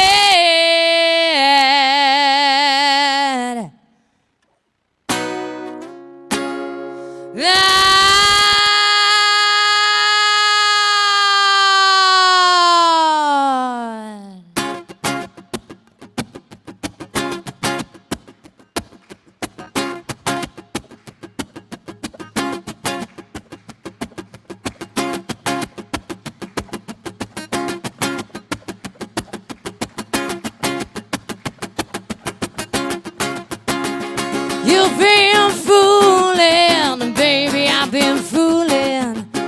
All them good times, baby, baby, I've been misusing. Way, way down inside, honey, you need a. Gonna give you my love, gonna give you my love, hey. Whole lot of love, want a whole lot of love, want a whole lot of love. Want a whole lot of love.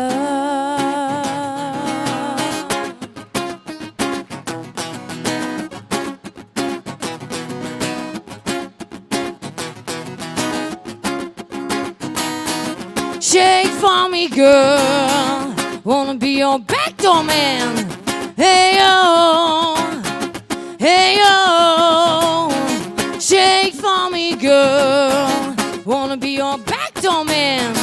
Hey yo, hey yo, hey. Want a whole lot of love. Want a whole lot of love. Want a whole lot of love. Want a whole lot of love. Thank you.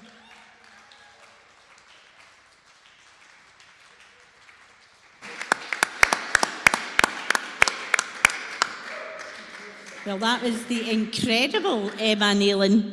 What a voice. That was real entertainment. Fabulous. You going to come and join us for a wee minute? No? 2 minutes? 2 minutes, yeah. We won't keep you long. I'm alright with the singing, but when it comes to the talking bit, it's different. Well, we were just going to ask you a bit about how long you've been doing your music and kind of... I've been gigging since I was 14. Wow. I started professionally 16. I just buggered off. Wow. Just away I went with my guitar at 16 for 2 years. Came back and that was it really. It just kind of all fell into place. And then I opened my studio as well. I have a production company in Belsill where I teach. Young people? Yeah, well, Anybody? Yeah. Right. Yeah, anybody at all. I do loads of work with mental health as well, kids and adults with mental health, and like autism, that stuff as well. So what I do a kind of full genre. Right. So if somebody was interested in learning how to develop their arts, sing, learn the guitar, would they just come along to you? How would they get in touch with you? Yeah, we have Facebook. Facebook. It's probably our best bet is Facebook. Aye. Emma Nealon on Facebook. Right. So where does that voice come from? I don't really know. I mean, it definitely doesn't come from my mother or father. So goodness knows where they came from. Aye. I don't know. Some voice. Thank you. And did you have musical heroes growing up? Pink Floyd, Right. have always been kind of the ones for me. I've always loved Floyd. I don't know what it is with them, and that rock, the kind of rock stuff, the Zeppelin, Bob Dylan, Neil Young, like all that kind of stuff. It's always been my favourite. I can't get away from it. Mm-hmm. So Bob Dylan you started with, wasn't it? Pink Floyd, probably. Pink Floyd, Neil Young. Oh, Today? Yeah. Good. Yeah, it's great stuff. And not bad for a day when you're supposed to be resting your voice. It is. Yes, I had no voice on Monday. Oh, really? Really? Oh, gosh. Yeah, I thought this was next week. Well, we really hope we haven't, stretched your voice too much. But no, have you got anything coming up that you maybe want to tell us a wee bit about? Tomorrow I'm in Paisley in the Swan in Paisley. And then next week I'm in the Tavern in Motherwell. So, yeah. Whereabouts in Motherwell? The Tavern. Tavern. That's out my way. When is that? That's next Saturday. Next Saturday? Might find me in the tavern. Yes. Yes, absolutely. Seriously. That's great. And could you did a piece for us last year, didn't you? And you taped that at home, didn't you? And sent that in. That's right. And that's the first time you've been involved with It Citizenfest. was, How did you get involved with this? Was that through Clive? Through Clive. Yeah. It was. Aye. Yeah. And then are you likely to be around for next year? We need you again. Of course. Of course. Just booking in advance. Of course. Always. Clive done the day, just phoned me up and like, Emma, you're singing. I'm in on an my hour. way. Like, I'm on okay, my way. I'm on my way. And you came, so we really appreciate that. That was brilliant. Thank you. so much. Thank you very much. Thank you. Bye. Okay, give it up for Emma Nealon. Woo! Emma. What a voice.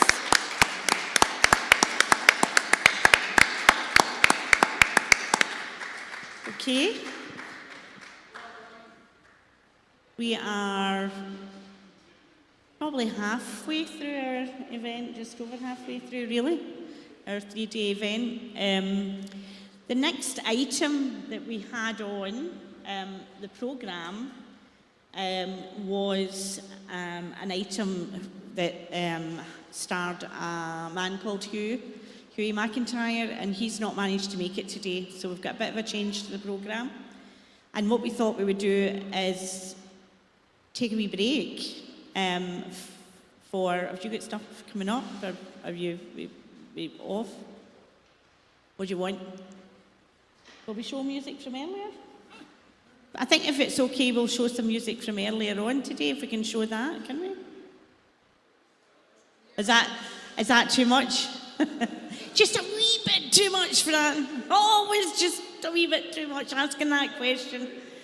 So, I suppose, I can't, I bet it's 45 minutes. We've got 45 minutes before we have our next item, which is speech bubble, and the individual films that we're going to show for speech bubble. So what we want to do is make sure people come back for 5:45.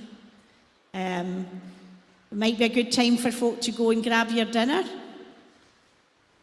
go to the loo, have a wee relax, but join us back at 5:45 for speech bubble.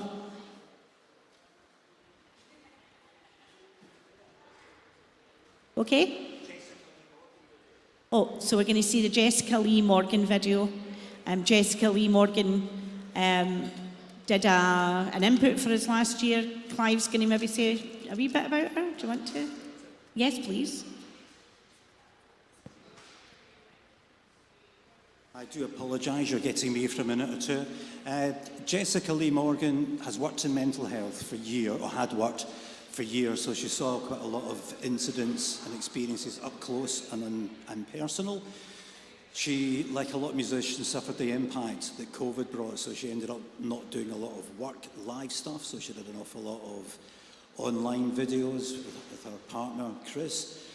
So she's a professional musician. She comes from a little bit of rock royalty. Her dad is Tony Visconti, who produced David Bowie and Mark Bolan, and her mum's Mary Hopkin, so a Eurovision song winner way back in the day. So she was at the A table before she was born and decided not to go into music, but to go into mental health support. And unfortunately, the lure of music dragged her in. So she's had her own issues to deal with, but she made up a little video for us, 25 minutes long, talking about her experience, talking about how she interpreted those experiences, and it's interspersed with some of her own music. So brilliant.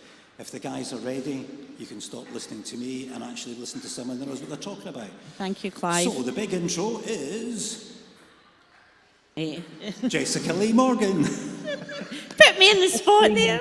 Thank you very much for inviting me back to the We Are One Festival. It's a real pleasure to be here with you there. I'm going to present a few of my songs and videos which I think you might enjoy. First up is I Am Not, which is actually off my album, not I Am Not, but the second one, Around the Block. My job used to be service user involvement officer in health and social care, and it was my job to help people speak up about the services they used. It didn't always go according to plan because, as you know, services like to group people according to their problem or their issue or their thing, which of course is not the way we are as human beings. So this is I Am Not. I am not my reputation. I am not my disability. I am not my long hair. I am just me. I am just me. I am not my occupation. I was leaving anyway. I am even not my business. That's my business. That's my business. You are not what you like to be. You're just a person, you're just like me. I'm not my fear and anger. It's just a system. That's the way it will always be. Oh yeah. Oh yeah. I'm not my mental health. I may be blind, but that's all you see. I may not hear, but I'm not thick. You may see scars, but I'm not sick. It is not your illness makes you act like you do. It's your response to the situation makes me react the way I do. Yeah, you are not what you like to be. You're just a person, you're just like me. Yeah, and I'm not my fear and anger. It's just life. That's the way it will always be. So don't be scared of who you are. Don't hide behind where you're secure.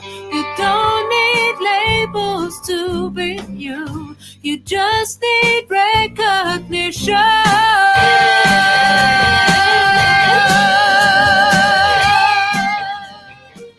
Sorry Not Sorry is pretty much a transcription of an argument I had with somebody. So I don't need to say too much about it, except for stand up for what you believe in. And if you feel you did something for a very good reason, then you're the one who's right. So there we go. This is Sorry Not Sorry from Around the Block. Sorry, I'm not sorry for anything I've done. Forgive me, I'm not sorry. You made me hit and run. Yeah, sorry, sorry, no, not sorry. Sorry, sorry, no, not sorry. That's life, it hurts. But we're all grown-ups now. That's living, no worse. No matter who takes turns. No excuses, no regrets, no apologies. No memories will ever fade. I'm not on my knees. Sorry, oh, I'm not sorry. Sorry, oh, I'm not sorry. Sorry, I'm not sorry. Doing it my way. Forgive me, I'm not sorry. Are we even now? Sorry, sorry, no, not sorry. Sorry, sorry, no, not sorry. You think I'm deluded? I won't make amends. I don't have to prove myself. I got no regrets. Say what you like, I won't take it to heart. I'm not scared of you. And this has made me strong, but I won't take it any longer. Sorry, oh, I'm not sorry. Sorry, oh, I'm not sorry.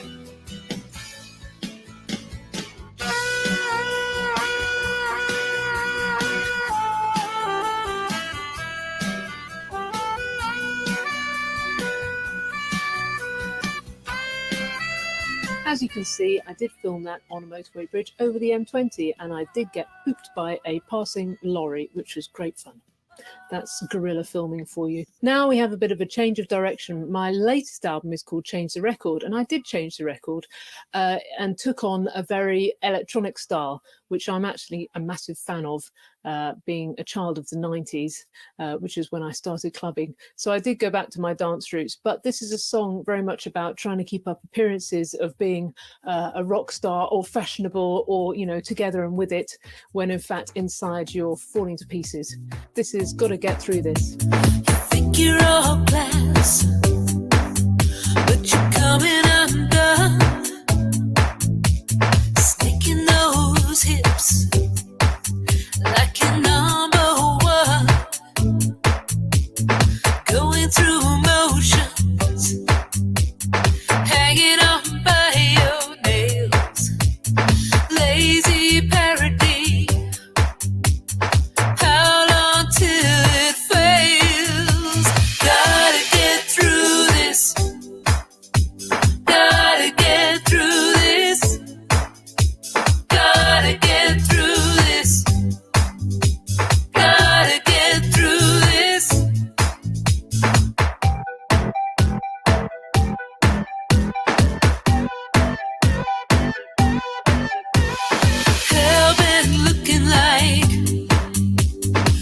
losing the high life, shopping and drinking, not quite thinking, never quite happy, never relaxed, fearing obscurity, facing the facts. Gotta get through this. Gotta get through this. Gotta get through this. Gotta get through this. Gotta get through this. Gotta get through this. Gotta get through this. Gotta get through this.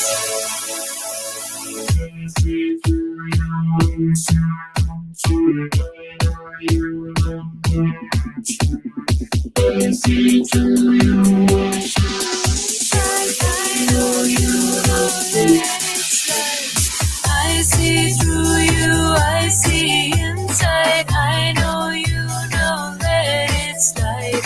I see through you, I see inside. I know you know that it's like.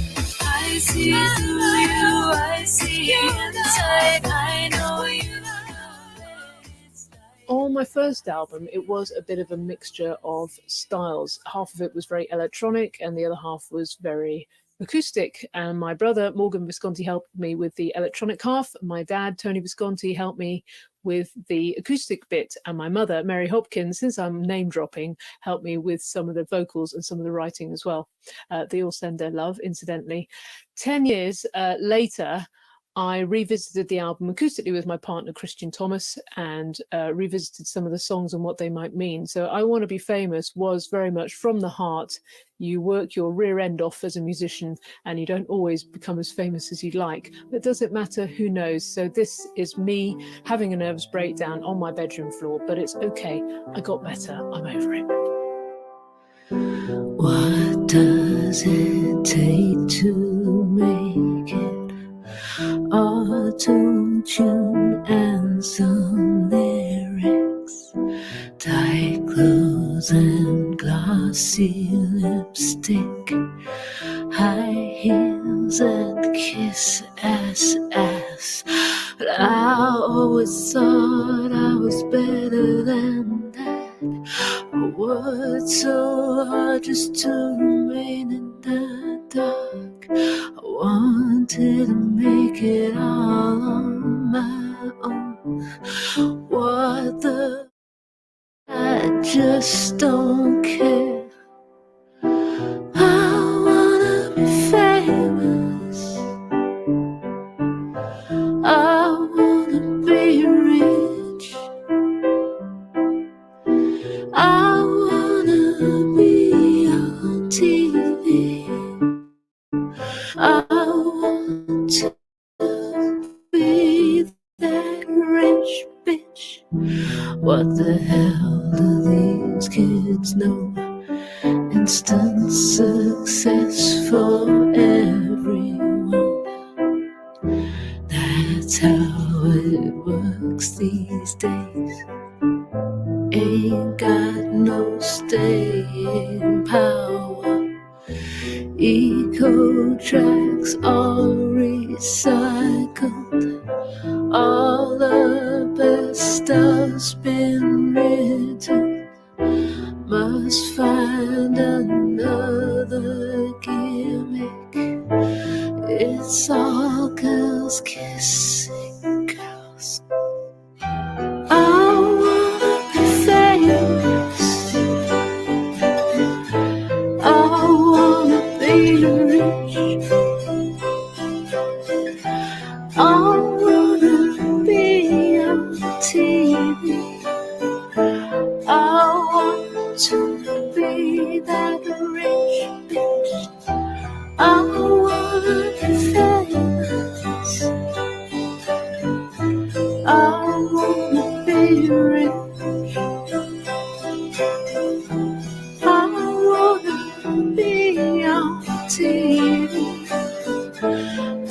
don't want to be that bitch.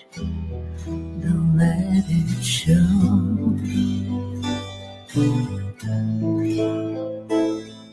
If you can't go,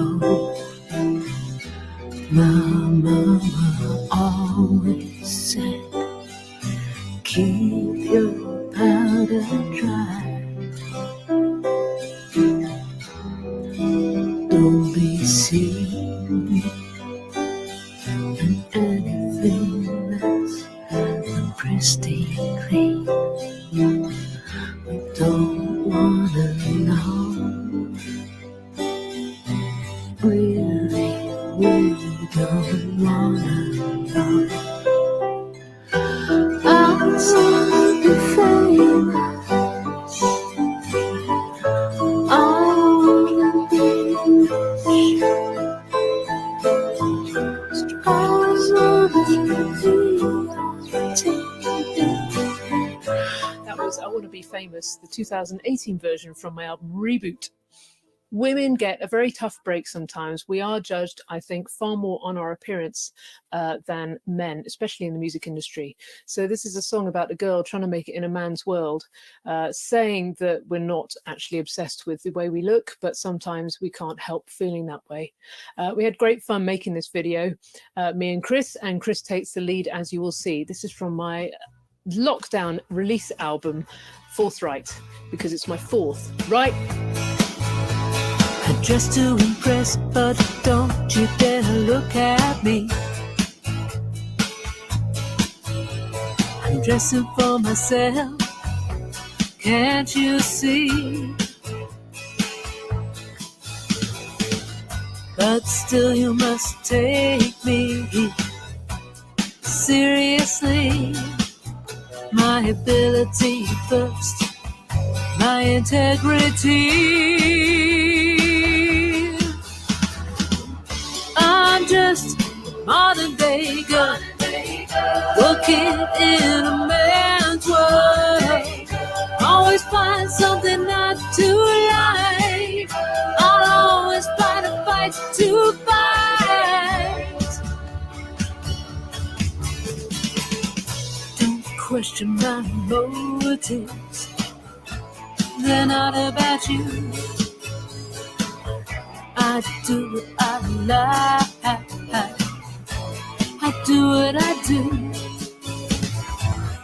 Don't object to find me, I do what I feel. I like to entice and then give you the heel. I'm just a modern day girl, looking in a man's world. Always find something not to like. I'll always find a fight to fight. I'm just a modern day girl, working in a man's world. Always find something not to like. I'll always find a fight to fight.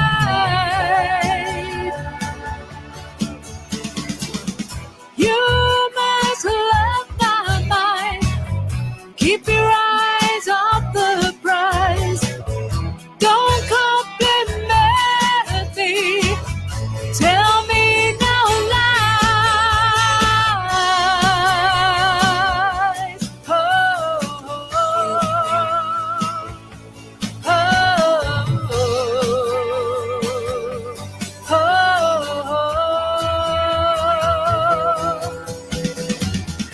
I'm just a modern day girl, working in a man's world.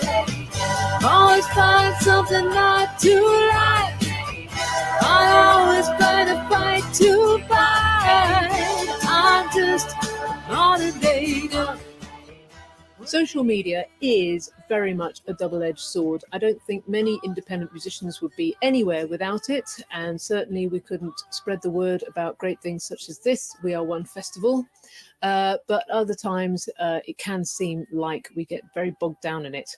So now the running joke between me and certain friends and colleagues is, how do you want me to contact you? Because there's umpteen different ways.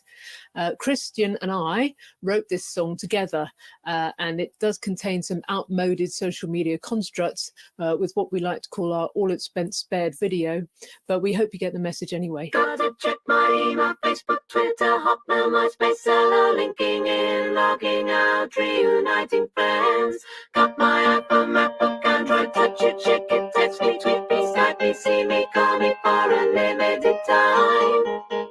In the morning, first thing I do is see who loves me by the number of messages. If I don't check, I might miss out on an offer of money or an invitation to a date. Or there's a free degree. The years I spent were a waste of time. There's so much to check, don't wanna miss a thing. Gotta see who said what, why, and when. Where did it all begin? Nothing more than we can say.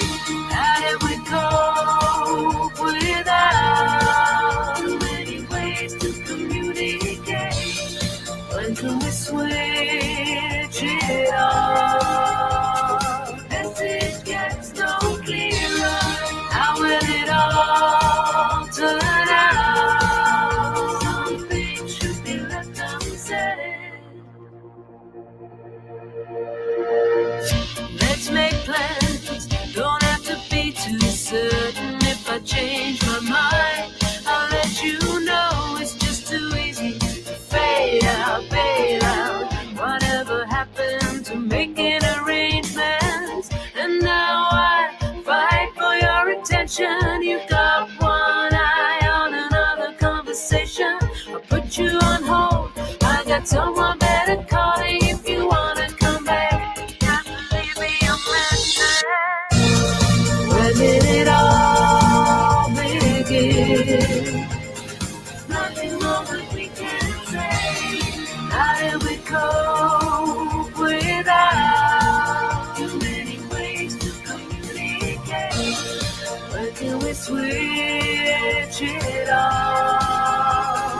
Message gets no clearer. How will it all turn out? Something should be left unsaid. Gotta check my email, Facebook, Twitter, Hotmail, MySpace, Cello, linking in, logging out, reuniting friends.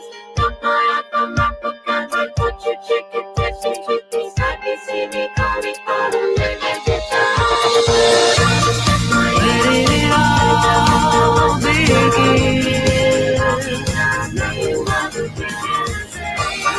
How did we cope without too many ways to communicate?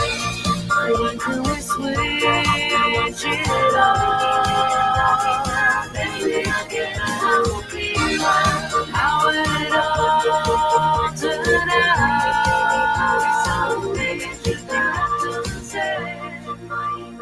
That was When Did It All Begin? And that's a digital single that we released, and then we rebooted it as well, acoustic style. So I'm a great fan of recycling. Reduce, reuse, recycle. Definitely, that's the message there. I'm going to play you out now, as the DJs say, with another song from my latest album, Change the Record. Again, a very electronic style. This is basically harking back to my days where I used to dance all night, and I love the music and I love dancing, and it's about the music that the DJ plays. It's called Play For Me. I'm lost in your melody. I hear you build and grow. I move with your rhythm from a distance. There's no need to make contact, but I feel connected. You play my feelings, spin me up a mood. Call me and I will come to you. Spin for me and I will sing for you. Play for me and I will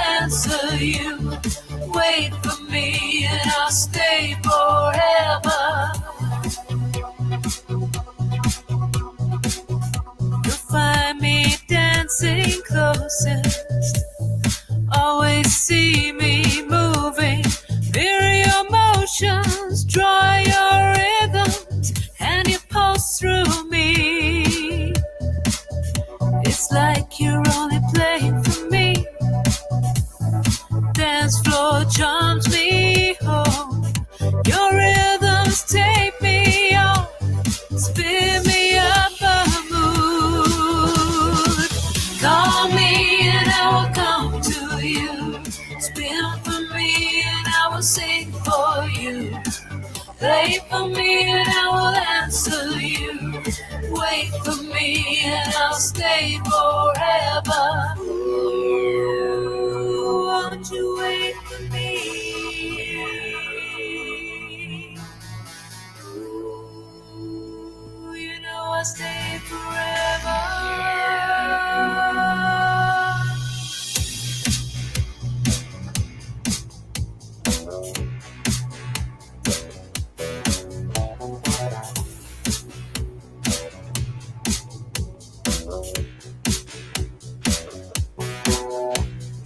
Dance floor swaying, all in the groove.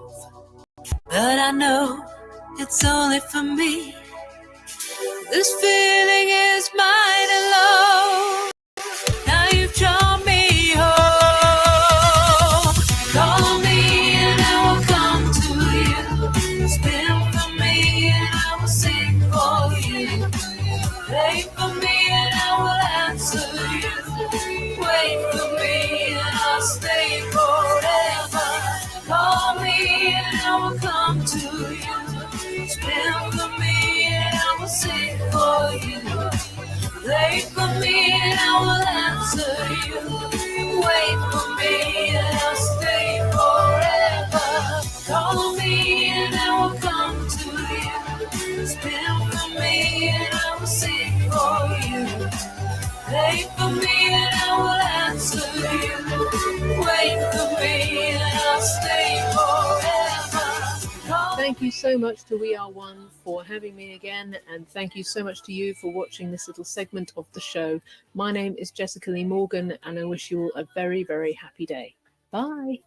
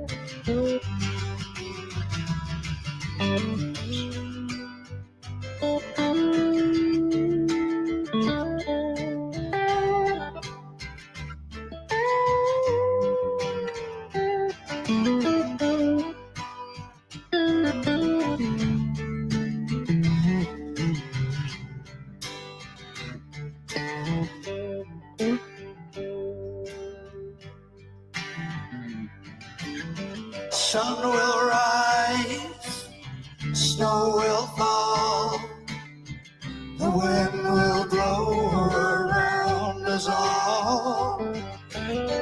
We'll cross the line by and by. We are one with the star-filled sky.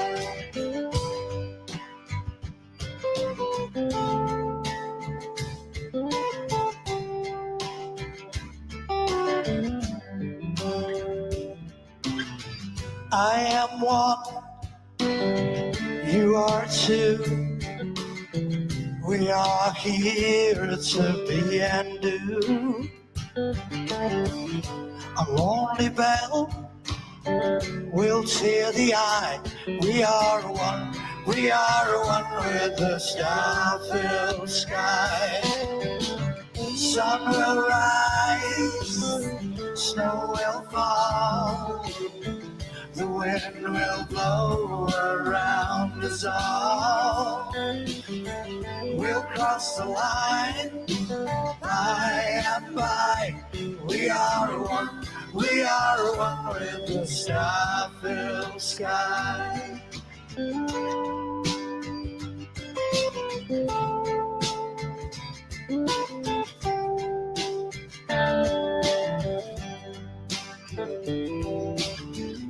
The moon comes down and lifts the wave, also the way that we behave. Girls will dance, soldiers will cry. We are one with the star-filled sky. Sun will rise, snow will fall, the wind will blow around us all. We'll cross the line, by and by. We are one with the star-filled sky.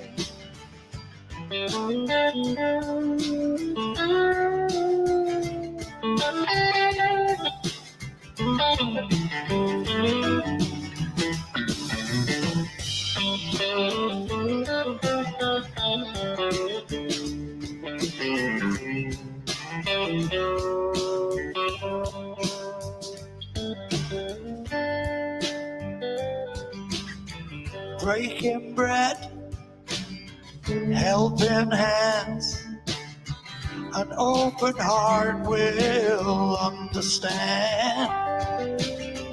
Keep the faith, so will I. We are one with the star-filled sky. Sun will rise, snow will fall, the wind will blow around us all. We'll cross the line, by and by. We are one with the star-filled sky. Sun will rise, snow will fall, the wind will blow around us all. We'll cross the line, by and by. We are one with the star-filled sky. We'll cross the line, by and by. We are one with the star-filled sky.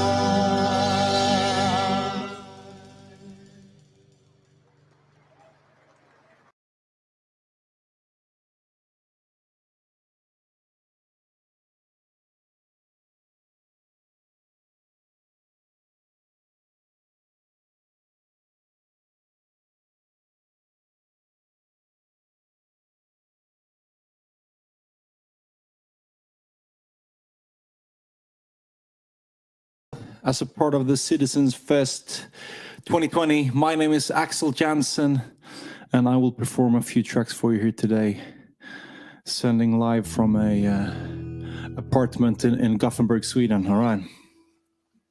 First song is called Time You Were Told.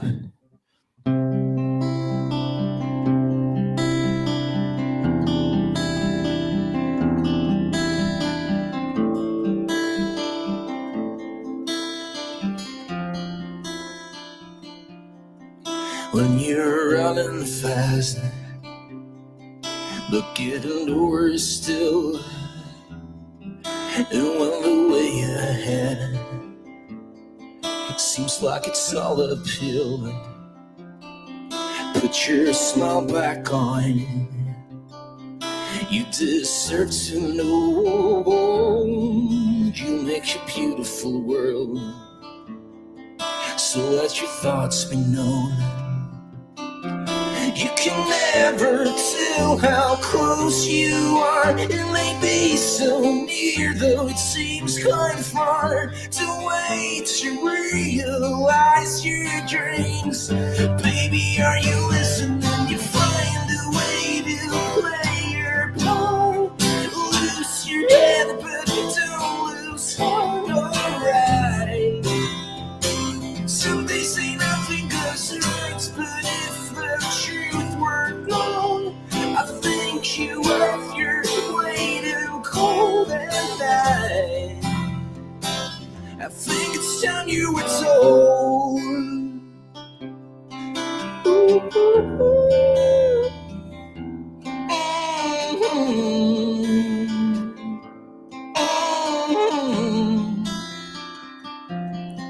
Put your tears on hold.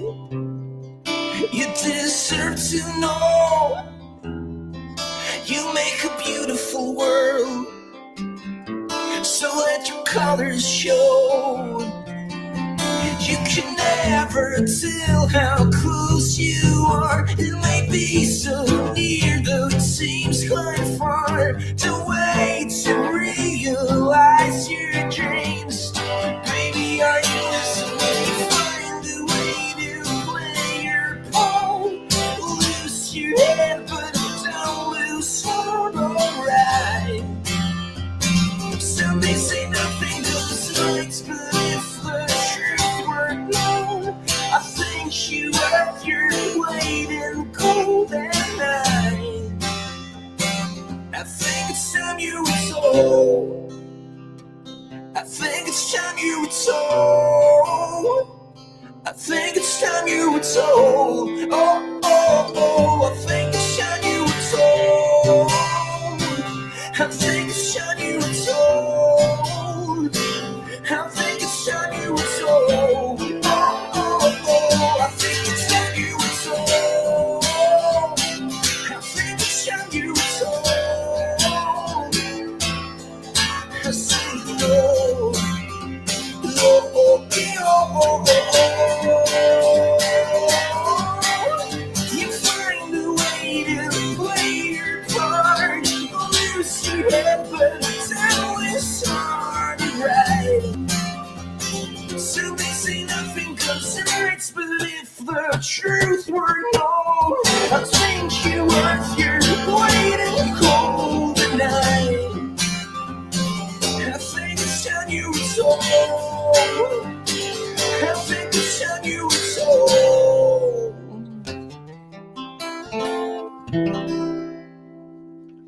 All right, thank you very much. That was Time You Were Told.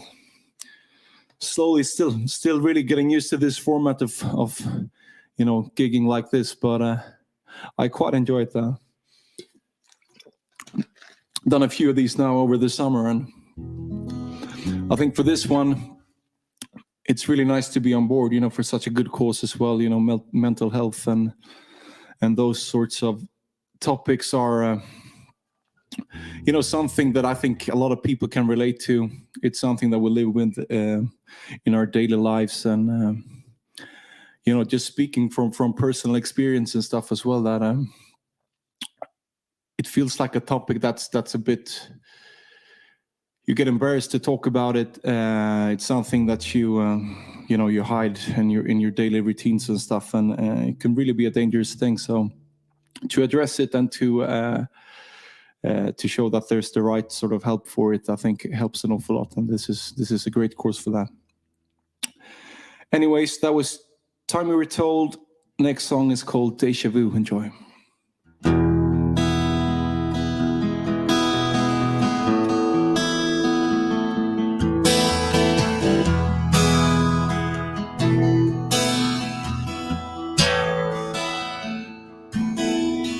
How do I stop without the lunch going? How should I feel on a happy day? Seems like the fall been spent. How do I deal with that? There's all sorts of stupid going around in my head. Dark little thoughts hold me hostage while I'm laying in my bed. I'm my own nemesis. I'm feeling just a little lost and a little blind. Oh, I need a sign from time to time. No, I don't need much, just the slightest touch from you. And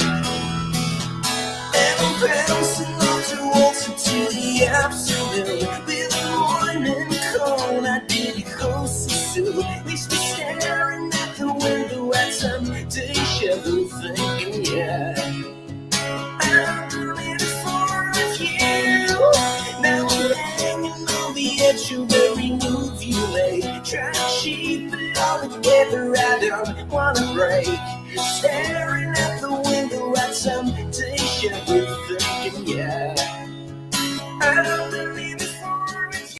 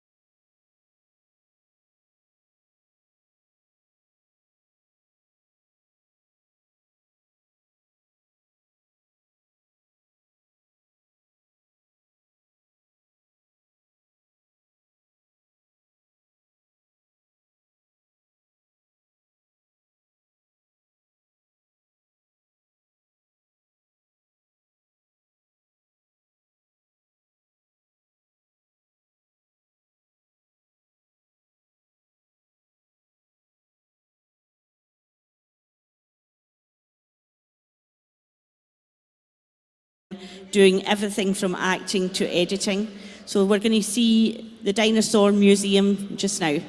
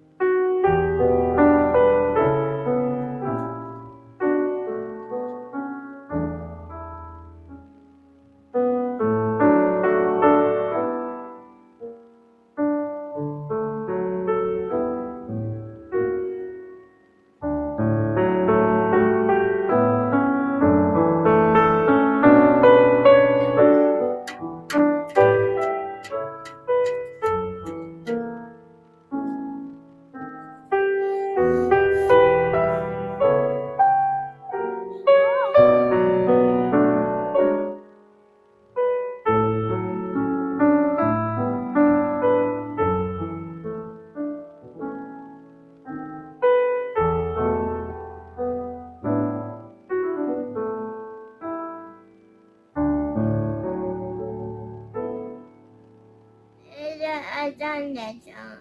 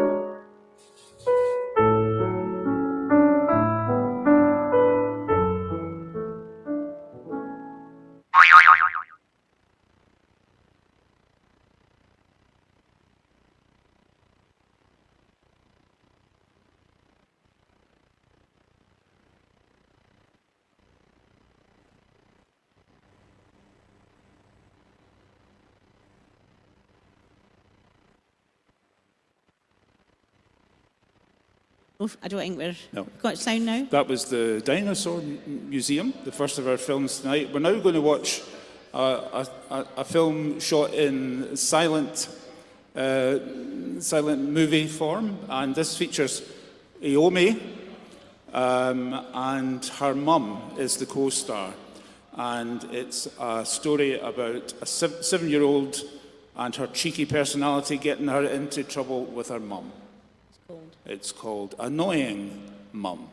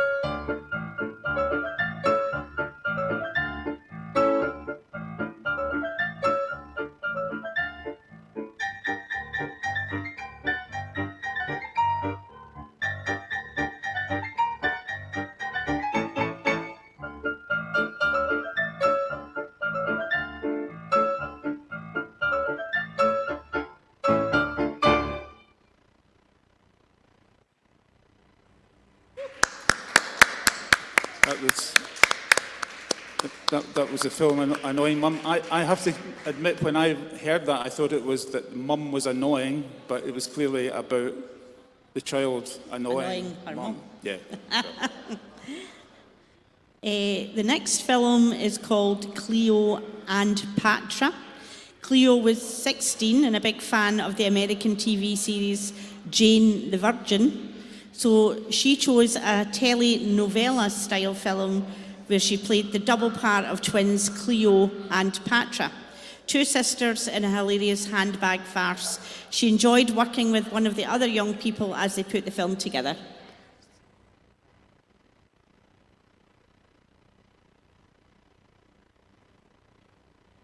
What are you doing? Nothing. I just want to talk to you about your hotel.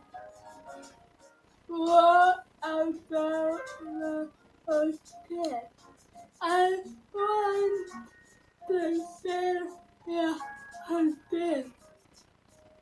Why? Yeah, I'm not sell your hotel. Because I need my so feel so stuff to me because I need someone money for what? Money for my jewelry and my umbrella and my makeup. Why we don't need a umbrella? You have 10 umbrellas.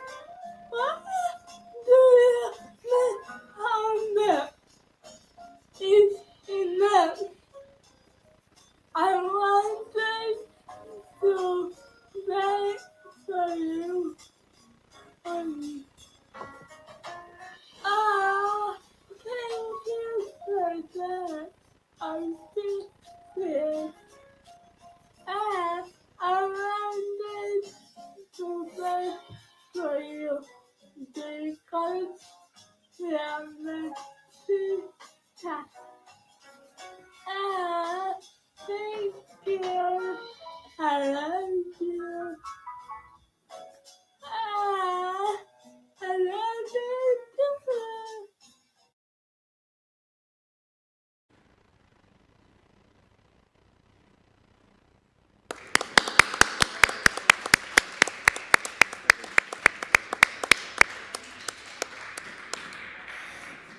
So that was Cleo and Patra, and having fun selling hotels and motels.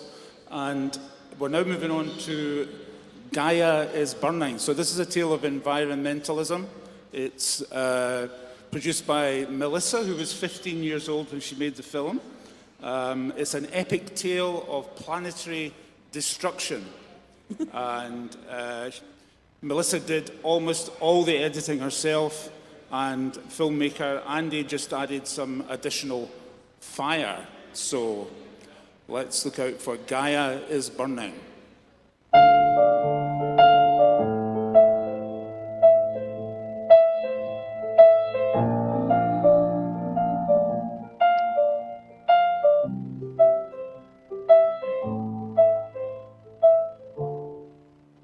Breathe the air again. It's a beautiful day. I wish this moment would stay with the earth. Some prime new paradise, but there you go again, saying everything ends, saying you can't depend on anything or anyone. If the end of the world, I have to go. You know that. No.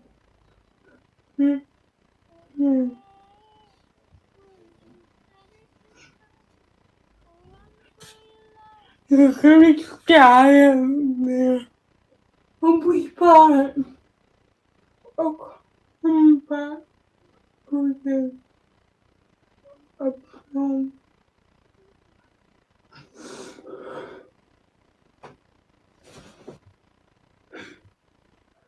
Don't go, please. Monsters. I can't wait. Yeah. But please stop. I love you. with the freedom that comes with the truth.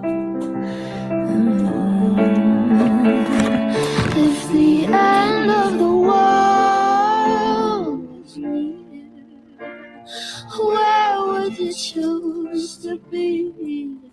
If there was 5 more minutes of air, would you panic and fight, or run for your life, or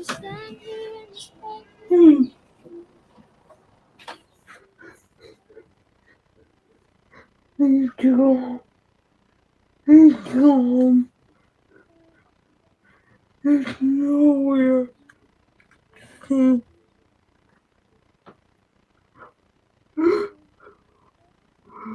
gonna die.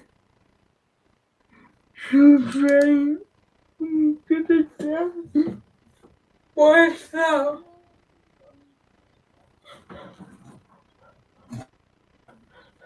No, no, no, no. You saying goodbye to me, your family, boy. You died. Oh.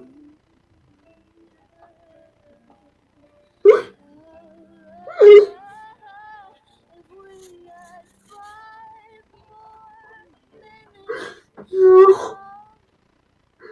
Why?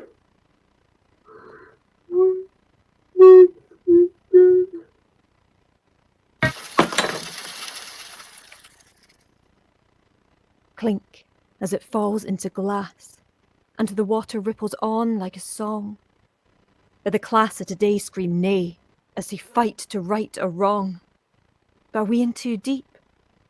Burning heaps as the turtles choke, and people joke we'll never see tomorrow. But what if we don't?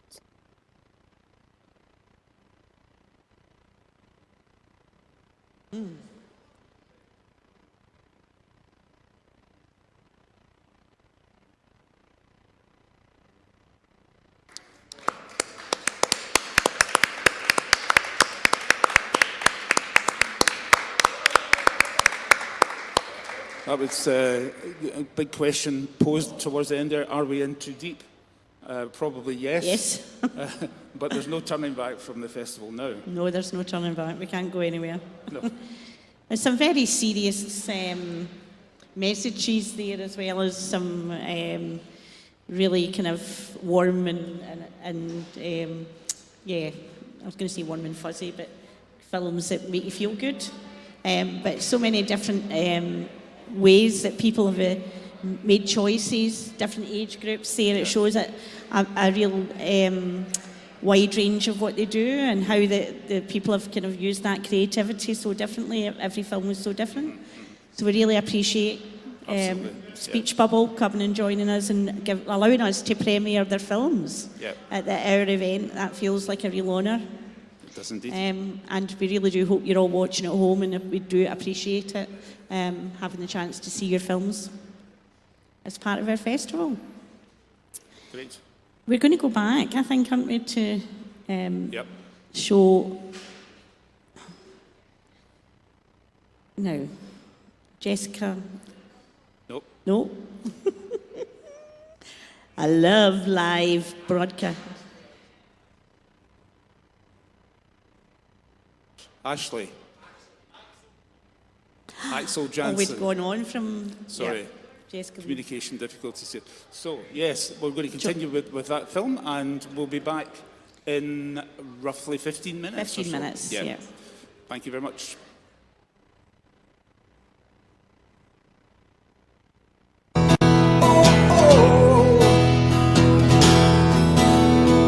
How should I feel when the feeling is left?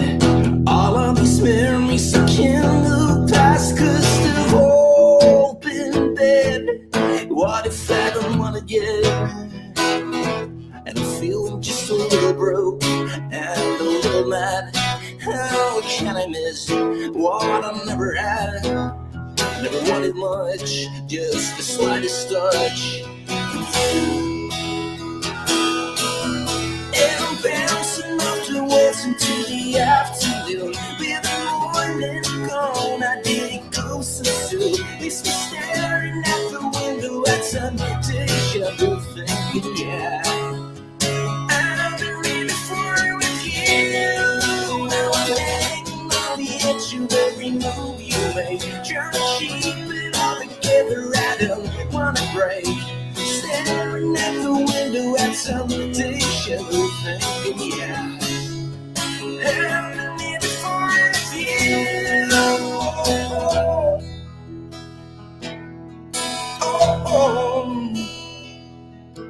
And I'm feeling just a little broke and a little mad.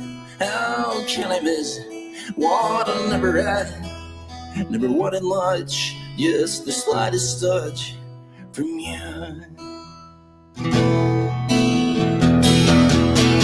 And I'm bouncing off the walls into the afternoon. With the morning come, I did it go so do. Makes me staring at the window at temptation, thinking, yeah, I'm living for you. Now I'm hanging on the edge of every move you make, trying to keep it all together. I don't wanna break. Staring at the window at temptation, thinking, yeah, I'm living for you.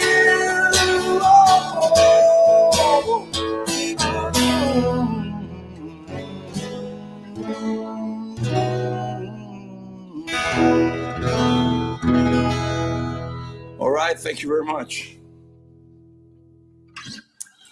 Cool, next song. This is actually a cover. It's not one of my tunes. The song is called 24 Frames. It's by Jason Isbell, who's someone I really look up to in this industry. Beautiful song.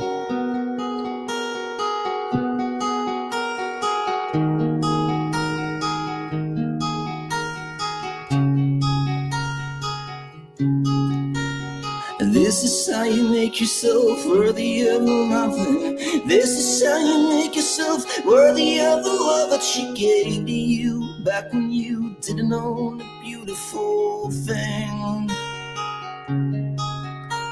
And this is how you make yourself call your mother. This is how you make yourself closer to your brother. Remember him back when he was smart enough to help you sing. You thought that God was an architect, now you know he's something like a pipe bomb ready to blow. And everything you build that's all for show goes up in flames in 24 frames.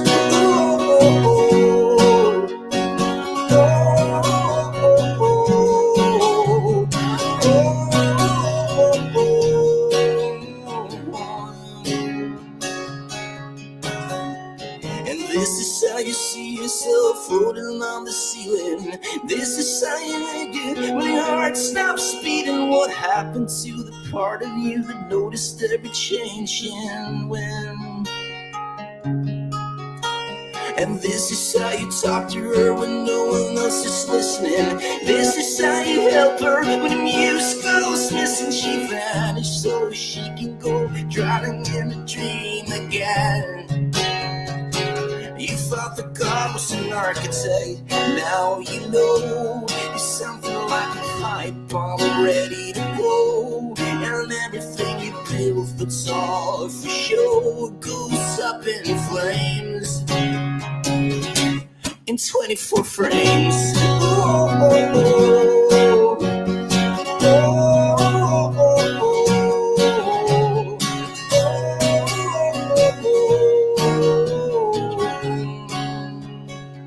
You thought that God was an architect, now you know he's sitting in a black car ready to go. You made some new friends after the show, but you forget their names in 24 frames.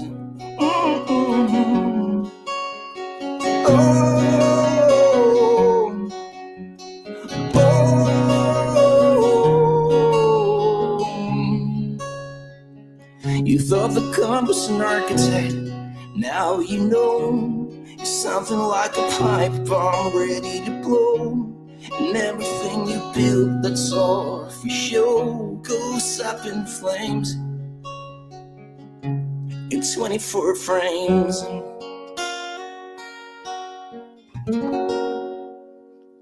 Yeah, something like that. That was 24 Frames by Jason Isbell. All right, still have a few more for you.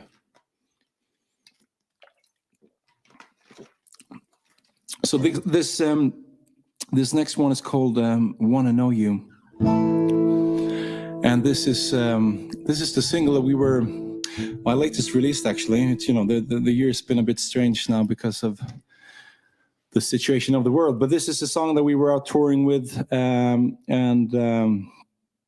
around this release, we decided to go ahead with an album and stuff that's coming out. So we're still working towards that.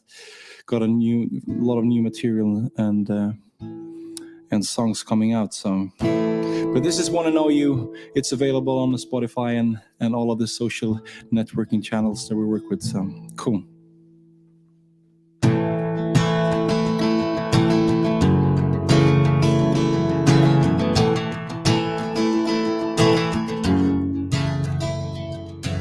Why not show me who you are?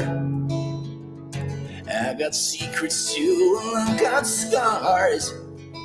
Let me in, let me through. I just wanna know you. What's the point in slipping on a mask? I'm looking through the window of my heart. Breathe so deep in your shabby chic. I wanna know about you. I wanna know what makes you smile. I wanna know what makes you sad. I wanna see your good side, and I wanna see you when you're bad. I never wanna fall like a shadow when you're old. Sometimes staring others not at all. Oh, I just wanna be someone you rely on when the time comes. Just wanna be the first one that you call.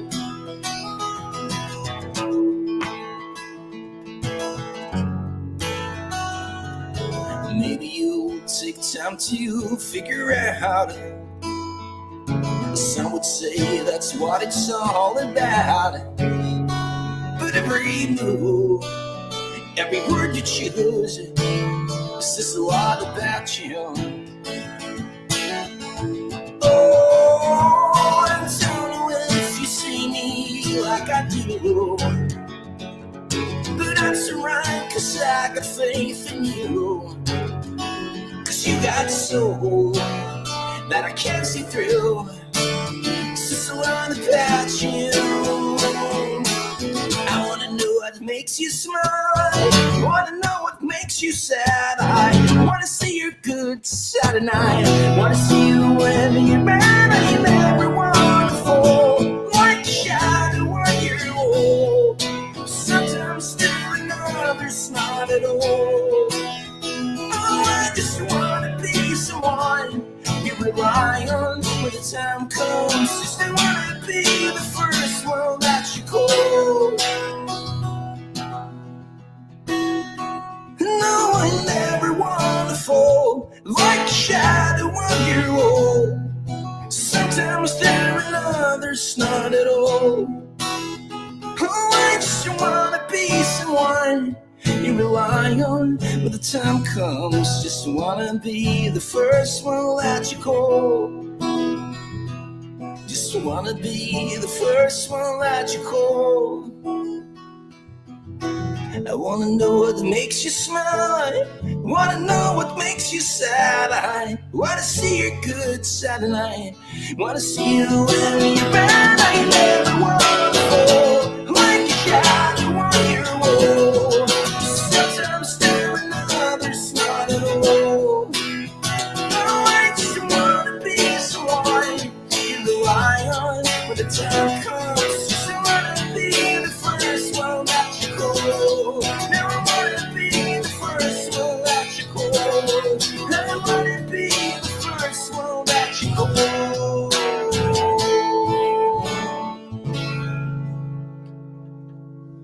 Cool, guys. Thank you very much. I dropped the pic there halfway through, but that's all right.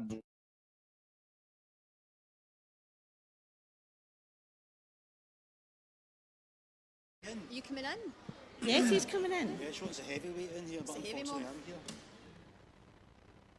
Hello, welcome back.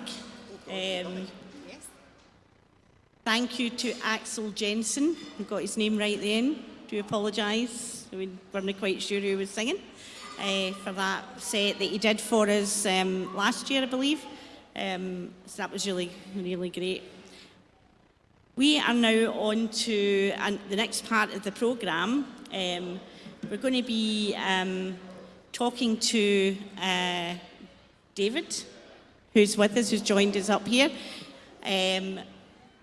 David is, I'm just going to be really kind of, there's only one way to say this, but David is my son.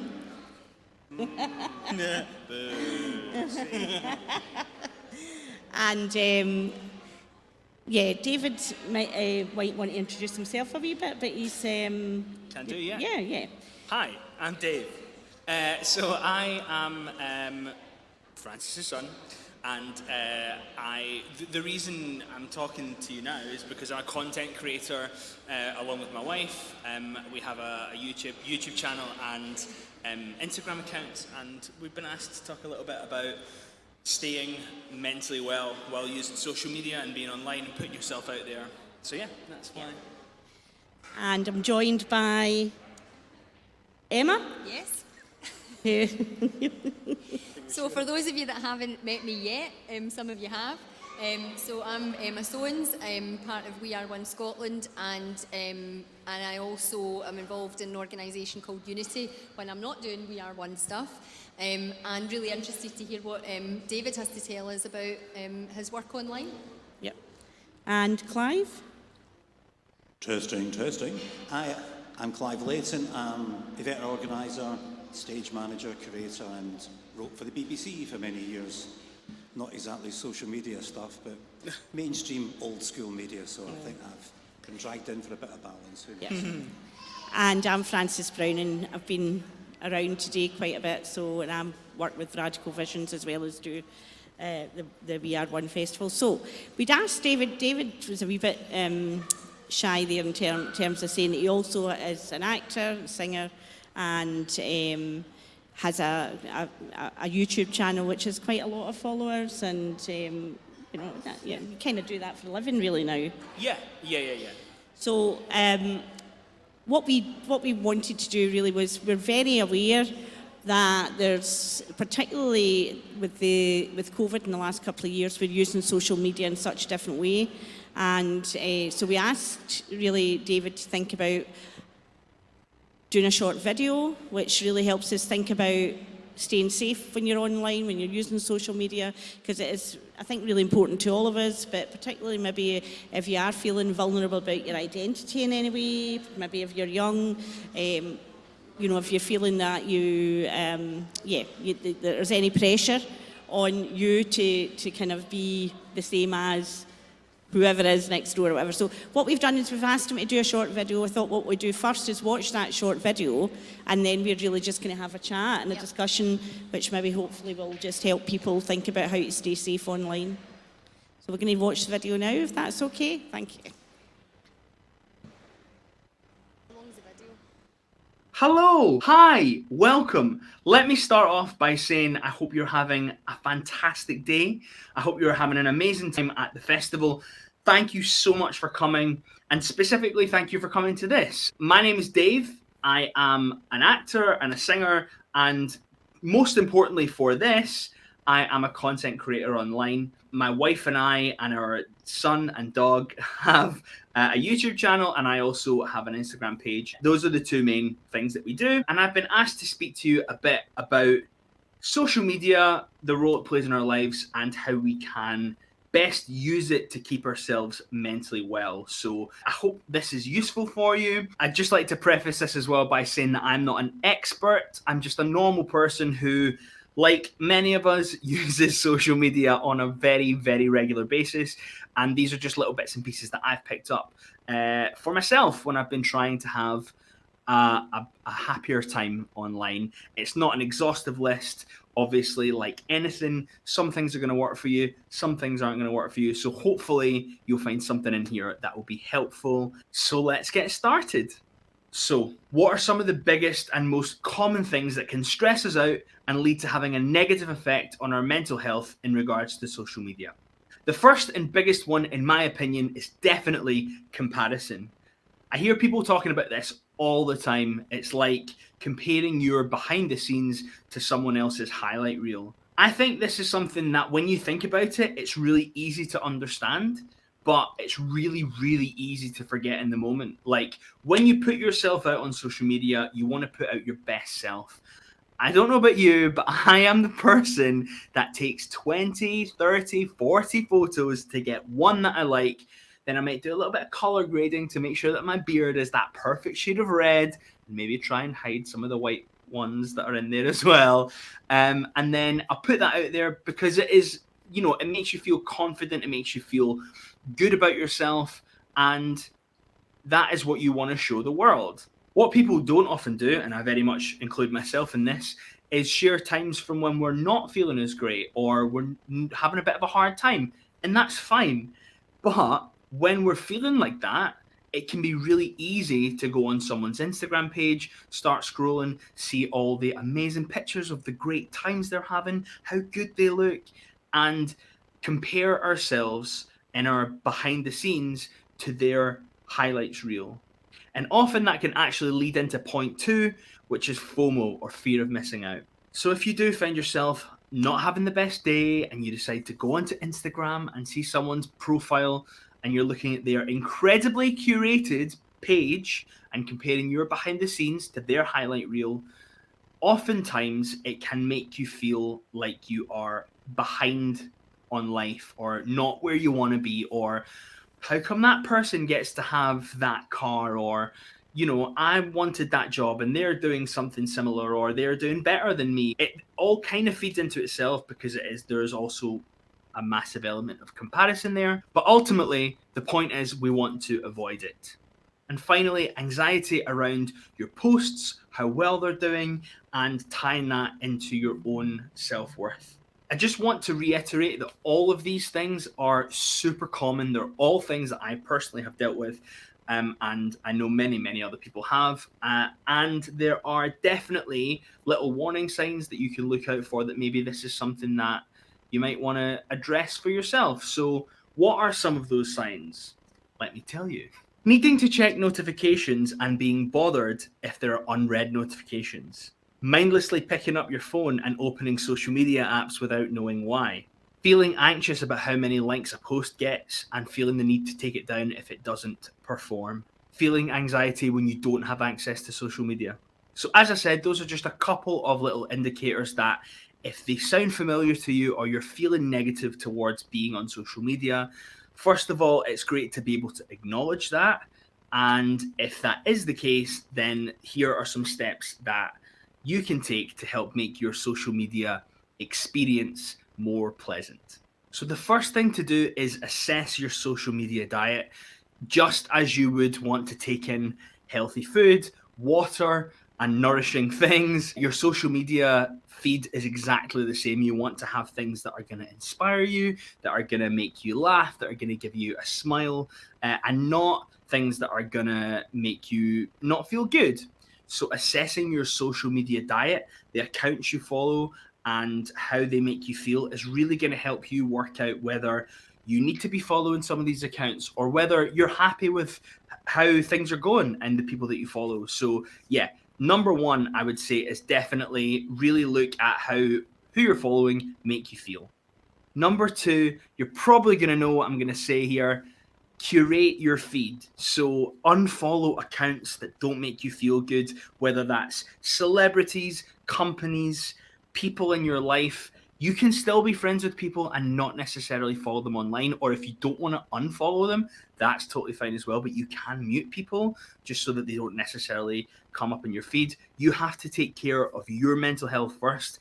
You have to set your boundaries, and your friends will understand. And actually, if you mute them, they're not even going to know. So don't worry about it. But create the feed that is going to make you feel the best. And going one step further than that, actively follow accounts that make you feel good. If you see an account that gives you a warm and fuzzy feeling inside and a smile, follow that account. Your phone is a mirror.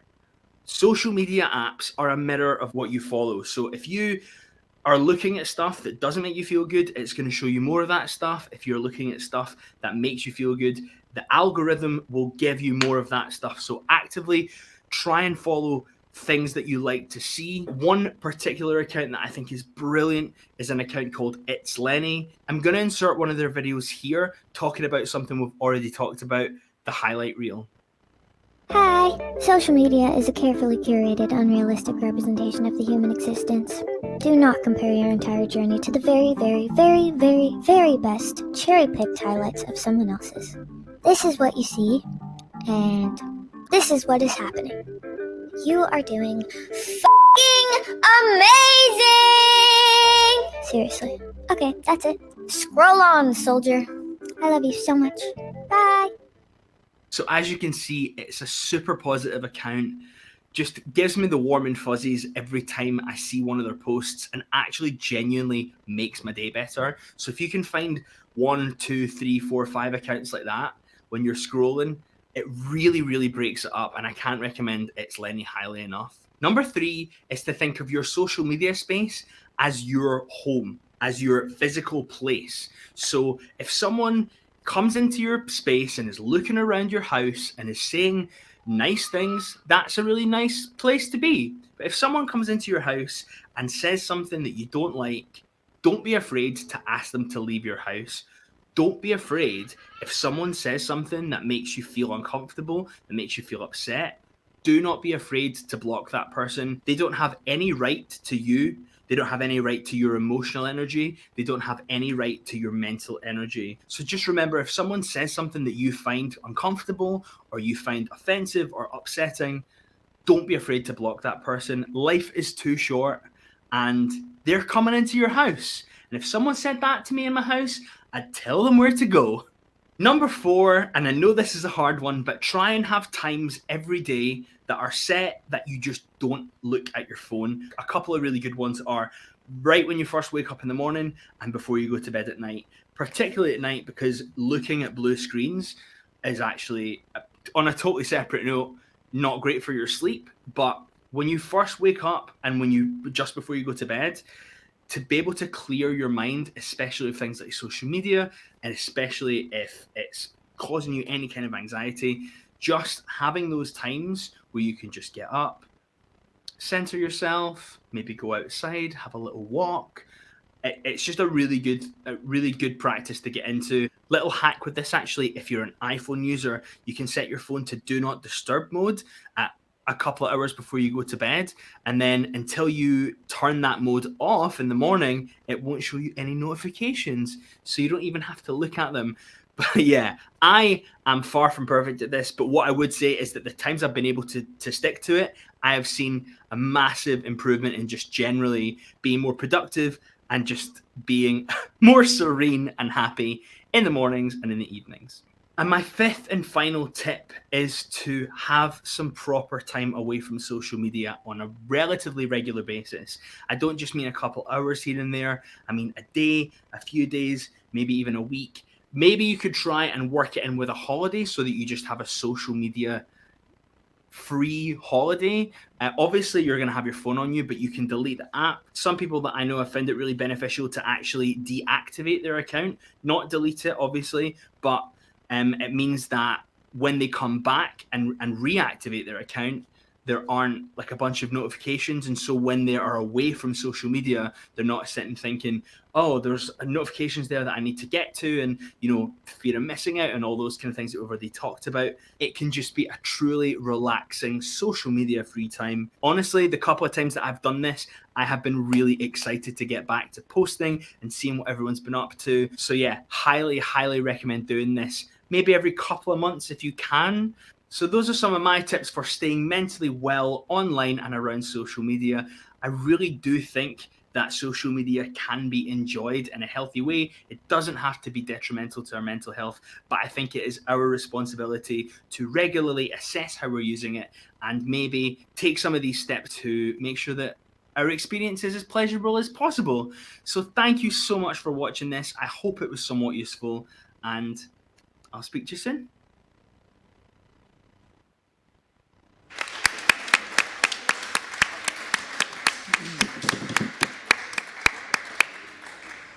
Dave, that was fantastic. Thank you so much.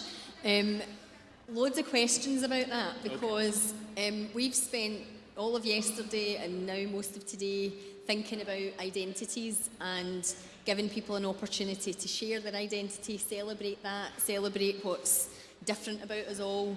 And I think one of the things that people have found most challenging is getting to a point where they can celebrate their identity without the impact of other people making them feel bad about that. Yeah, right. Social media is a huge part of that. Of course. And we've heard how some people find that a really useful way of being able to have a platform, which is important. Yeah. But the link between people's social media use and their mental health has come up in almost every other Time conversation. And time again, right? Yeah. And it's so I guess this is about just trying to preserve and protect your mental health. Yeah, I think it's really important to just really think about what you are truly comfortable sharing. Once you put it out there, it's out there. And you can change this all the time. Like, it can be something that you constantly reassess and think, actually, no, I shared that, and it didn't really go that well for me. And then just, you don't have to say anything about it. You just don't share it again. And it's like, you know, at its best, social media is a community, and it will put you in touch with people in terms of like sharing identity, other people that have the same life experience as you, that might not live in the little part of the planet that you live on, but have an experience that only you and that person or a finite amount of people will have. So it's definitely such an amazing thing, and it's definitely worth doing, but only to the level that you're really comfortable doing it, I think. And from everything that you shared in your video, that's a lot of learning, isn't it? And you don't learn that overnight. Of course, and So it's trial and error. Yeah. So I guess some of that's been brilliant learning, but quite painful at times. Yeah. I mean, I've shared on and off a lot about like a weight loss journey. I enjoy lifting weights and things like that. So I've gone through different periods where I was like super happy to share everything, and I shared all the numbers, and actually that it wasn't good. It wasn't something I ended up being comfortable with because it ended up actually stunting my progress because I just was thinking like, I haven't lost any weight this week and I'm gonna have to tell everyone I haven't lost any weight. Do you know what I mean? And it just becomes this thing where you just learn it over time, and it is something you have to constantly think about, I think, like, and no one tells you that. Well, I will let you speak in a minute, Clive, but I did have one other question, and it was about when you share a bit of yourself with other people, some people take that as permission to know everything, or that they're somehow entitled to know 100%. everything. And that must be quite difficult to manage and communicate. You know, so you see this a lot, I think, with celebrities and so on, about, oh, well, you're happy to share that, why are you not? And it becomes an area of criticism. And I think that must be such a difficult thing to balance. It is, and I think as well, if you're someone who is an empathetic person, if you're someone who like cares about other people's feelings, it's really hard to put yourself, I think, sometimes in the mindset of someone who doesn't necessarily feel that way or can't understand why someone would have a boundary that means, and also, ultimately, someone who might follow you on social media is someone who does care about you, and so they want more of you. And I think a lot of it comes from a good place. They want to feel like they're your friend, and and I think it can be really tough. But do you think it's important though to be quite bold in your honesty with people about saying, you know, I'm sharing this with you, I want to celebrate it, that's great, or this isn't so good, but I want to share it? I think it's different for everyone. I think if you want to share that with people, that's fine. It will certainly make it a lot more obvious where your boundaries are. Sometimes you just don't need to talk about it, and if people come to you, then and you feel comfortable addressing that with that person, that's fine. But also, like I said, you don't owe anyone anything. No one has a right to any part of you.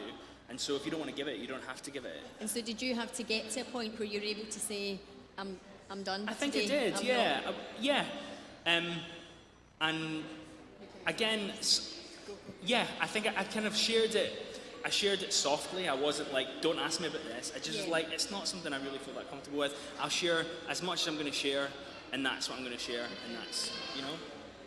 Thank you. Well, I was just going to say I really liked the way that you described if somebody came into your house, treat it as your house. I thought that was brilliant, because you wouldn't put up with somebody coming into your house and criticising everything about you and your life and your, you know, what your wallpaper's like. Or eventually you would say, right, wait a minute. Okay, if you don't like my house, leave. You're not welcome here. But in social media, we don't do that. There's that boundary is just not the same, and we kind of put up with things sometimes. You know what you're saying about people criticising, like coming into your house and criticising you, and we've all got that, like, one outspoken auntie or somebody who does come in and go, what are you doing that for? I don't like that. I don't like change that. And it seems to me that some elements of social media is like just a room full of those. Right. But the thing is as well, that I think one step further from that, in your house, it's your rules. So you make up the rules. And if you've got an aunt that comes in and does that and you love that aunt, you're like, oh, fine. And you let them get on with it. But if it's someone you don't know and they come in and it doesn't matter what they say, if it's uncomfortable to you, it's your house, it's your rules. You tell them to get out. Exactly. Thank you, but goodbye. When you're you personally using social media, do you use it? Are you using it for you, for your audience? Is it a conversation? What are you getting out of it? What are you giving? Is it a deal? Do you change that deal every post, every day? I think it's all of those things. I think it definitely. I mean, because when you start on social media, no one's watching, so it is for you. And certainly for me, when I very first started, a lot of it was sort of accountability for weight loss and my sort of progression with lifting weights and things like that.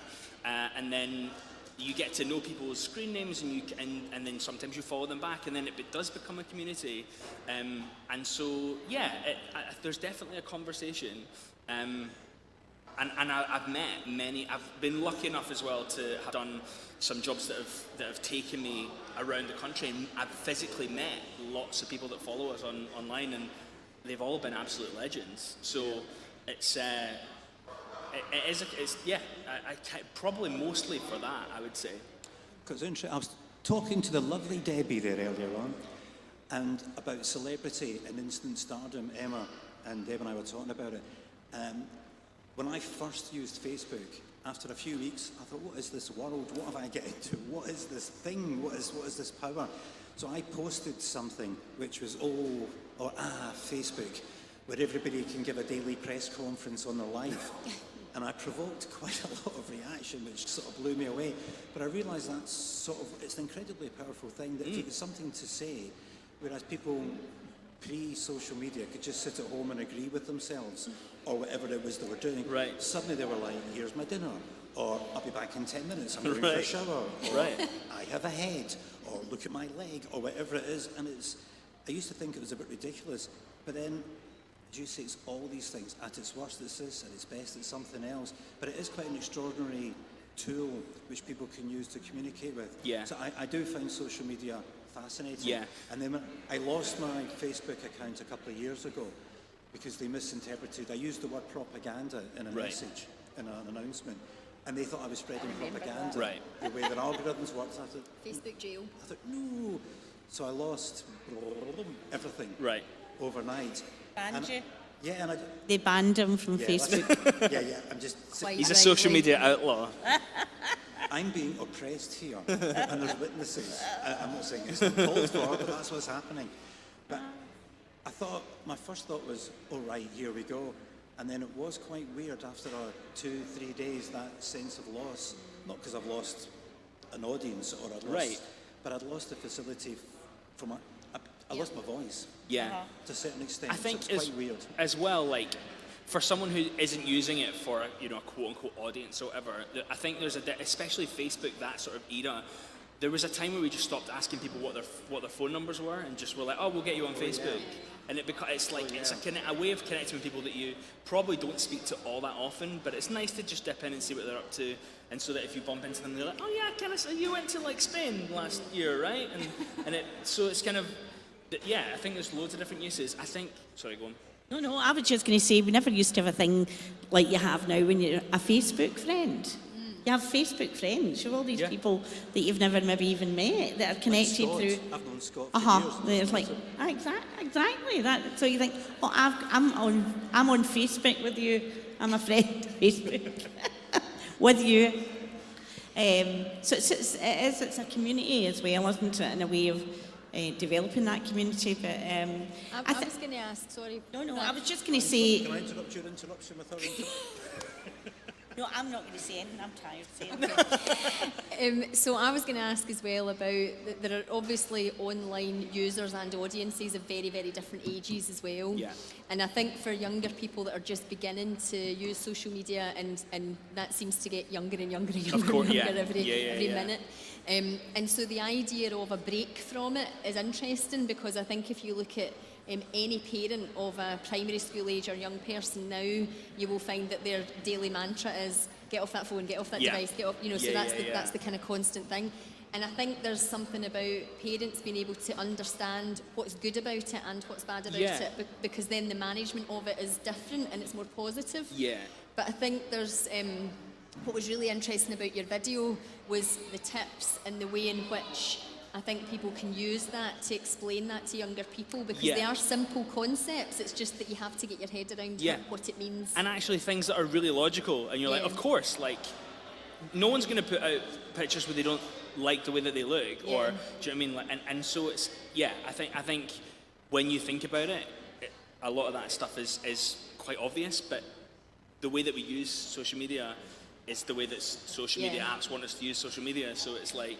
It's very clever. Yeah, it's very, very clever. But your analogy about someone coming into your house, I think for a much younger person, even if you take that in terms of the safe space of your own bedroom, or wherever your safe space is, and to imagine that someone's coming in and saying really negative things about you, your instinct would be, please get out of my safe space, because that I don't want you here. 100%. And there's something very powerful about being able to imagine your social media space in the same way. I'll be using that. Yeah, because it kind of feels like it's not a real thing, and it is a real thing, and the words are the same. And I think definitely that thing of visualizing yourself in a physical space that is yours, I hope it gives you that idea that there's no like acceptable boundary. It's like, well, they said that, and so like that's a blockable thing, or that's not, or it's like, it's up to you. Yeah. Some, like in my group of friends, I'm way more sensitive than some, and I'm way less sensitive than others, and everyone is the same, you know. And it's a little bit like when we all first started using email, and then we realised that stuff gets lost in translation because there's no nuance in an email. No context, no... people don't always use punctuation even correctly. There's all these tiny little things, and the amount of times I've sat in an office environment and seen someone read an email and go, who does she think she is? And actually you read it differently, and it's perfectly innocuous. Totally. Or like one word that's like a joke that is like super offensive in certain contexts or whatever. And if you don't know that person that well, especially in like an email chain or someone you don't know on social media at all. And there are people who will communicate with in a bit of shorthand on social media, and there's never any offence, but that's because I also know them in real life, and so we know each other well enough to be able to 100%. do that. Yeah. And I think that's the real difference. And I think for young people, understanding that difference as well is really important. But I think the video is great, and I think there's some tips on there that we will share and reshare. Thank you. And certainly use for other people, including I'll be taking it home. So I will also be watching my own video for tips. That's brilliant. Thank you very much. No, thank you. Anything you want to say? No, I'm completely covered. I'm completely covered also. I'm Satan. Because he doesn't have a Facebook, so it doesn't matter. Thank you very much indeed, Dave. We've got a short interlude now where we're going to play some music, and then we have some very, very special guests coming up to provide you with some comedy for the evening, which is going to be fantastic. So please stay tuned. And Dave is going to join us tomorrow evening, and is going to be singing for us tomorrow evening. So if you're not here in person, you can join us on Facebook and YouTube to watch Dave singing tomorrow. Okay? Thank you very much. Thank you. Thank you, Dave. Thank you.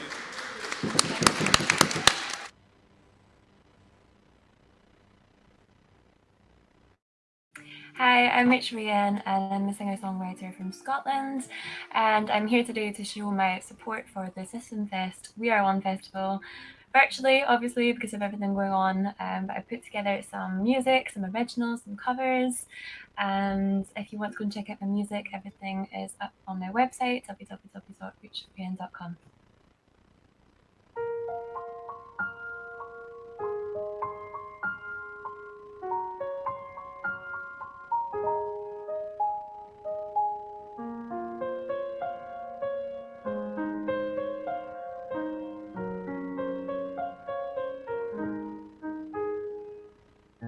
Through the rainfall, round in circles, I try to find it and I'm falling, falling down. Though my heart glows, you are my shadow. I try to find it and I'm falling, falling down. I take one step or two, you're right behind. But I can't escape it from the look in your eyes. No, it ain't easy when I say goodbye. We'll never know until we try. You'll be my shadow, you gotta let go. I've been wanting more time and space to figure it out. You'll be my shadow, you gotta let go. Maybe silence in the morning, you won't hear a sound. And when the rain falls, and though my heart glows, you're my shadow.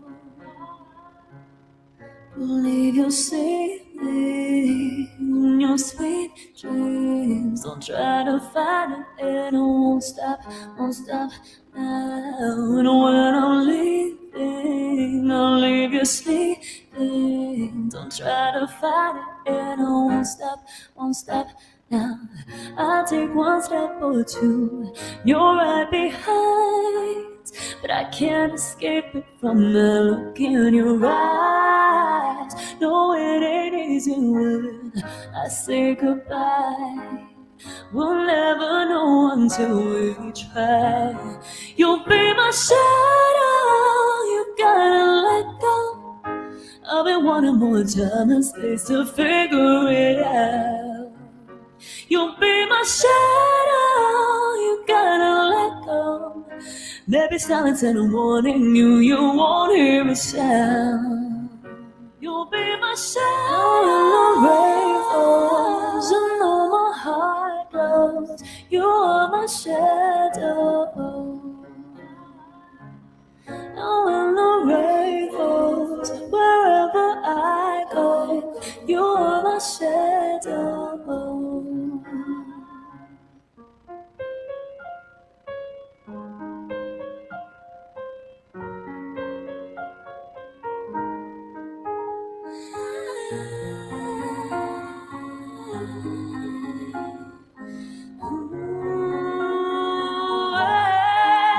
You'll be my shadow. And when the rain falls and all my heart glows, you are my shadow. And when the rain falls and all my heart glows, you are my shadow. And the wind blows wherever I go, you are my shadow.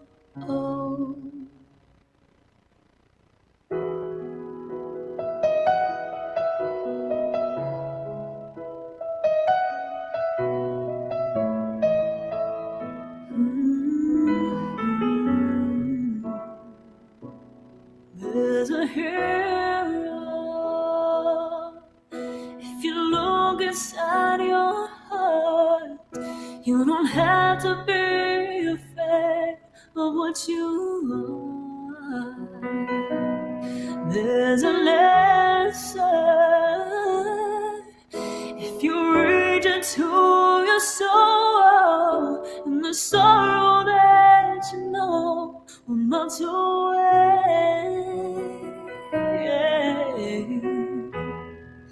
And then a hero comes along with the strength to carry on, and you cast your fears aside, and you know you can survive. When you feel like hope is gone, look inside you and be strong, and you'll finally see the truth, that a hero lies in you.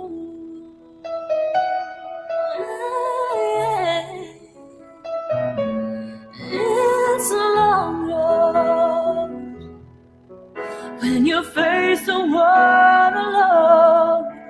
No one reaches out a hand for you to hold. You can find love if you search within yourself, and the emptiness you felt will disappear.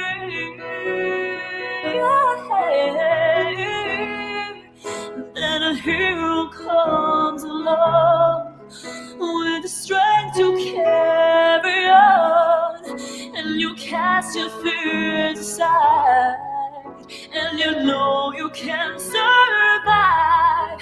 And when you feel like hope is gone, look inside you and be strong, and you'll finally see the truth that a hero lies in you. Wow, and light the house.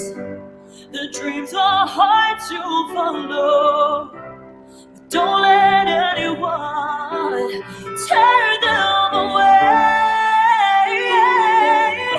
Just hold on, and there will be tomorrow.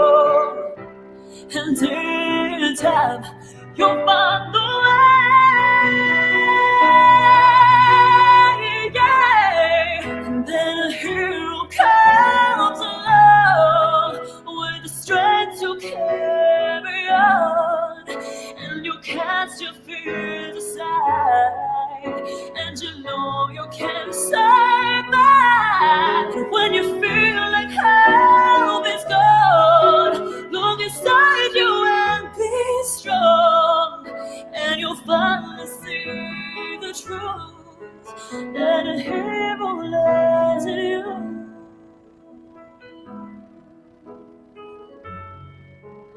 That a hero lies in you.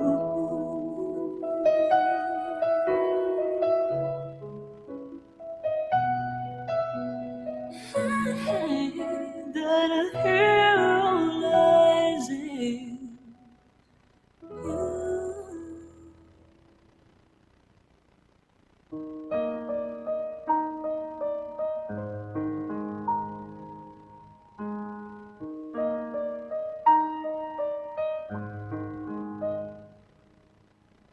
In these arms, always space for you. No matter what you do or say, break your walls, all that I can do. But am I writing on an empty page? I offer my heart, I offer my life, and you throw it right back. I offer the love, I offer the skies, then you throw it right back.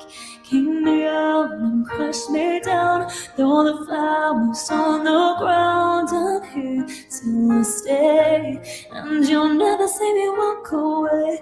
Push away and turn your face, turn your back on my embrace. I'm here to stay, and you'll never see me walk away.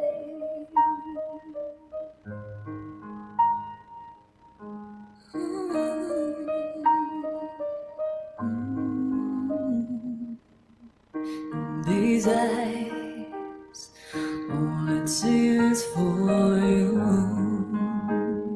I'm broken by the words you say. Find your colors, let them shine on you. To free your heart and empty space, I offer my heart, I offer my life. Then you throw it right back, kick me out and crush me down, throw the flowers on the ground. I'm here to stay, and you'll never see me walk away. Push away and turn your face, turn your back on my embrace. I'm here to stay, and you'll never see me walk away. I offer my life, I offer my heart, I offer it all. Is that enough? I offer my life, I offer my love, I offer it all. Is that enough?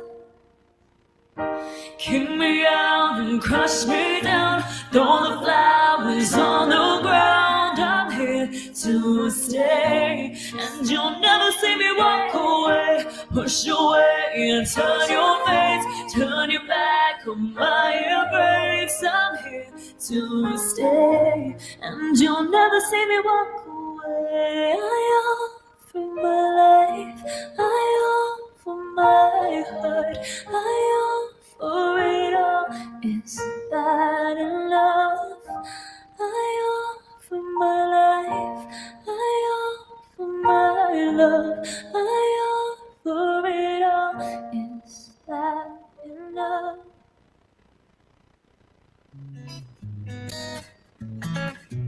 Yeah, yeah. Driving hard, hit me up on the fast lane. You are here, change the gear, welcome to the game. You're giving me the signs, trying to let me know you got the green light, but gotta take it slow. Take control, hit it up on the dance floor. Catch my eye, passing by, trying to give me more. You're giving me the signs, trying to let me know you got the green light, and I'm ready to go. You got me running faster than I've ever been. You got me seeing things now that I've never seen. You got me going all night. Oh, you got it, you got the green light. You got me running faster than I've ever been. You got me seeing things now that I've never seen. You got me going all night. Oh, you got it, you got the green light. Driving hard, hit me up on the highway.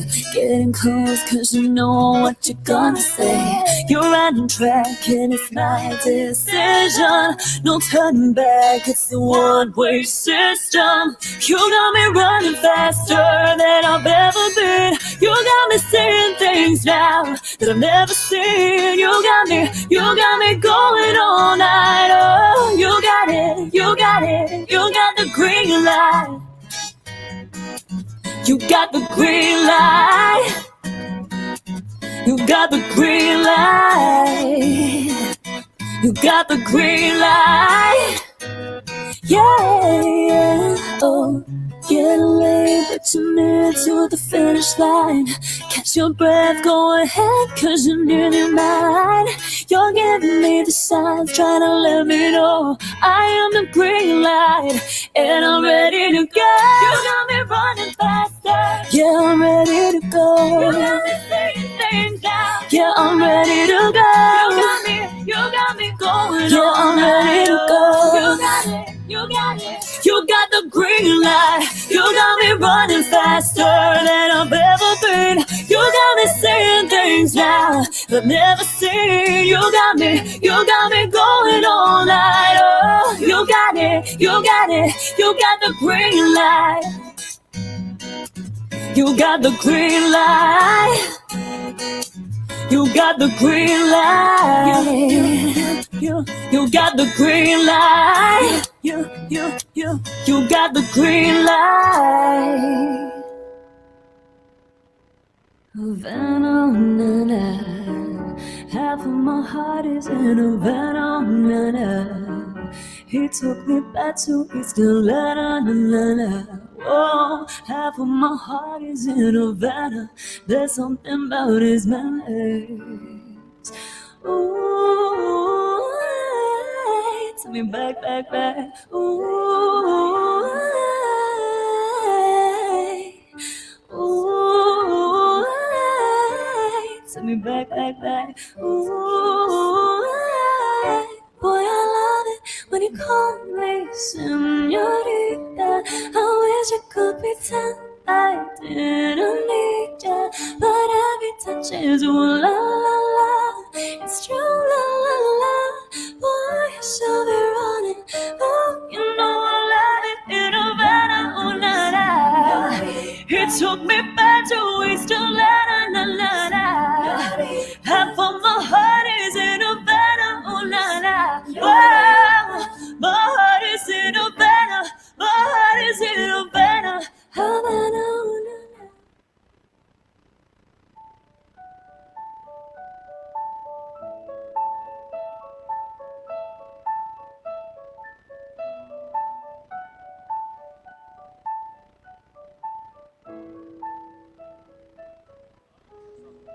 Yep, okay.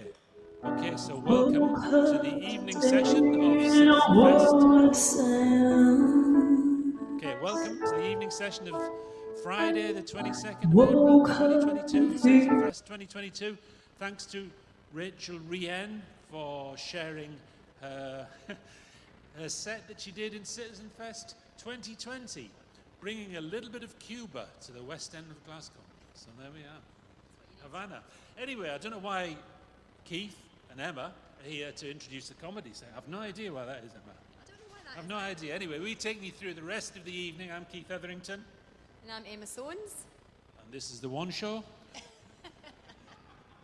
No, it's not the one show. It's not The One Show. It's Citizenfest 2022. And we've got an exciting evening ahead of us. We certainly do. And So what's what that we got to do with Citizenfest? What have we got coming up? It's the two show, thank you very much. It's a 1-2 show. And the boxing club isn't on. We know that. We know that. No, okay. Unless you want to inspire a wee bit. Yeah, I've been to Spa today. Okay, right, okay. See. Okay, so tonight, what have we got tonight, Emma?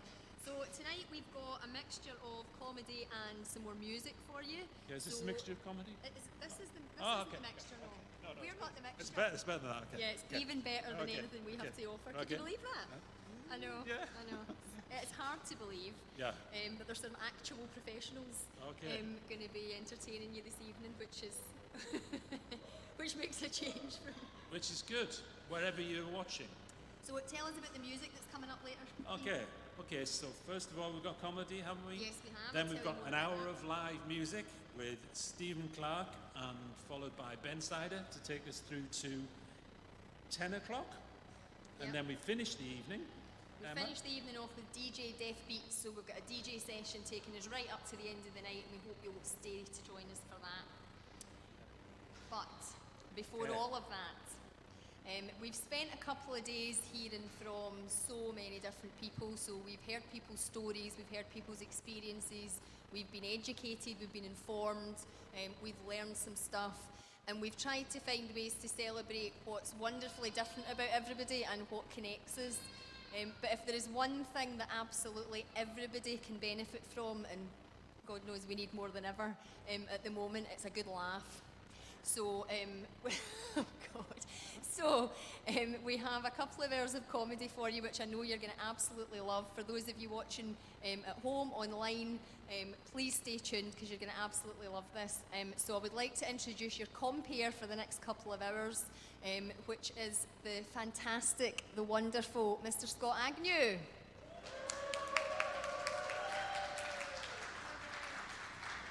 Yay! Hello. Hello. I'm going to take my Golden Girls mask off. It says we haven't. Yes, it says we haven't explained I'm a homosexual later. Right. So that's fine. You know. So hello. How are we? Yes. This is wonderful. The poor people at home online will not be seeing me because the camera stops here. Anyway, right. So get round you. You never come out. So nice to see you all. You've all come in. Thank you. You've made the effort to come out.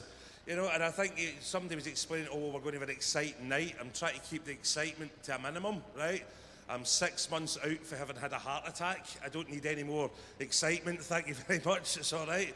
And plus, we've come in here this evening. Last night I was in Dundee because, yeah, I arrived at my gig in Dundee last night, and outside the gig was an asbestos disposal unit, right?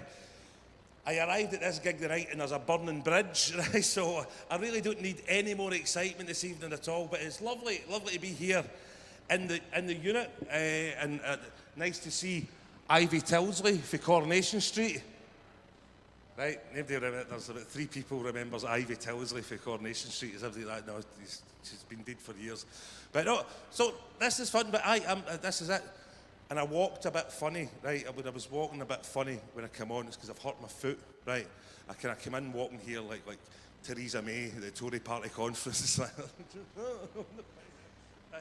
No, I don't know who'd have thought we'd have been yearning for that cow. But anyway, right, come back, Theresa, all is forgiven, right? But I've told them to get political, but there we go. Right, no, I hurt my foot, right? I hurt my foot because I was at a walking, right? I'm at a walking group as part of because I had a heart attack. I was dead 3 times, right? Yes. Which came back for the dead 3 times, which technically means I'm better than Jesus, right? So, back 3 times. And the cardiac rehab group, right? I was prescribed a walking group. And it's me and 15.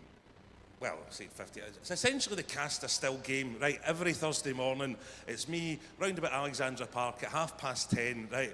And they are all just really, really suspicious of me because I'm too young to be there. I am the youngest person there by about 40 years, right? You can just see them all. This student's too young to be in here. I think he's a spy for the DWP, right? They're really suspicious of me.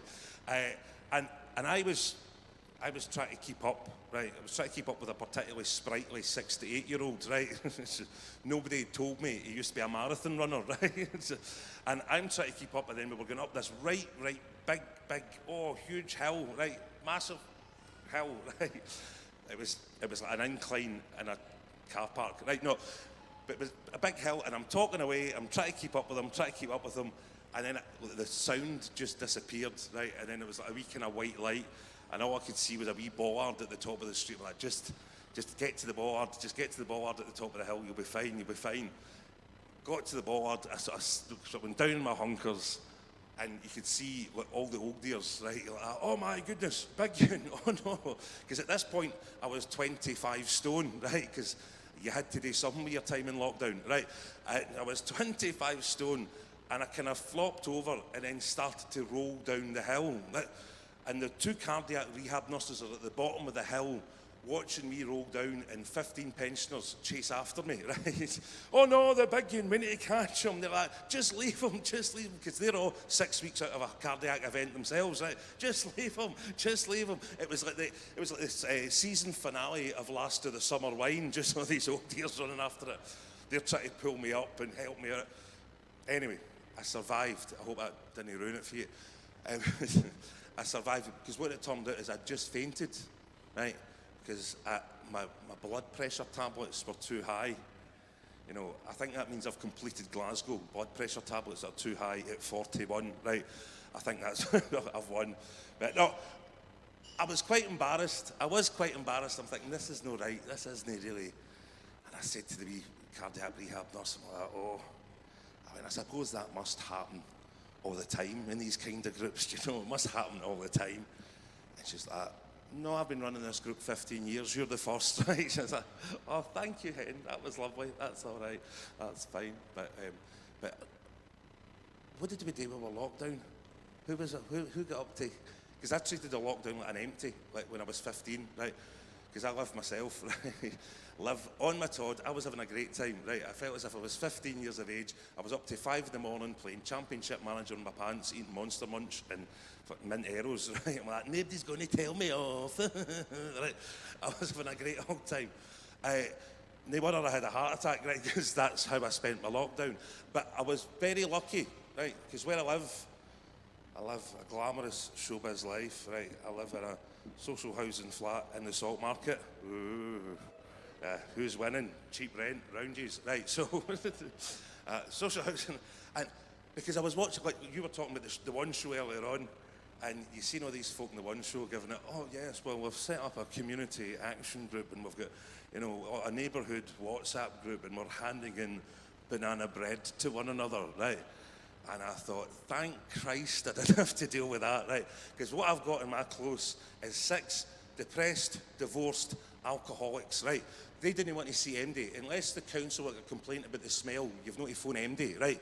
The only kind of vaguely neighbourly thing that happened as I came down the stairs, and in the close, the security door, somebody had kicked a panel, and then they'd sellotaped a wee note to the front door of the panel, and they went, "This is not vandalism, it's for deliveries." Right, and I thought, that was quite ingenious going yourself, you know. So nobody spoke to one another. But I'll tell you, here was a lucky thing, right? It's not going to sound the right way. Here was a lucky thing, right? My grandfather passed away, right, before the pandemic, right? And because you've got to look at your silver linings, because to hell having done that, right? He was 90 years of age, he'd lived a good life, right? He had a lovely life. And he passed away just before the pandemic, and I thought, like, that was a wee blessing in disguise, because it would have been awful, right? Because he was, you know, in good health pretty much to the end of his days, but he started to get a wee bit wandered, right? He wasn't quite as sharp as he used to be. And but he developed a fabulous logic, right? And I'd phoned him to ask if he wanted to come up to the house and watch the football. And I phoned him. And I was like, Granda, do you want to come up to the house? I've got the football on the telly. Oh, no, son. Can I do that? That's at 5 o'clock. Can I do that? I went, so that's you in for the night? Aye, that's at 5 o'clock. I'll be going nowhere, because that's me. I've got my clothes on inside out now. I was like, what? I went, what if you get your clothes on inside out for? Well, the thing is, at 5 o'clock I make my tea. And if I'm cooking my tea and eating my tea, if I've got my clothes on inside out, if I drop anything on it, I can just put it on the next day and I don't have to clean it, right? So, don't need to worry about it at all. All right, I kind of liked the logic. Well done, grandfather, you know. So I went up the next day, and I'm looking at the house, and like, my granny had passed away, and he wasn't keeping it as he should be keeping it, right? It was a bit messy here and there. And he's like, "Are you staying for your tea?" And I says, "It depends. I'm having to hang about to watch you change your clothes inside out, right, at 5 o'clock. He went, "Oh, I'll go into the bedroom and do that." "Oh, well, thank you very much," right? I don't know whether he does it in the kitchen normally, right? But he went, "No, if you're staying for your tea," he went, "you can sit with me. I'll go and get the other chair out the cupboard. The two of us can sit in the hall, because there's a wee show happens about 5:15 every night." I went, "What do you mean there's a wee show happens?" "There's a wee show happens about 5:15 every night." I went, "What's the wee show?" He went, "Well, see just as I've finished my dinner, and I'm sure they know they're doing it, give me a wee bit of entertainment after that. There's two wee mice, they come running right along that work surface. They do a wee dance backwards and forwards." I'm like, "I don't think that's a wee dance, Granda, right? I think they're eating, like, your crumbs. You need to pick up your crumbs when you're in the kitchen." And he's like, "What would I went, see if you're dropping anything, you know, get the hoover out. What would I bother wasting money in the hoover for? The wee fucking mice eat it themselves anyway, right? So clean it up." So I know, the wee mice. But ladies and gentlemen, this is the We Are One Citizenfest. Yes. We are going to have a good night. It's just fresh off the back of her sold-out show at the King's Theatre. Ooh. Star of Frankie Boyle's, well, she's no the star, because she's no Frankie Boyle, right? But featured on Frankie Boyle's New World Order, one of my best pals. Please put your hands together and welcome to the stage, Susie McCabe! And I'm too tall, right? Hold on. I know, I'll get that done. See, they can see you now. Look, that's what I look like. Can I just say, I was sitting watching this, and I have never seen a camper backdrop than that. That is spectacular, isn't it? So, it's nice to be out, ladies and gentlemen. I think we can all agree, yes? It is, man, it's nice to be out, but there's a wee bit of me. Now, I never worked, obviously, during the pandemic, but there's a bit of me that kind of misses the pandemic, because I had got myself into a routine, right? What had happened was, day 2 of the pandemic, my girlfriend, I know that'll be a shock to you, sorry lads. My girlfriend said to me, "Susie, I'm really worried about you going through this pandemic, because you need structure and you need routine, and I really worry about your mental health, right? And you need to find that. And she goes, but I just want you to know that see, as long as we're together, we'll be absolutely fine. Beautiful, right? Wonderful. See, 2 years down the line, she does not feel the same, ladies and gentlemen. That is a woman prepared to stab me with a rolling pin. Do you know what I mean? Like with an actual rolling pin. And around about day 4 or 5, she suggested that we do decorating, right? So decorating to me is like wallpaper, painting, a bit of glossing. Turns out decorating to her, full structural change, right? Like lesbian decorating, do you know what I mean? Just walking about with hammers and power tools and knocking down walls. It got to the point that we were going into a local B&Q. Now, our local B&Q is Parkhead Retail Park. We were walking in there at 2:30 in the afternoon one day and they went, that's the lesbians in, that's the lesbians in. Well, I was a bit worried about you lassies in case you said the COVID, and it just turns out that me, you all right, mate? I know it's weird, isn't it? You just playing with a camera in front of the audience that I'm talking to. That's weird. I tell you what, you don't get that at the King's Theatre. Don't get that. You also don't get chicken wings for £6 though either. But so we used to go for our daily walk round the B&Q, and then we used to go to Asda at the Forge. Asda at the Forge, man. I walk into that Asda and feel like an athlete. Do you know what I mean? That's the type of shop where you say, if you get any fresh fruit, mate, if you get any fruit at all, they go, aisle 26, it's all in tins. That's how we do our fruit in the East End of Glasgow. Either tinned or ornamental. Either way, you're leaving with no teeth, right? And then she said to me, I really think you need a routine, Susie, because we'd finished the decorating. So I built a routine, and I built my routine around the daily briefings, right? Remember the day, I became obsessed with the daily briefings, right, to the point where I set an alarm, because, you know, 12:30 was early, wasn't it? 12:30 is early when you're being in house measures, do you know what I mean? 3 gins, 1 bottle. Oh, no. Also, 3 mixers for 1 wee can of Fever 3 tonic, right? That was the level.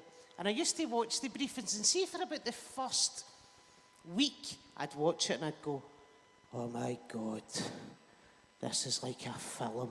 This is never ending. We're never going to come out of this.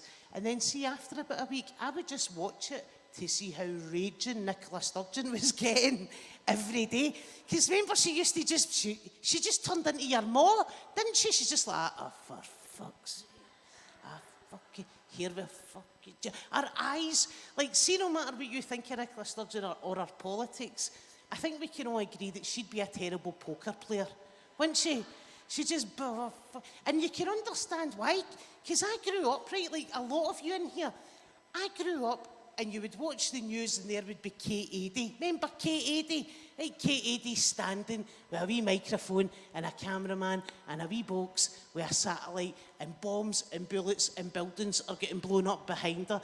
Like, see if you're too young to know who Kate Adie is, let me explain. If Kate Adie pitched up in your tune, you ran up the road, packed a bag and moved, right? Because shit was going down. Nowadays, our journalists can't work Zoom. Remember that? They couldn't press on mute. One journalist came on, and I swear to God this happened, right? As true as I'm standing here. One journalist came on one day last January and he went, First Minister, there's a lot of snow today. Do you have any advice for people sledging? Aye, son, get yourself a metal train, take yourself up the Golfie, you'll skate right down that hill. Just watch out for all the wee jobbies. Do you know what I mean? Like, it was metal. And then I also used to love the difference in all the countries, right? Because I loved the Downing Street briefing, man, because I just felt like Boris was my drunk da. Wasn't he? Boris just coming in like, see, next year, we're all going to Florida. 22 of us in a villa, Florida. And Nicola Sturgeon was like your ma in the kitchen going, we're not even going to a caravan next year. You'll be lucky if we're still together. If up to there with him, your dad's drunk, go and get a tenner off him. Right? And I loved watching that. And then my favourite bits is when it used to be Jason Jean in the First Minister. Like, I cannot believe that Jason Leitch never brought a calendar out at Christmas, man. He's like the new Daniel O'Donnell for nanas. You know what I mean? Imagine just Jason Leitch just standing with a mask and a temperature gun. Mr. January, you know what I mean? I used to love it when it was Jason Jean, the First Minister, right? And the First Minister would be up, looking down the camera, giving you all the worst details in the world, and she'll say, I'll hand you over to Health Secretary, friend and colleague, Jean Freeman. Now, what I loved about Jean Freeman is Jean Freeman looked and sounded exactly how a Scottish Health Secretary should look and sound. Right? Jean Freeman is the type of woman that would come up to you in the bingo and go, that's my seat, and you'd go, I know. And I used to love it, right? And there was the first crisis was the PPE crisis. And every journalist in the country, for every broadsheet and news channel, was on this call. And the first question to Jean Freeman was, Health Secretary Freeman, there is a PPE crisis in England and Wales. Does Scotland have a PPE crisis? We, Jean. No. No, we just stored dead smoke rigs. Flicking a fag. And then on the same day, they get Matt Hancock out down the road. Right? A man who looks and sounds like a cabinet minister, an Etonian. And he gets wheeled out and they say, Health Secretary Hancock, there is a PPE crisis in England and Wales. What happened to the PPE? And he said, I swear to God, he said, we missed the email. You missed the email? Mate, I'm not being funny, but we're on the house. I'll watch for the email. I've currently worked my way through Star Wars, Harry Potter, and I'm about to hit up Poirot for a box set. Between that and the gin, that's what I'm doing with my life. I'll watch for the email. And they said, when is the PP coming? They said, it's fine, it's fine. The PPE is coming on Monday. And they went, where is it coming from? And he said, the PPE is coming from a T-shirt manufacturer in Turkey. What? What? Are you telling me we've got doctors and nurses running about hospital wards in England and Wales with a fake Celtic top on? Blue and white hoops and a sash? Is that what's happening there? Like, what's the name? What top have you got? I've got a Chelsea top. A Chelsea top? What's the name in the back? Dogba, mate. Dogba. Any ventilators? No ventilators, but I've got a box of gimp mask down there. Put that on, stick 2 straws up your nose, pull the zip across. What's your safe word? Emphysema. Great. Go, go, go. Know what I mean? It was mental. Mental. But my favourite bit in the pandemic is when the whole of Scotland came together as one. It was, honestly, it was a particular briefing on a Friday. Boris came out. Now, Boris never really done briefings on a Friday, and I used to have a joke here about he never done a briefing on a Friday because he was always having a party at Chequers. Turns out he was having a party at Downing Street, right? All 17 of them. And Boris came out on a Friday, and Boris announces that the pubs in England are opening that Saturday, the following day, and the whole of Scotland, man, woman and child, looked to that telly and went, what? And literally they were like, are you telling me they're getting pints? They're getting pints before us? That's it, man. Get your wains, get the dug, phone your ma. We're emigrating. We're emigrating. We're emigrating to the Lake District. Come on, just phone your ma. I've had, in fact, even the most ardent nationalist was like, get that sturgeon on Twitter now. I'm not having it. And then something else happened in this briefing. And this was like Andy Murray's win at Wimbledon. I'm just going to wait. I'm just going to wait. Just wait. Right, there we go. So, it was like David Marshall's save to get us to the Euros, right? The whole of Scotland had the same thought at the same time. It was remarkable. Boris then says, pubs aren't just opening tomorrow.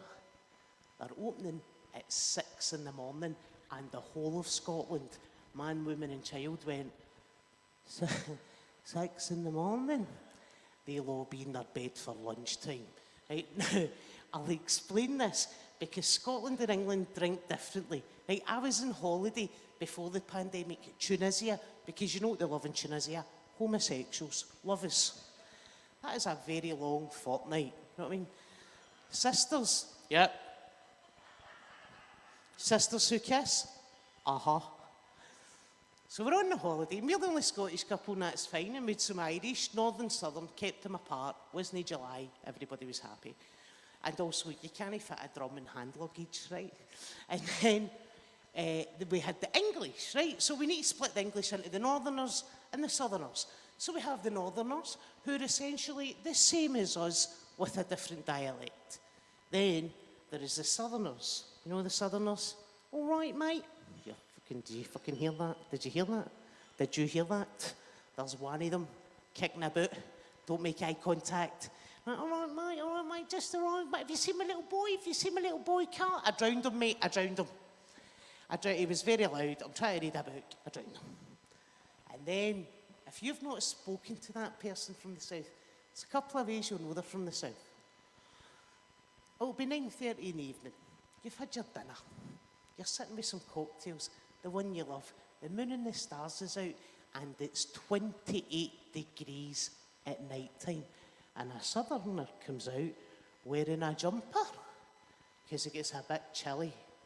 Like, mate, it's 9:30 at night, 28 degrees, the moon's out, and I'm like, give me the factor 50. Give me the factor 50. I do not trust the moon burn. Give me the factor 50. Honestly, I was in London last week and I sat outside a cafe for 15 minutes and I get sunburn on my neck. Right, that's my skin complexion. I was also in London last week and a woman with one of those southern accents went, could you tell me where the Only Fools and Horses show is? And I went, oh, yeah. And I started speaking to her and she stopped me and she went, I didn't realise you were German. Fucking German. There's another way you know somebody's for the south, right? You're on holiday. You're in an all-inclusive holiday. You can eat and drink as much as you want. And a southerner will go to the bar and order a half pint. Who does that? Like, who genuinely does that? See, if you order a half pint in this country, you get a colouring book and crayons with that, man. I live in Denniston. See, if I go to my local and order a half pint, that'll be one of the most tense conversations that I'll ever have in my life. I'll walk up to that bar, and I'll say to the barman, can I have 2 pints of lager and a half pint of lager? And he'll just look at me and he'll go, what was the last one? He goes, it's just a half pint of lager. He goes, oh. Is that for you? No. It's for my pal. Oh. Are they on antibiotics? No. Oh. Are they pregnant? You're like, no, mate, they're from Edinburgh. Oh, well, in that case. I also had to look after my parents during the pandemic. 7 weeks leading up to the pandemic, my dad had been in hospital. He went in, kind of diabetes-related complications, and he came out with a below-the-knee left leg amputation. And he's had various kind of heart issues over the years. And my mum, 5-6 years ago, got diagnosed with pancreatic cancer, a cancer with a 13% survival rate, and she lost her bowel and her spleen and stuff like that. And I'm thinking to myself, my parents have got through all those health issues, and they've lived through a global pandemic. I'm never getting that house. Like, never. I'm never getting... It's like being the child of 2 Avengers. You know what I mean? You know how they say 2 positives make a negative? I've realised I'm the negative. But it was funny when the pandemic started, because I spoke to them and I said, look, I need to look after you. I need to do all the stuff that I need to do to keep you safe. And my mum went, Susan, this is just a flu. I said, it is not just a flu. You don't have a spleen. I need to look after you. She went, Susan, I think you're forgetting. me and your dad lived through the war. I was like, you were born in 1948? My dad was born in 1950. There was no war. My mum, there was rationing. Just because you couldn't get a banana when you were 2 does not mean that you were on the beaches at Dunkirk, Eleanor. Do you know what I mean? Oh, honestly, man, it was tough. It was tough. But I had a big birthday recently. Ladies and gentlemen, I had a big birthday. One of the birthdays that you know it's a big birthday because it's announced to the world, spray painted onto a bed sheet and hung for a roundabout near your house. What an odd little island we are sometimes. I always think, see if Scotland ever did get independence, I like to think that's how they should declare it. Like, I don't want Dimbleby and I don't want Kusenberg. I want a bed sheet wrapped round Edinburgh Castle. Just like, nae Scotland, nae party. All us running about with our taps off and a bag of cans. And that's just the woman. I always think that would be a thing. But I know, you know, people say, age is just a number. See, age is a number. It's just a number. See, in the East End of Glasgow, age is an achievement, right? I'm not going to lie. See, when you turn 40 in the East End of Glasgow, you get a telegram from the Queen or the Pope, depending on which side of the fence you're on.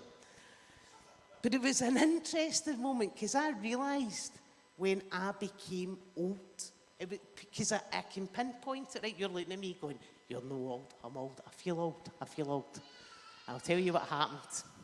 It's in the kitchen, 20th of February, 2022, 2:30 in the afternoon. I'm making a cup of tea, I'm thinking about a nap. And an advert came on the telly and it hypnotised me, right? You know that way? It just grabbed me and all I could think of was, is that a free Parker pen? Is that a free Parker pen for just inquiring about life insurance? What a bargain, right? What a bargain. And at that point, you realise you're about 6 weeks away from collecting commemorative coins and sponsoring a blind donkey. That's where you're in your life. So I phoned up for the insurance. And it was the usual.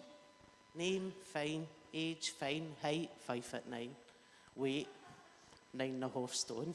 And then they went, postcode, I say G, they hung up the phone. But it's not just me that feels old, like my mates are old. Like we used to have a WhatsApp group to discuss our nights out. That WhatsApp group now just discusses the night sweats. And every second word is misspelled because our fingers are sliding off the screen. Who knew the sponge emoji would be so useful? We don't even have a night out anymore. We just go out for a Groupon high tea. You know what I mean? In the afternoon. See, for the first hour of when we're out, we just discuss how people we went to school with have died. She's dead. She's dead. How'd she die? Drowned. She drowned in the library. She drowned in the library. Aye, in her own sweat. Out the game. No, and then you're like, just passes the jam and a scone.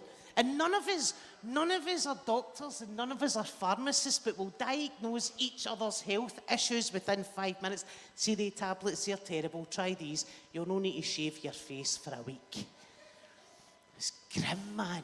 It's grim. And there's something happens to you, right? And nobody ever discusses this. And I'm going to explain it. See, when you're in a relationship with a woman, doesn't matter if it's a same-sex relationship or a straight relationship, doesn't matter. See, when you kiss a woman in the back of the neck, we will all go, hey, right? That's what we do. See, when you do that to us in our 20s, we'll go, hey, take me now. Right? See, when you do it to us in our 30s, we'll go, take me to bed. See, when you date to us in our 40s, all we can think of is, I changed the bed today. I wonder if there's any way we can move this into the shower. Because it's just going to be easier, innit? Because otherwise I'll need to change the bed twice in a week and that's fucking hard going. I'd rather go to a spin class. It's grim. It's grim. I've been really fortunate in doing this job though. In fact, I'll tell you about my mum. Here's another thing that happened, right? before I even go into the next bit. My mum, see, as soon as I turned 40, my mum sat me down and went, "You'll no be having children now, will you?" And I said, "What do you mean?" She went, "Well, now that you're 40, that door's shut." And I'm looking at her going, "I don't think time was the deciding factor in that, Mum." Do you know what I mean? Like, that wasn't the pressing issue. But see, as soon as I turned 40, see if I've got any ailment at all, my mum, "That's the change." I say, "What?" She goes, "That's the change." I said, it's a broken leg." She went, "I'll tell you what happened there. You had the sweats running down your face, sweat in your eye, you've slipped, you broke your leg. That's the change." And I'm going to myself, you come from a generation of women that fought for sexual liberty and freedom and given us the pill, but yet you still can't say the word menopause in front of my dad, right, as if he doesn't know what it is. And I've been dead lucky to do this job, and I speak to my mum about this, because I noticed this. I moved back home with my mum and dad, and you know that way when you live with your parents. I was living with them for a while. My marriage had ended, and I noticed that, see, when I would go and visit my mum would go, "Susan's that you? Thank God you're here. Put the kettle on. I am parched." You're going, "You've been in this house all day yourself, and suddenly I arrive and you're freaking dehydrated. Are you making a sandwich, Susan?" "No, make us a sandwich, Susan. My blood sugars, oh, my blood sugars." Then she'll sit and she'll go, "I'm so glad you're here. Been wanting to talk to you. See your dad? Losing it. I don't know if it's dementia. I don't know if it's Alzheimer's. Losing it.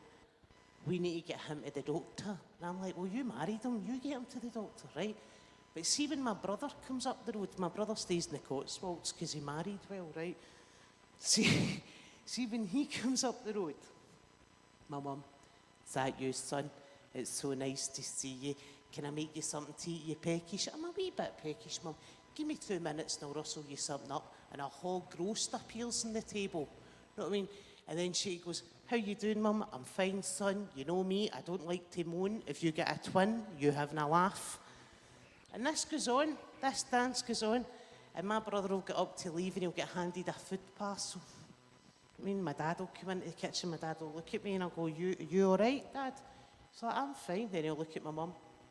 "Losing it, man. Losing it." And my dad will come in, we'll all be together. My brother gets up to leave and he'll get a steak pie and he'll get a side of salmon and he'll get a brisket and he'll get a cake and he'll get homemade soup and he gets sent in his way. I got up to leave, my mum will say, "Is that you going, Susan?" "Aye, Mum. See, before you go, is there any way you could put up that shelf?"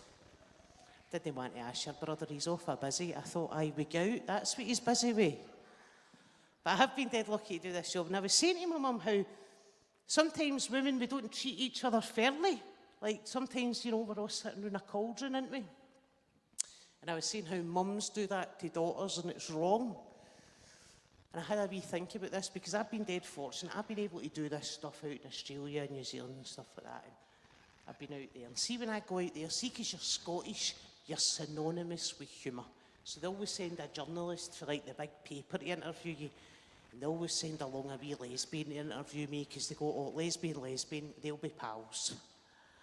And they'll send like a wee woolly, vegan, coconut milk kind of lesbian, right? Because they think I'll be the same, and what they're greeted with is football hooligan lesbian, right? And we'll have a wee chat, and they'll ask me questions that a man would never dream of asking me. They'll come up to me and they'll go, "I used to be an electrician," right? So they'll say, "What was it like working on a building site?" I'm like, "Well, nobody died." Then they'll say, "What was it like being an electrician?" You go, "Well, 1, I'm a woman, 2, I'm a homosexual, so they just let me do lights." Ta-da, right?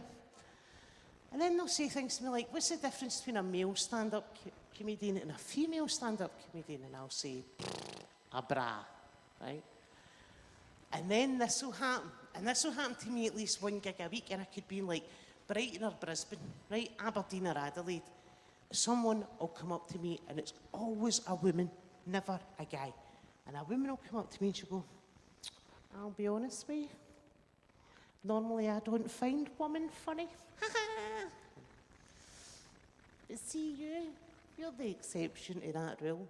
And I normally say, listen, thanks very much, that's really nice of you, but normally I find women attractive.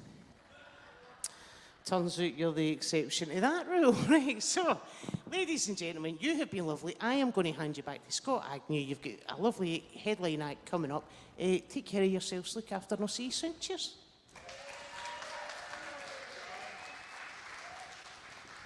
Ladies and gentlemen, everybody in between, please give it up for Susie McCabe. Thank you, thank you. What we're going to do is have a quick sort of 10, 15 minute break, let you get yourself some drinks, go to the loo, go out for a smoke or do something like that, something to eat as well. We'll be back with your fabulous headline act. But please give it up one more time for Susie McCabe. Thank you.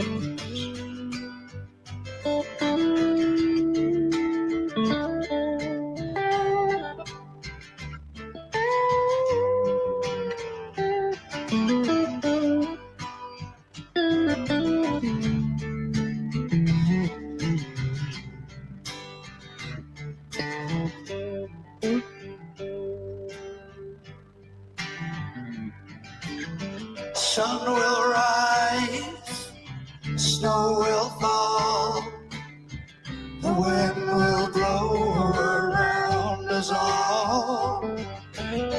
We'll cross the line, by and by. We are one with the star-filled sky.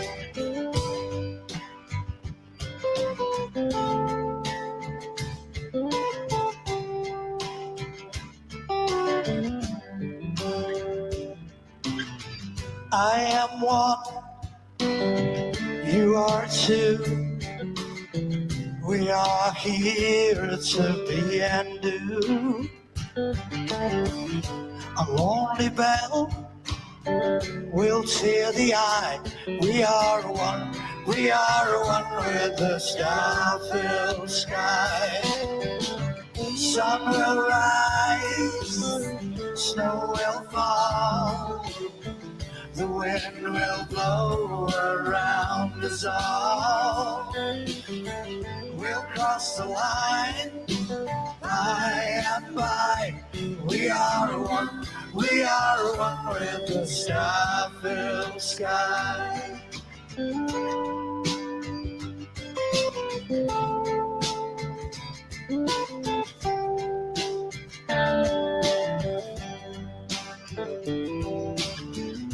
The moon comes down and lifts the wave, also the way that we behave. Girls will dance, soldiers will cry. We are one with the star-filled sky. Sun will rise, snow will fall, the wind will blow around us all. We'll cross the line, by and by. We are one with the star-filled sky.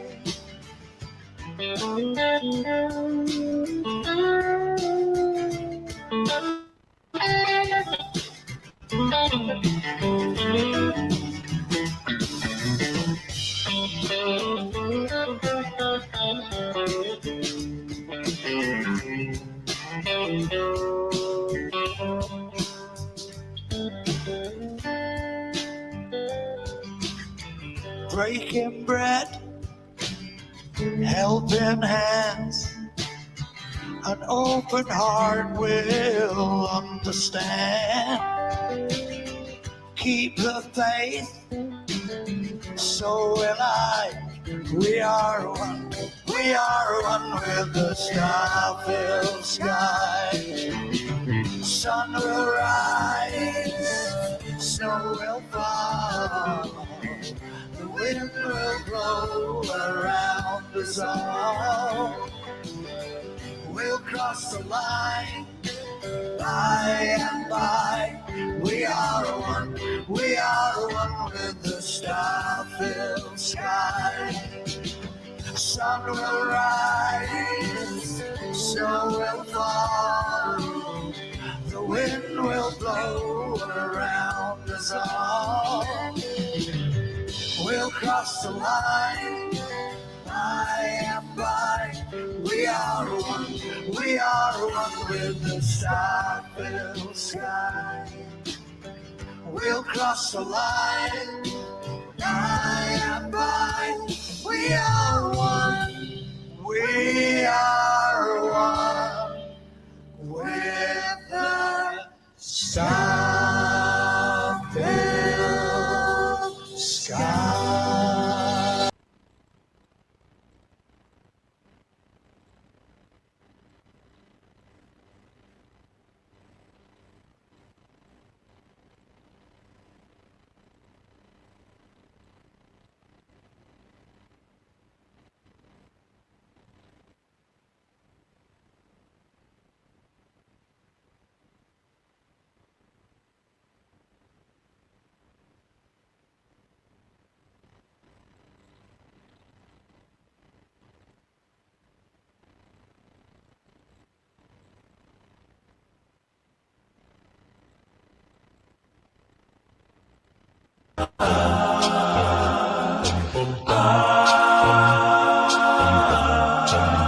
Are you ready? Are you ready? Are you ready? Are you ready?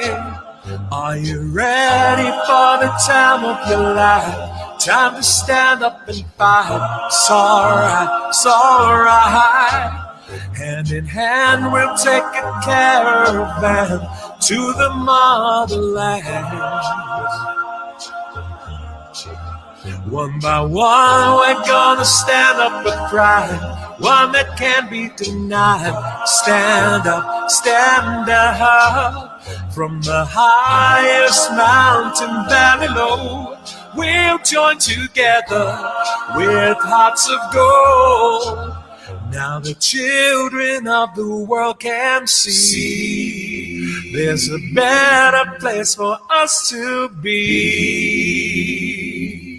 The place in which we were born, so neglected and torn apart. Every woman, every man, join the caravan of love. Stand up, stand up, stand up. Everybody take a stand. Join the caravan of love. Stand up, stand up, stand up. I'm your brother. I'm your brother, don't you know? She's my sister. She's my sister, don't you know? We'll be living in a world of peace, in the day when everyone is free. We'll bring the young and the old. Won't you let your love flow from your heart? Every woman, every man, join the caravan of love. Stand up, stand up, stand up. Everybody take a stand. Join the caravan of love. Stand up, stand up, stand up. I'm your brother. I'm your brother, don't you know? She's my sister.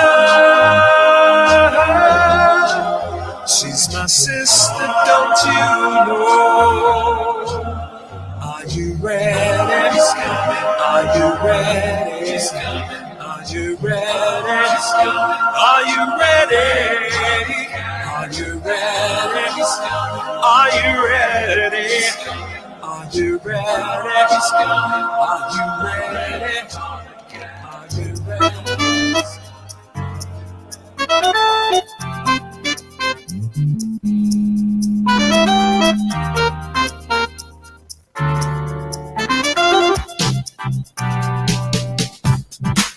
I've seen your picture, your name and lots above it. This is your big debut. It's like a dream come true. So would you smile for the camera? I know they're gonna love it. Hey, I like your picture. I keep it with your letter. Done up in blue, print blue. It sure looks good on you.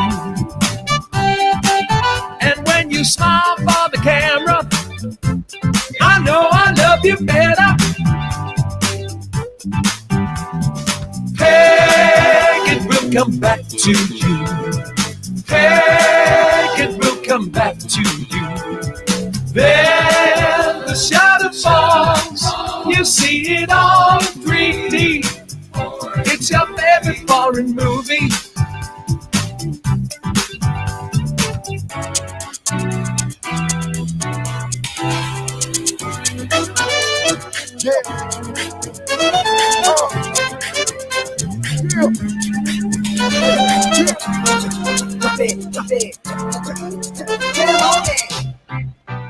Greetings, girl, and welcome to my world of phrase. I'm right up to bat. It's a daisy age, and you're about to walk up stage, so wipe your lottos on the map. Hip-hop love this is, and don't mind when I quiz. You're involved with me for the sun. But clear your call, cause it's a one-man sport, and who's better for this than plug one? I like your pen shot.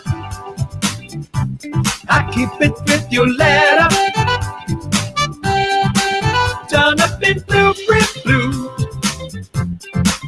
It sure looks good on you. And when you smile for the camera, I know I love you better. Hey, it will come back to you. Hey, it will come back to you. Then the shadow falls. You see it on 3D. It's your favorite foreign movie. It will come back to you. Is this the real life? Is this just fantasy? Caught in a landslide, no escape from reality. Open your eyes, look up to the skies and see. I'm just a bummer, I need no sympathy. 'Cause I'm easy come, easy go, little high, little low. Anyway the wind blows doesn't really matter to me, to me.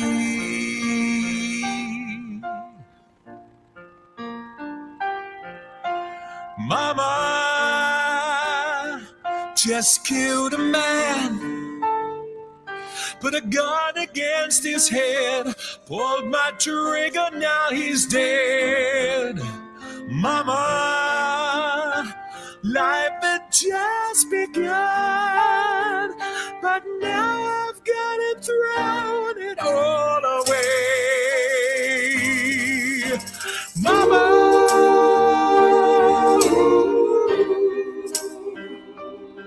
didn't mean to make you cry.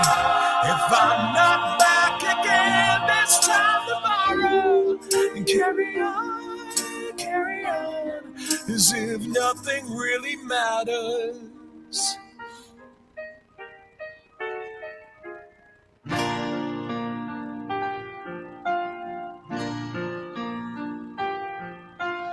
too late.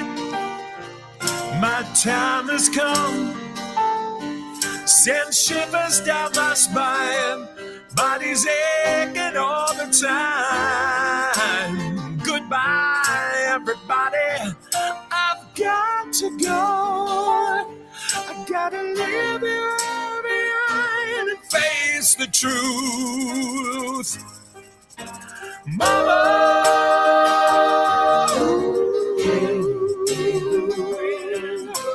I don't wanna die. I sometimes wish I'd never been born at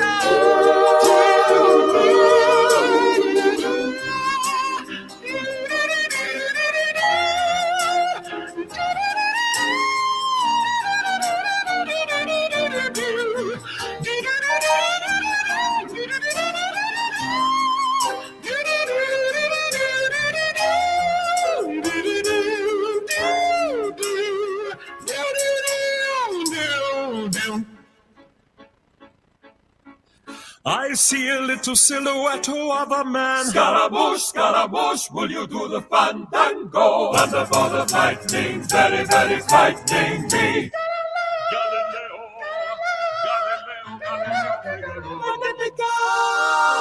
I'm just a poor boy, nobody loves me. He's just a poor boy from a poor family, sparing his life from this monstrosity.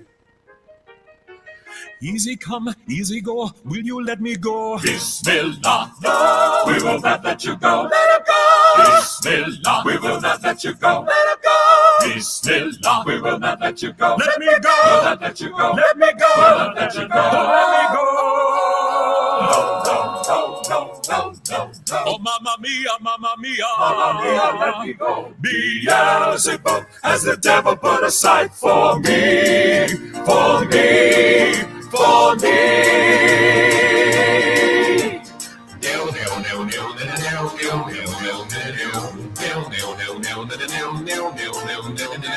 So you think you can stone me and spit in my eye? So you think you can love me and leave me in time? Oh, baby, you do this to me, baby. Just gotta get out, just gotta get right out of here.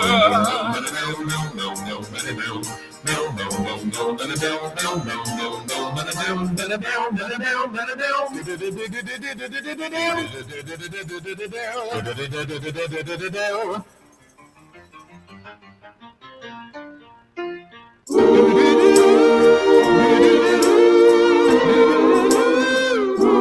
yeah, ooh yeah.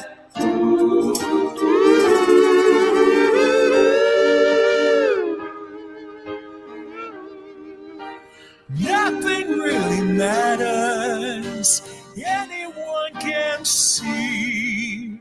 Nothing really matters. Nothing really matters to me.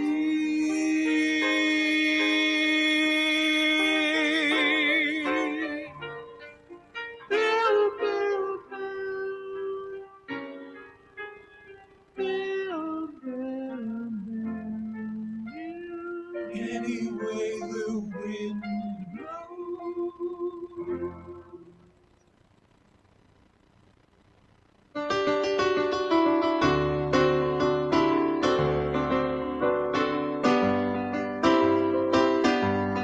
In this friendly, friendly world, with each day so full of joy, why should any heart be lonely? In this friendly, friendly world, with each night so full of dreams, why should any heart be afraid? The world is such a wonderful place to wander through when you've got someone you love to wander along with you. With the sky so full of stars and the river so full. Folks, please don't. Every Folks, we're heart going to start should back in about 2 be minutes' time. so So take your seats, get yourself ready. We'll be thankful. back with the second part of the show in about 2 minutes' time. Thank you.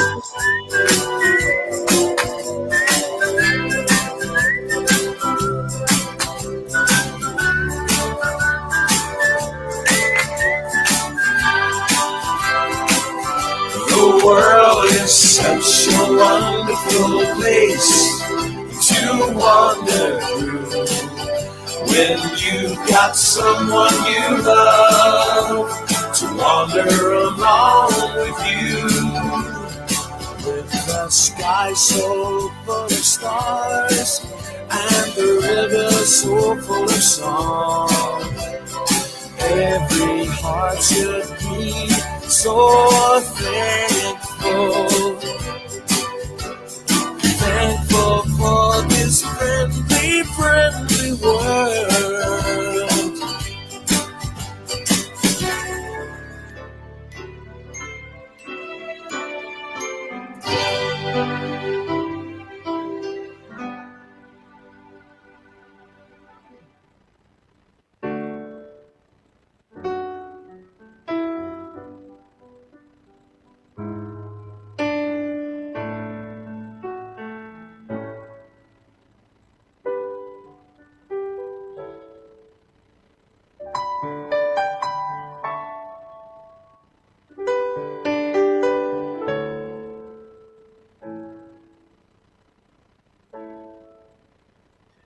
And the second city of the empire, Mother Glasgow watches all her wings,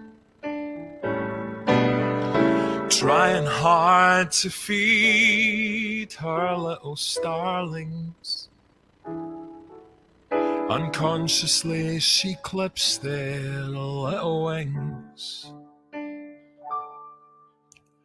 Mother Glasgow's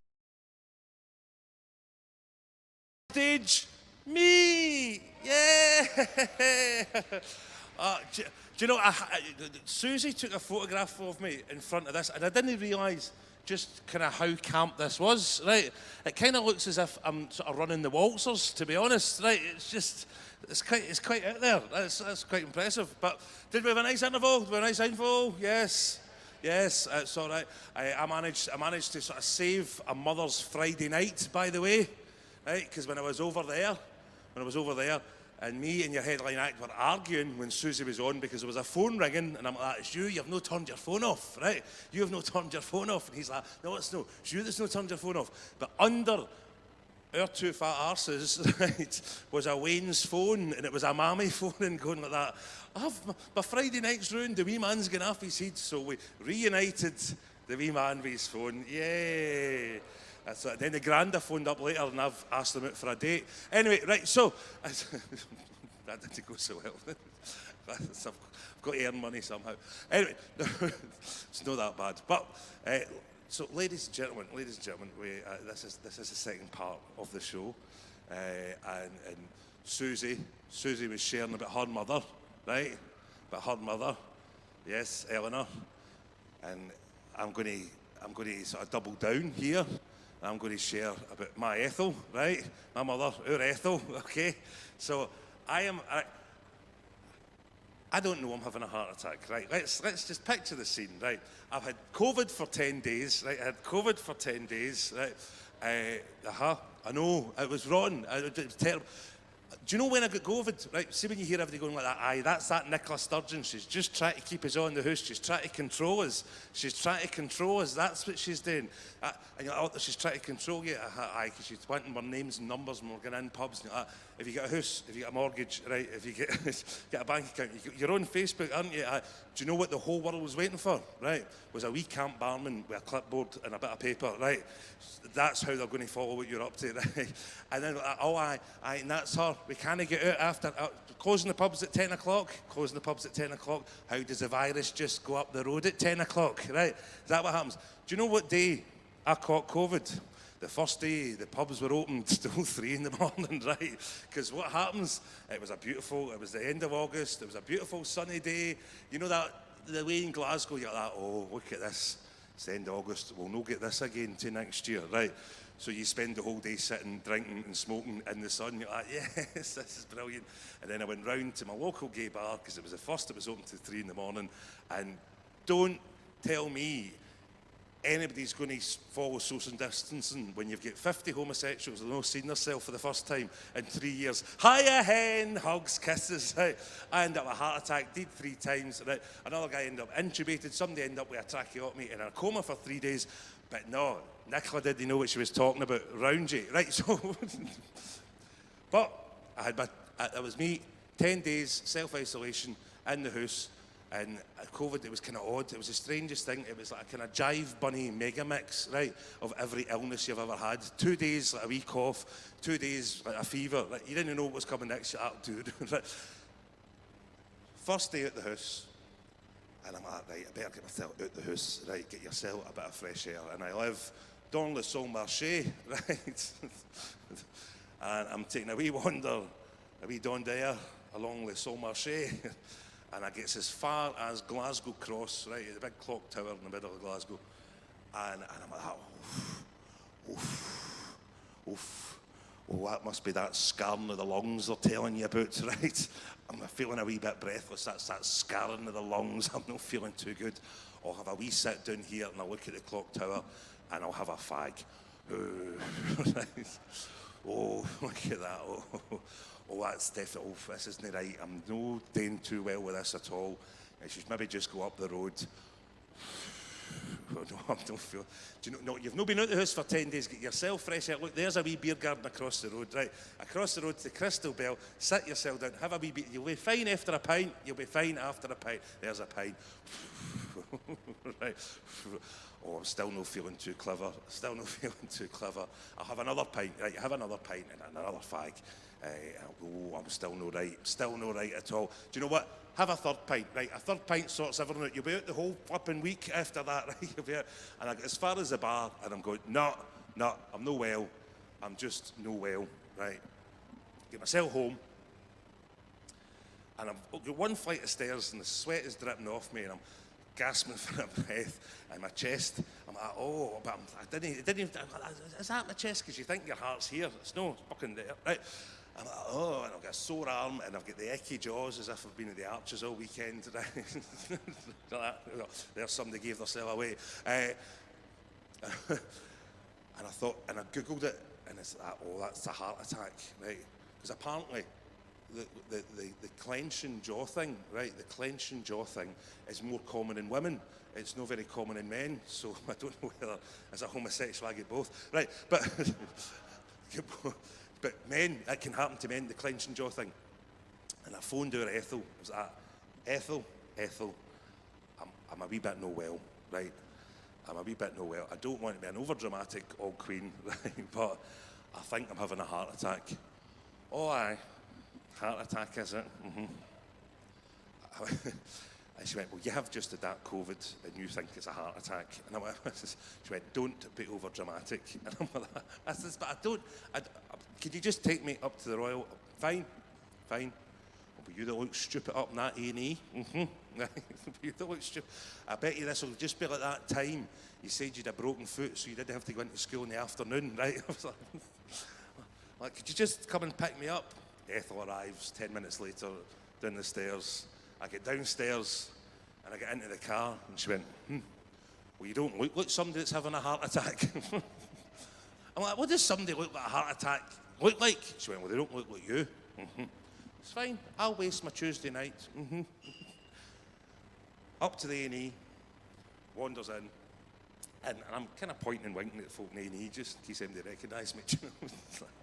How are you doing? You know? A wee joke with a woman at the receptionist, and she's like, oh, it's your chest, like straight through ECGs, and then they wondered, they like, could you just come with us? And I walked, right, and they walked me into the resus unit, and I'm like, what am I doing in the resus unit? Why am I the queen? Have they just opened this part of the hospital, right? It's just, what am I doing in the recess? You're like, you're having a heart attack because you sit down. 30 minutes later, it's all going tits up, right? And I'm in and out of the van. Say the van, it's an ambulance, right? It's not an ice cream van. Do you want a double nugget? And they brought me back and was forwards 3 times, and I was getting wheeled in and out. Because the first time I died, right? And I'd done this every time I died. Before I went for it, I was like, could you just put that headdress back? Because I'd just like to lie down, right? So I've got a very definite idea of how I should look as a corpse, right? And I'm like, is that us at the Jubilee? Because they want to put a stent in, and like, we've not got you at the car park yet, big man. Right? It's like, all right. They put a stent in me, right? I get wheeled into the Jubilee. I never thought this happened. I thought this just happened like in the TV programmes where you get right out of the ambulance and straight in. And the man, I say the man, he was a surgeon, he wasn't the janitor, right? The surgeon is standing there, and I get wheeled in. Bear in mind, I'm 25 stone after lockdown, and I get wheeled right in, and the surgeon says, by heavens, what size is he? Right? Well, this is no time to be talking about a woman's weight, right? But what he meant, the pictures had come up on my heart, because I'm 6'5", I'm a big bugger, right? And what they wanted to do is they needed to put a full stent in, right along the right main artery of my heart, because it was 90% blocked the whole way. And he was putting in a 5 centimetre stent. A 5 centimetre stent doesn't sound like a lot, but the average size of a stent that they fit is 1.5 millimetres, right? And the surgeon's arse is collapsing because he knows that they only manufacture stents up to 38 millimetres, right? And he's now got to find one at 50 millimetres, which means he's got to fucking manufacture it while I'm there dying beside him. So I, ladies and gentlemen, have an Arnold Clark cut and shut stent, right? Just welded it together, on you go, you'll be fine, right? The next day, Ethel's up. She went, well, that took a bit of a turn last night, didn't it? Oh, I went, do you think? Yeah. Oh, I mean, I wasn't expecting that. I went, well, that's funny, because I had it in my diary, Ethel, do you know what I mean? I had it in my diary. She went, oh, no, I mean, it was quite something. So it was, she went, there was 2 bits that got me. She went, really nearly got me. She went, they kind of wheeled you out to go in the ambulance the second time. And they turned to me and they went, is there anything you would like to say to him before he goes? And I went, all right. And I thought, that must have been quite difficult for you. That must have been a horrible thing. I went, what did you say? Oh, see, that's what I need to confess. She went, I says nothing, right? I went, you said nothing? Well, I said nothing sentimental, right? I said nothing sentimental. I went, so what did you say? I just said get him in the fucking ambulance, right? So that was going to be my mother's last final words to me, get him in the... Anyway, she went, and the other thing that got me, the other thing that really got me, she went, they were wheeling you back in, and there was 2 policemen standing just as they shut the ambulance doors, and the 2 policemen stood there and they blessed themselves. And I went, Mother, you're hallucinating, right? You're imagining things. There is no way there was 2 Catholic policemen on duty at the same time. And I was like, that's just it. Anyway, so I'm here to tell the tale. We're all doing well, and we're about to crack on with your headline act. Are you ready for your headline act? His history videos are a YouTube sensation. He's one of the finest acts in the circuit. He's a very, very good friend of mine. Please put your hands together and welcome to the stage, Mr. Bruce Fumi!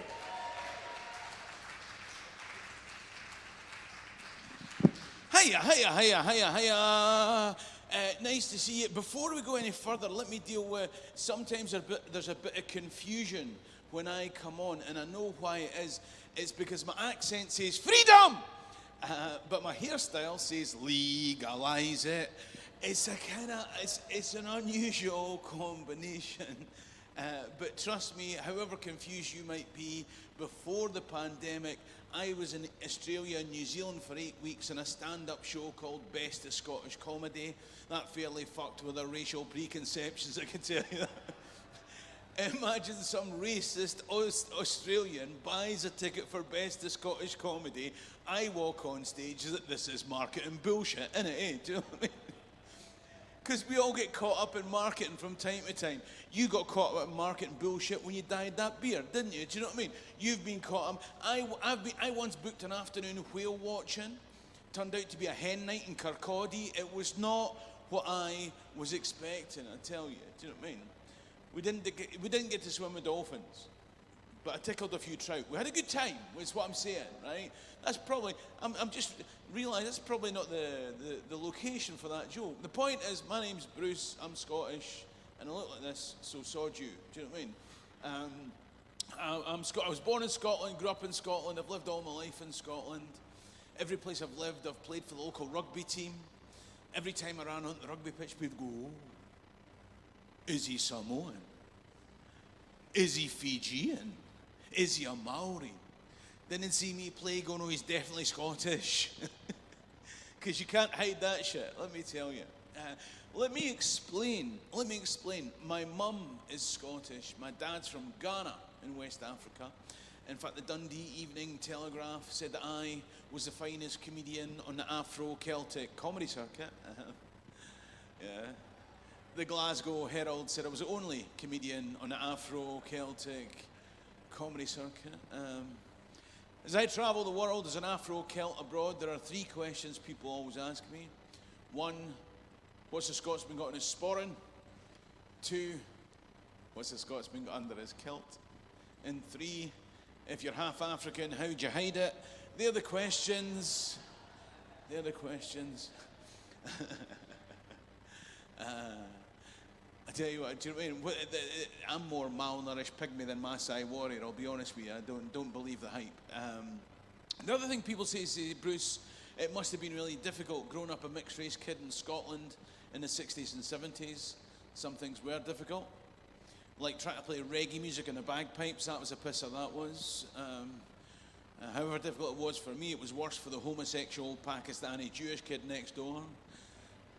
He had to learn to play YMCA in the sitar, and all that without a foreskin. It couldn't have been easy for the boy, do you know what I mean? It was tough, So I'm Bruce, I'm the finest comedian on the Afro-Celtic comedy circuit. But I didn't have too many career choices growing up as a half Scottish, half African kid. My careers teacher sat me down, he said, Bruce, you have 2 career possibilities. You can either become the finest comedian on the Afro-Celtic comedy circuit, or a jazz trumpet in a ceilidh band. Well, my mum couldn't afford a trumpet, and that's why I'm here tonight, you know. So, yeah, there are advantages and disadvantages to being the finest comedian on the Afro-Celtic comedy circuit. Downside, there's still a wee bit of racism kicking about. I don't know if you've noticed that. And out and about there, there's still a wee bit of racism. I was on that BNP website last week. Have you ever been on the BNP website, fella? Sorry, you looked the sort. I apologise. I was on that BNP website. www.bnp.co.uk. I was on, oh, you've got, oh, right, that's, this is streaming, isn't it? Hello, whoever you are in your bedroom, hiya, it's me, we're here. Sorry, I moved out of the camera thing. And I tell you what, you need a wide-angled lens for me, won't you? There you go. Why take a step back? Are you happy with that? All right, okay. That's his way of saying, stand there, don't move, you fat git. Do you know what I mean? Right, okay, I'm going to stand here now. I'm going nowhere, right? Because, you know, you like to move about a bit, eh? You like to move about. And I didn't realise I was on Michael McIntyre's roadshow and that, right? In Glasgow. Oh, fantastic. So what was I talking about? Oh, being the finest comedian in Afro-Celtic comedy. There's some positives. Like, I get to do minority jokes, right? Obviously not all minority jokes, that would be wrong, right? Like, for example, now, there's Scott there, right? And do you know what I mean? He's my mate and I love him, but we got involved in a spat a wee while back, right? Obviously, because of my background, I get caught up in black equality issues.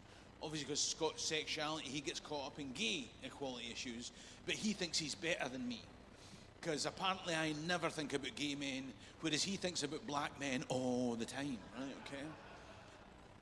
And it's easier for him to get a passport as well, eh? They didn't ask him so many questions, you know what I mean? They asked me questions. And I used to get to I used to get to sign the passport photographs. Yeah? I used to be a physics teacher. That was my proper job, yes. Aye. I was a very popular physics teacher, madam.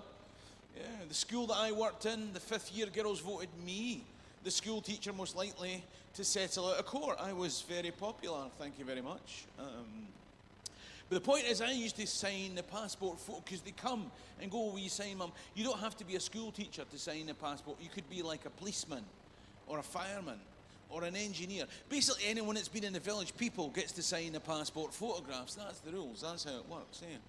So, anyway, I come from Perthshire. I'm from Perth. I live in a wee village called Blackford now. Do you know Blackford? Aye, of course you do. You've seen the Highland Spring. Aye, nobody's seen. Hey, didn't you tell him whether he kens Blackford or not? If he says he kens Blackford, he kens Blackford, right? Nobody kens it. You've all seen, you know, the Highland Spring water bodies drive up the A9, right? Nobody in Scotland kens Blackford because of the. Even if you didn't, as soon as you say Highland Spring, you ken where I'm on, eh? Aye. But when I go down south, London, places like that, and I say Blackford, like, never heard of it. I say it's where we make the Highland Spring bottled water. They get, who? I suppose that means when you drink tap water, it's just like drinking Highland Spring water. I say no. It means when you drink a bottle of Highland Spring water, I've probably pissed in it first. Generally speaking. They don't like that. But we still piss in the water. Don't drink the export stuff. That's my advice to you, right? Okay. So anyway, for a guy like me from rural Perthshire to come down to Ouija Toon, to Glasgow, the big smoke, it's a friendly place, Glasgow, isn't it? It's a friendly place. I always say you can stand at a bus stop in Glasgow and make a friend for life. You can stand at a bus stop in Edinburgh for life and never make a friend, eh? They're two very different towns, eh? So for me, to come all the way down from rural Perthshire to a place like this, to talk to an audience like this tonight is not only a privilege, frankly, it's an inconvenience, to be honest with you. But we're here now. We're here now. And it's just great to be out again after all that nonsense, like, it's good to be out, isn't it? And, because I remember before, we used to travel about all the time, and then the pandemic happened. I remember doing a gig in Belfast. One of my last gigs before the pandemic was in Belfast. And I went to, during the day, you know, they built the Titanic in Belfast, you know this? And they've now got a museum there, the Titanic Museum. It's shit, don't go. Oh no, £17.50, you don't even get to go on a fucking boat. Do you know what I mean? The cheating gets. I did a gig in Liverpool before the pandemic. It was an unusual gig. There was me and two musical acts. And one of them, he was an Irish country and western singer who was based in London. And he said to me, Bruce, my heart is in Ireland. My body is in London, but my head is in Nashville. And I said, yeah, Ryanair baggage handlers will do that kind of thing to you. That's going to happen, isn't it? Yeah. And there was another band, great three-piece band. They didn't have a bass player, but they were brilliant. The guitarist was from Dundee. The drummer was a Scouser. Keyboard player was Polish. So if you're looking for somebody to fit a new kitchen and two boys to nick it for you, I'm just saying, they were a good band. You should book them. They were good. I got the train down to Liverpool. I try and get the train if I can. I'm a member of the Green Party, right? And it was an accident I joined the Green Party, if I'm being honest. One of my mates asked me if I wanted to go beaver watching, and I just got the wrong end of the stick, eh? And I had to pay my money and that, eh? Oh, he liked that, eh? There you go. Do you know what I couldn't be one of those vegetarian Green Party people. You know what I'm talking, you know the veggies and that. You couldn't be one of them, eh? No, bacon's too nice, isn't it? Oh, you couldn't have bacon, eh? Oh, you couldn't. And some folk pretend that they don't eat bacon, but I think they're lying bastards, eh? Right? I always think it'd be great to get a vegetarian, a Muslim, and a Jew and lock them in a room full of bacon rolls and see who cracks first, eh? Do you know what I mean? And whoever lasts the longest gets to keep Jerusalem. That would solve some terrorism problems, wouldn't it, eh? Because everyone's worried about the security question, aren't they? Everyone's worried about the security question. As soon as they raise the security question, Daily Mail readers go, Muslims! Whenever they raise the security question, I think, what's my mother's maiden name? Because that's the important security question, isn't it? What's your mother's maiden name? That's the big security question, right? And it's a shite security question. Back home in Perth, where I'm from, there's a whole generation of people older than me that know who I am, and they know my mum's maiden name. Do you know what I mean? The number of times I'm out and about in Perth and some old guy will go, oh, you're Val Sharp's laddie. And I go, oh, do you know my mum? I know your fucking PIN number, mate. Do you know what I mean? It's not a security question. Sometimes they try and make it more sophisticated. Sometimes they'll say, what's your mother's maiden name and what was your first pet? And I'm not telling you that. That's my porn star name, eh? Do you know what I mean? Everybody in the pub knows that. And so I was in Australia before the pandemic, and I was on a show called Best of Scottish Comedy, right? Now, it just so happens at the same time as the Adelaide Fringe Festival, outside Adelaide, at a place called Mount Barker, is Australia's biggest Highland Games. And we're doing a show called Best of Scottish Comedy. You know the saying, downstairs for dancing, upstairs for thinking. We'll go to the Highland Games, hand out flyers, we'll sell a few tickets for Best of Scottish Comedy. And I'm handing out the flyers, and this old guy goes, oh, where are you from? I said, I'm Scottish, you racist git. He says, no, he says, I can hear from your accent you're Scottish. He says, I'm Scottish too. 40 years ago, I left Scotland and came here to Adelaide to make a new life for myself. He said, I meant, what town in Scotland are you from? I said, I'm fae Perth. He said, I'm fae Perth too. 40 years ago, I left Perth and came here to Adelaide to make a new life for myself. He said, what area in Perth did you live in? I said, Craigie. He said, I lived in Craigie too. 40 years ago, I left Craigie and came here to Adelaide to make a new life. He said, what street in Craigie did you live in? I said, Glover Street. He said, I lived in Glover Street too. And he looked me up and down. He said, you're Val Sharp's laddie, aren't you? Now, if I could go to the other side of the world and somebody knows my mother's maiden name, it's not a secure security question. But they're at it all the time, aren't they? They're always trying to get your data, aren't they? Wherever you go, they're always trying to get your data, aren't they? Oh, we need your email address. I recently I bought a set of headphones in Curry's, and I went to the desk to pay for the headphones, and a guy said, we'll need your name, your email address, and your postcode. And I'm like, that's bullshit, isn't it? Do you know what I mean? They're just trying to harvest your data, aren't they, right? I said, you don't need my postcode to sell me a set of headphones. He says, oh, we need it for the guarantee. I said, what are you trying to tell me, that these headphones only work on certain postcodes? Is that what you're trying to tell me? Like, these headphones work everywhere in the country apart from Fraserburgh. Is that what you're trying to tell me, right? Because my wife's family are from Fraserburgh. Trust me, when you're in Fraserburgh, you need headphones, okay? Right? But apparently some technology doesn't work in certain places, right? I don't know if have you ever had this experience, Lassie? You ever, you know, when you're swiping through Tinder? You know, you're on Tinder and you're swiping and you're like, this is buggered. And then you realise you're in Fife. Have you ever had that experience? Because you know they don't have Tinder in Fife. Do you know this? No, they use findmyancestor.com to do the same thing. Do you know? Okay, right, they do. So there you go. So I'm Bruce, the finest comedian in the Afro-Celtic comedy circuit. The point is, I'm in Curry's. That was the point, right? And the guy wouldn't sell me a set of headphones. And this is in Perth. This is my tune. This is where I'm fae. This is where I am a somebody. This is what I said to the guy, do you know who I am? He said, yeah, you're Val Sharp's laddie. It turns out he had my details anyway, can't win. So there you go, I'm Bruce. Finest comedian in the Afro-Celtic comedy circuit. And I tell you what, it's been a funny, the whole this pandemic thing, for us, maybe not so much for you guys, like, I mean, because it was a whole Black Lives Matter thing happened in 2021, right?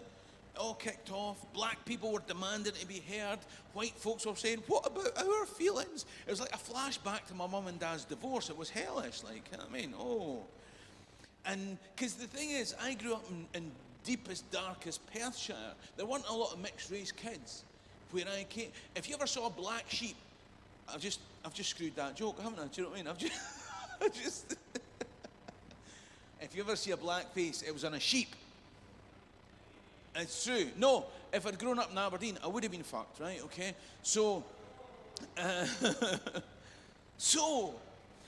And then, because I got caught up in the whole thing. Do you know what I mean? Because you get emotional. I'll tell you what happened, darling.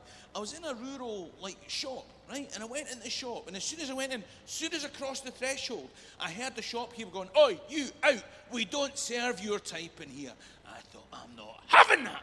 I'm going to give him at both barrels. I said, modern day Scotland's no place for attitudes like yours. I said, I'm going to make sure everyone finds out what a small-minded, petty little bigot you are. I said, I've got a profile. I'm a stand-up comic. I'm going to tweet this. This is going to be on Facebook. Everyone's going to find out.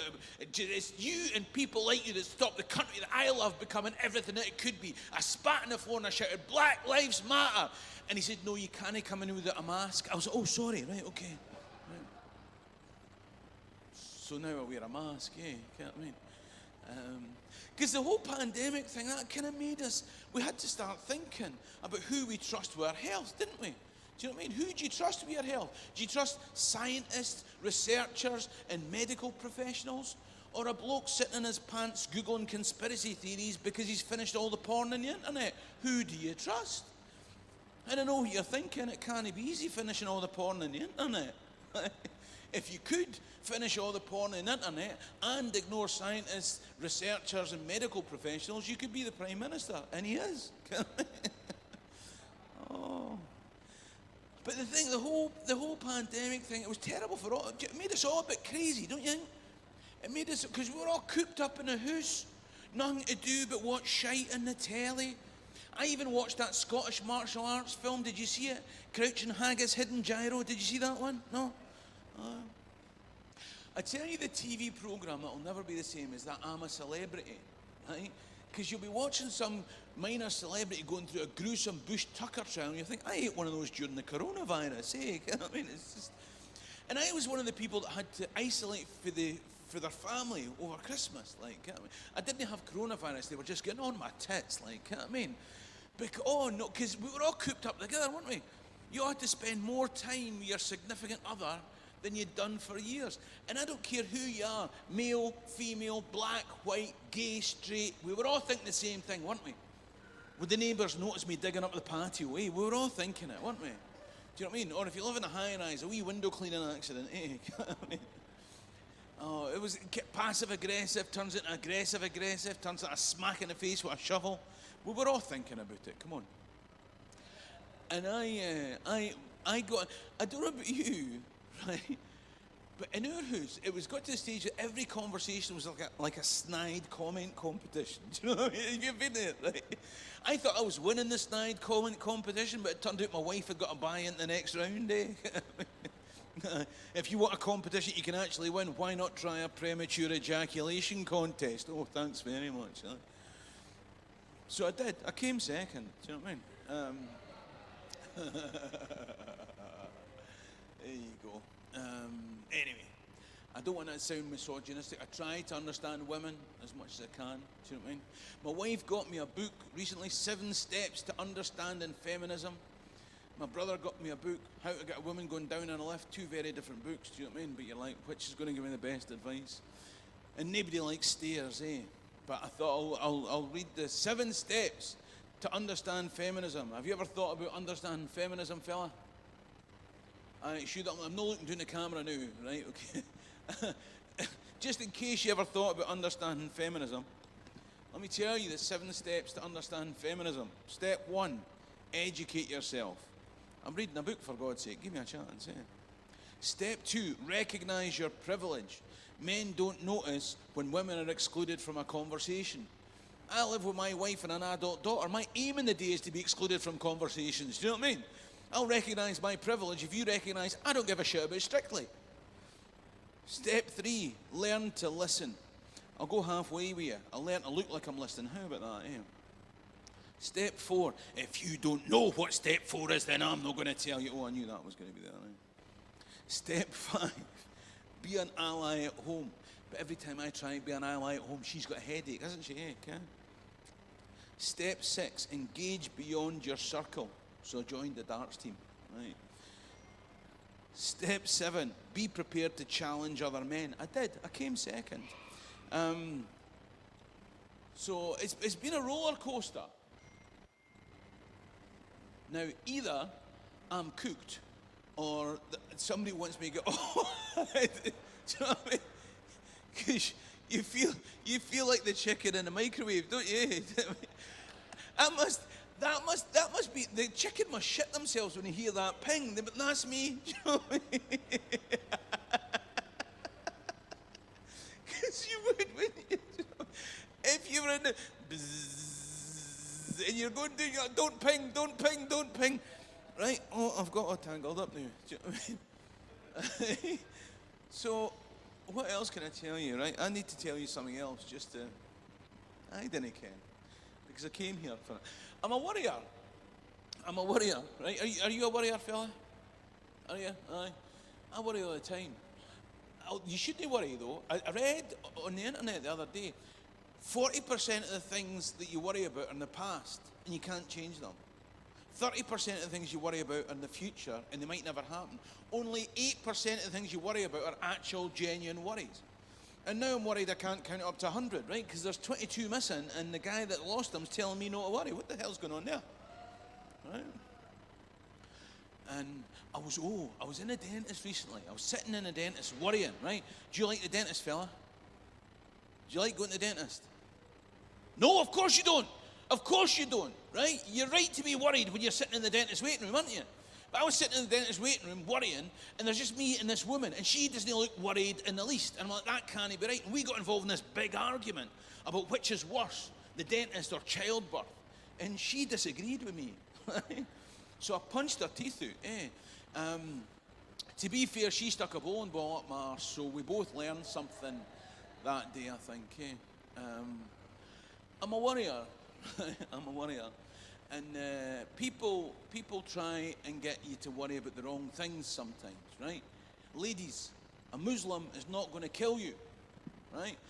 You need to know, ladies, statistically, if you get killed, if you get murdered, statistically, you're most likely to be murdered by your partner.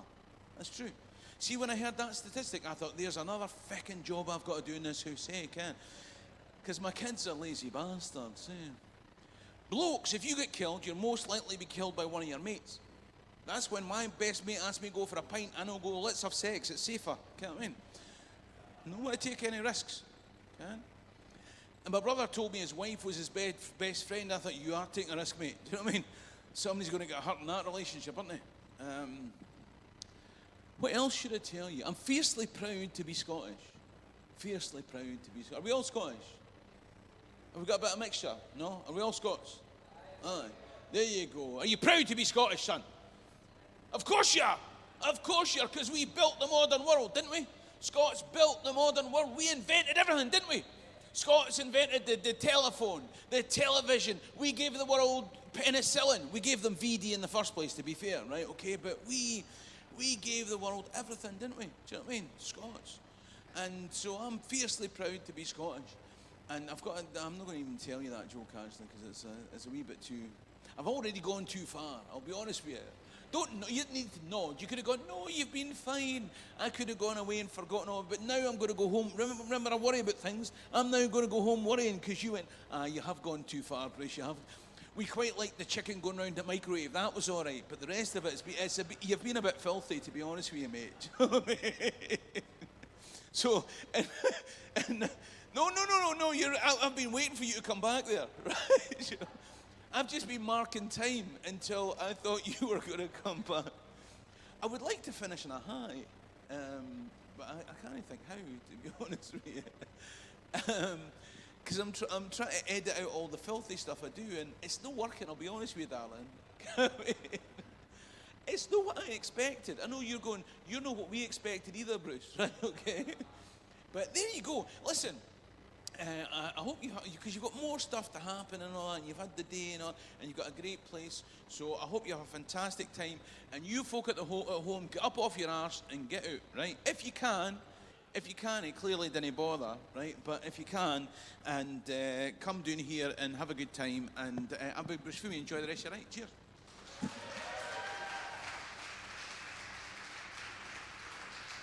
Ladies and gentlemen, a big round of applause for Mr. Bruce Fumi! That brings to conclusion the comedy part of the evening. I believe there is music and dancing later, is there? Yes, music and dancing and drinking and women. Anyway, right, no, just do whatever you like, just whatever. Thank you very much all for coming along and supporting the comedy part of Citizenfest and One for All Scotland. We are one. There you go. One for All Scotland sounds like kind of Scottish Musketeers, doesn't it? We are one for all. So thank you very much for coming along. Please keep on supporting this event. You have been an absolute delight. A big round of applause for yourselves in the audience. Thank you. I've been Scott Agnew, but please give it up for Susie McCabe and Mr. Bruce Fimmy. And we'll see you all later on. Thank you.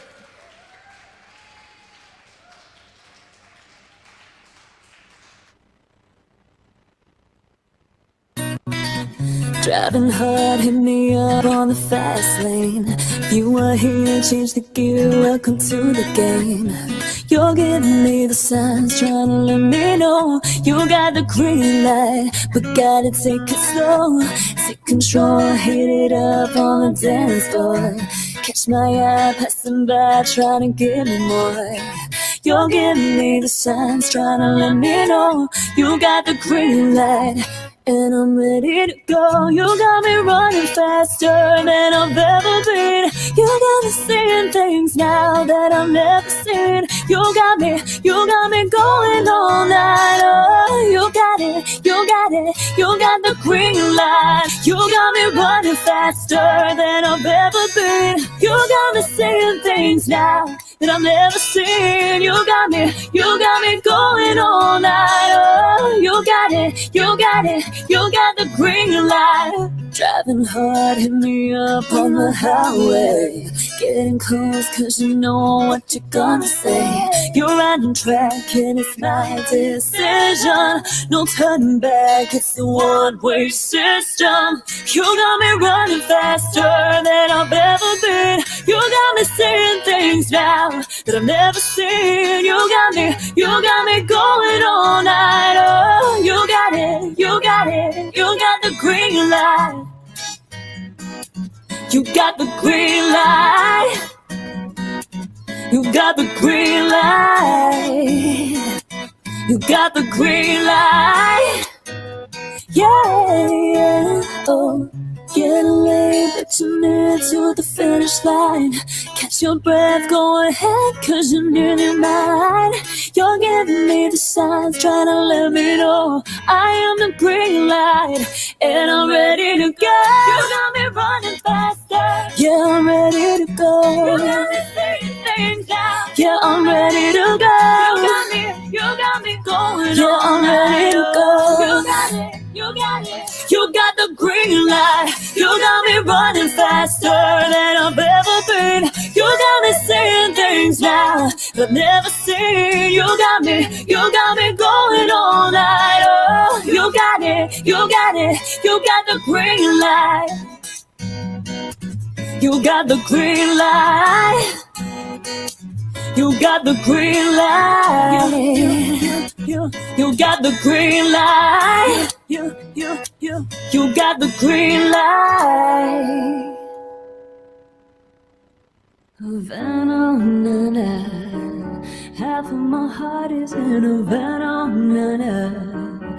He took me back to East Atlanta, na, na, na. Whoa, half of my heart is in Havana. There's something about his manners. Ooh, take me back, back, back. Ooh, ooh, take me back, back, back. Ooh, boy, I love it when you call me señorita. I wish I could pretend I didn't need ya, but every touch is ooh la la la. It's true la la la. Boy, you're so very running. Oh, you know I love it in Havana, ooh la la. It took me back to East Atlanta, la la la. Half of my heart is in Havana, ooh la la. Wow, my heart is in Havana.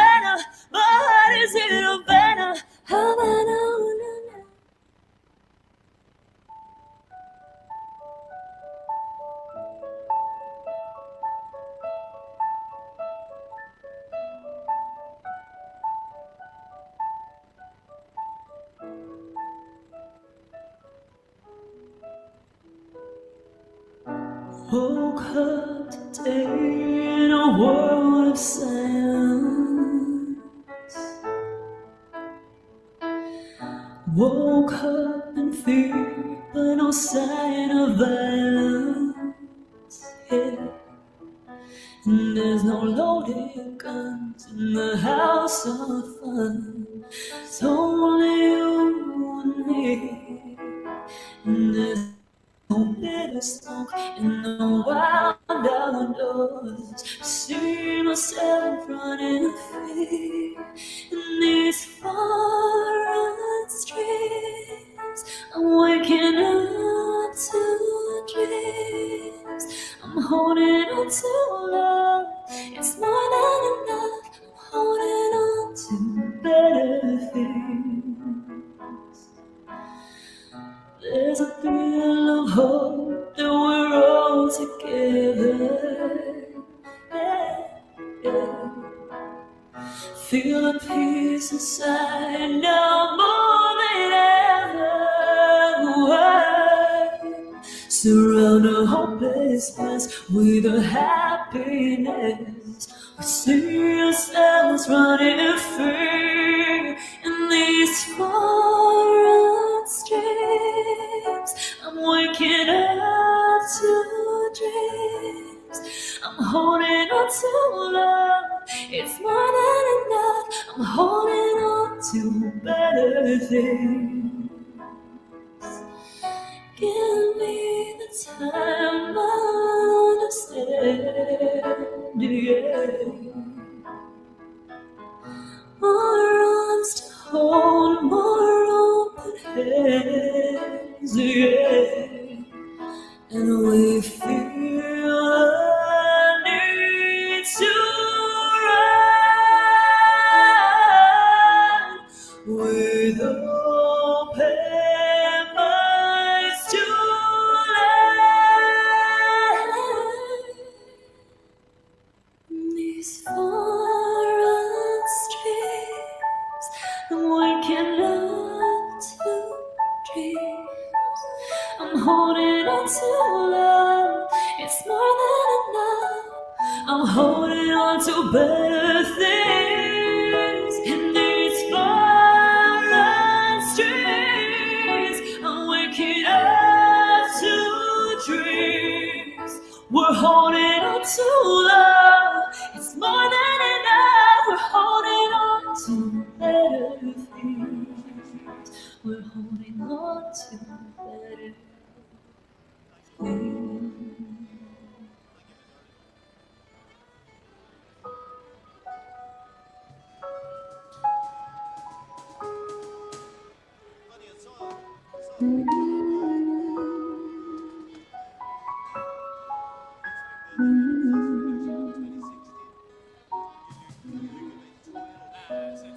Mama said you're a pretty girl. What's in your head? It doesn't matter. Brush your hair, fix your teeth. What you wear is all that matters. Just another stage. Imagine the pain away. This time I'm gonna take the crown without falling down, down, down. Pretty eyes, shine the light on whatever's worse. Perfection is a disease of a nation. Pretty hurts, pretty hurts. Pretty eyes, shine the light on whatever's worse. Trying to fix something that you can't fix, what you can't see. It's the soul that needs a surgery.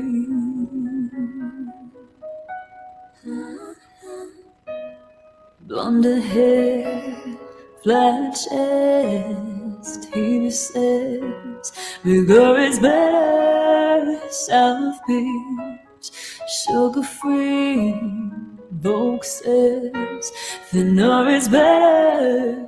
Just another stage. Pageant the pain away.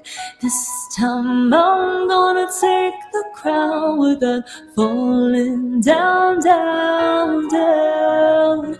Pretty eyes, shine a light on whatever's worse. Perfection is a disease of a nation. Pretty hurts, pretty hurts. Pretty eyes, shine the light on whatever's worse. Trying to fix something but you can't fix what you can't see. It's the soul that needs a surgery. Ain't got no doctor or pill that can take the pain away. The pain's inside, ain't nobody free from your body. It's my soul that needs surgery. It's my soul that needs surgery. Plastic smiles and denials will only take you so far. And then you'll break with the fake facade, leaves you in the dark. Left with shattered mirrors and the shards of a beautiful girl. Pretty eyes, shine a light on whatever's worse. Perfection is a disease of a nation. Pretty hurts, pretty hurts. Pretty eyes, shine a light on whatever's worse. Try to fix something but you can't fix what you can't see. It's a soul that needs a surgery. You're alone all by yourself. And you're lying in your bed. Reflection stares right into you. Are you happy with yourself? Are you happy with yourself? It's my soul that needs a surgery. Are you happy with yourself? It's my soul that needs the surgery. Hey, and I'm back. I really hope you enjoyed that. If you do want to go check out more of my music, it's up on www.rachelrian.com. And I just want to say thank you again to the Citizenfest for having me. I really support what you guys are doing, amazing causes, and some that are really personal to me. So all the best. Look what you started. You got my body calling. Ooh, I would never fight it. From midnight till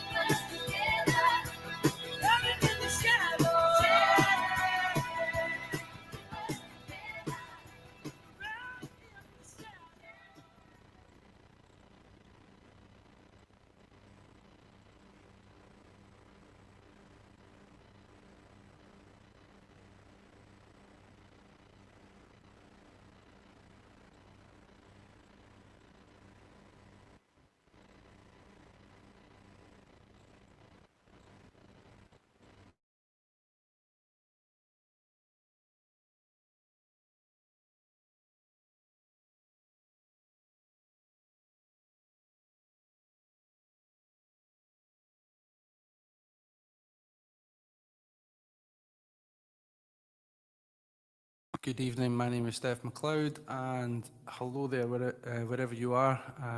Hello from sunny Dunny, as we call it here, but it is actually Dunbar, near Edinburgh in Scotland, so thank you so much for being here.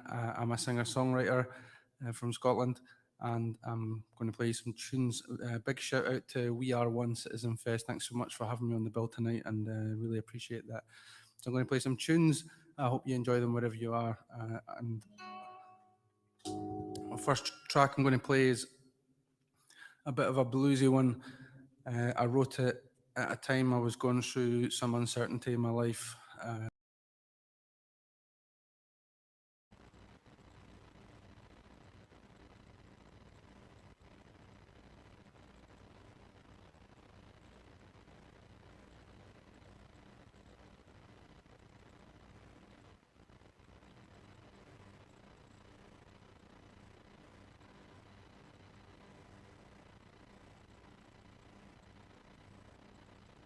Yes. I was just going to say, I can't quite believe I'm going to say this, but I think the people that were on before were actually funnier than you. I haven't practiced yet. Who would have thought it? Amazing. I would like to just say a very, very special thank you to Scott Agnew, Susie McCabe and Bruce Fumi, who entertained us with comedy for the last couple of hours. It was a lovely treat to be able to just sit back and laugh and just take a load off for a while. So thank you very much to them, and we hope everybody really enjoyed it. Thank you, thank you, thank you.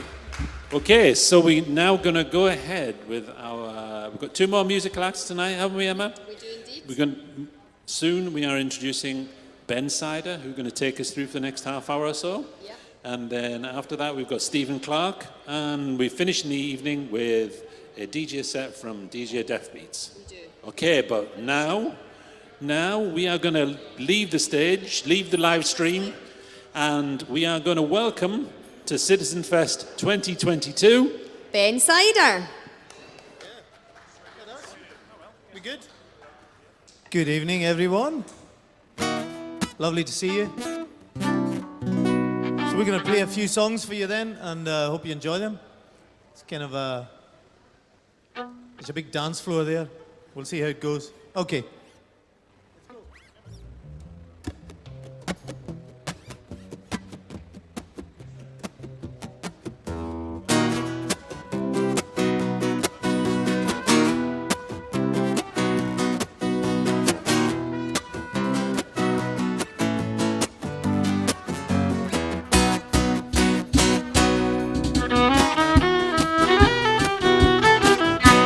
Played a gig at the jailhouse wine, a man you sure had to go. Martha and the Seeds, they sure played fine. Pokey, he stole the show. Home, fire and whiskey, home. Pokey, don't go home. Fire and whiskey, never gonna let me go home.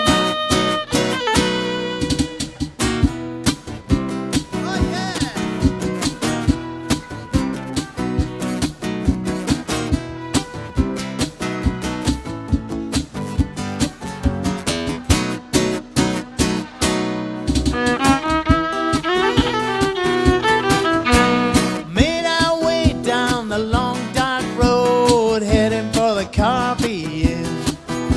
And got to the cabin and the fire was burning, drinking with a smoky grin. Home, fire and whiskey, home. Pokey, don't go home.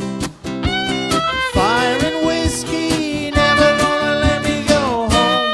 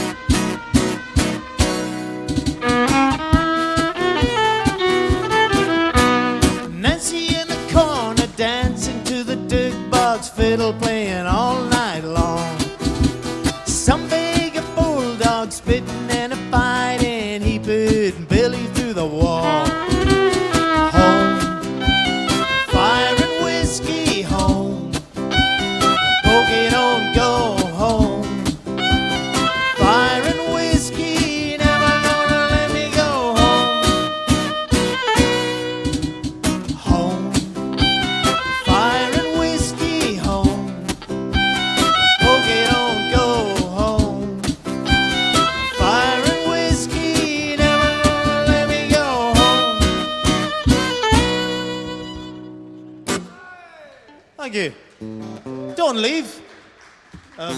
Can I get some more of Mike and the monitors? Me? Yeah. Oh, singing. Vocal. Yeah, vocal. 1, 2, 1, 2. Yeah. That better? Hello, hello. So we just recently produced an album, a new album, and this is a song of that, and it's called Summertime, and it's about me reminiscing about lovely days growing up in the Isle of Lewis. Hope you enjoy it. Summertime. 1, 2, 3, 4, 1.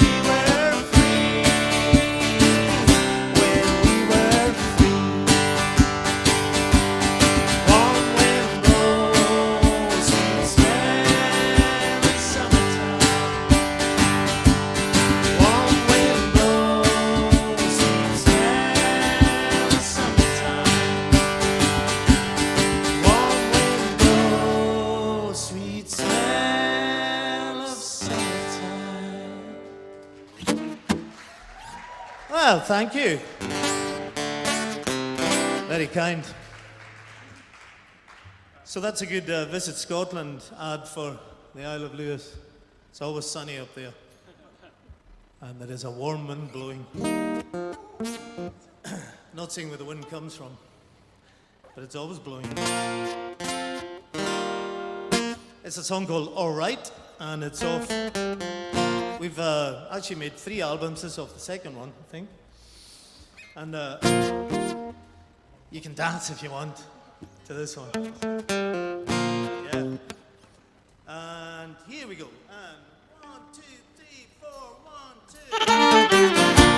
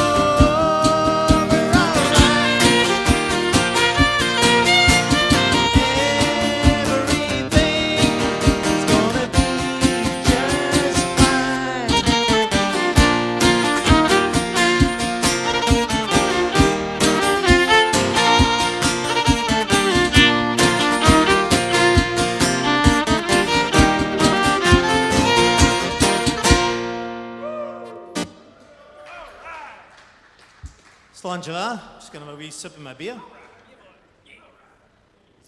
Thank you, folks. So this one's a wee bit different. It's got a bit of an Eastern stompy feel, this one. Called Shades of Grey. Here we go.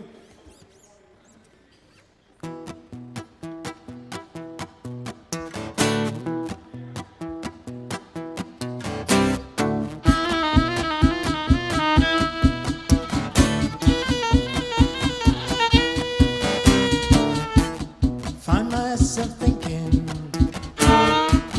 what do you know? Had you talking me down everywhere I would go? Ain't no use picking, don't wanna fight again. Thinking about you down there, I think it's something you should know. All black and white, no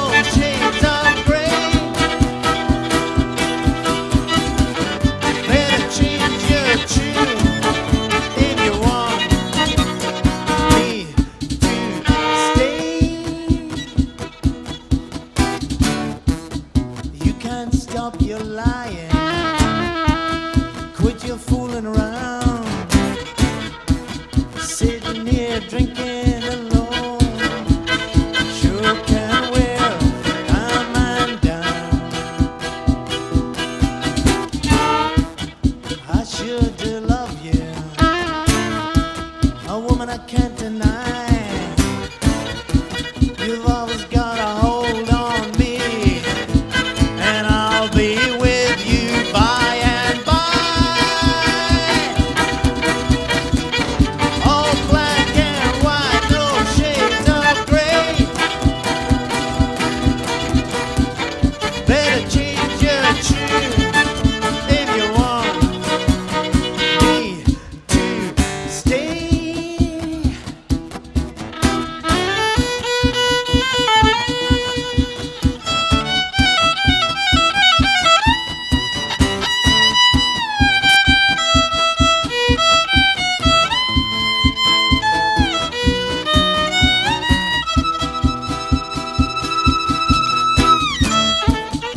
I can't stand your lying. Quit your fooling around. Sitting here drinking alone. Sure can bring a man down. 1, 2, 3, 4. All black and white, no shades of gray.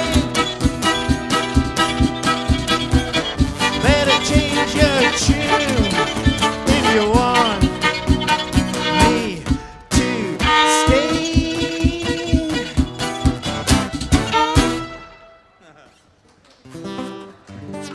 Thank you.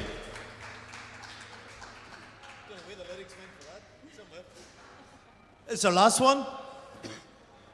Don't be disappointed. Fine. We'll come back another day. Stronger. Together. It's another reminiscing song. It's about my poor old dad who's been gone a long time now, and he used to wake me up in the morning and make me work with him around the house. It's called Bang Bang. Here we go. 1, 2, 3, 4.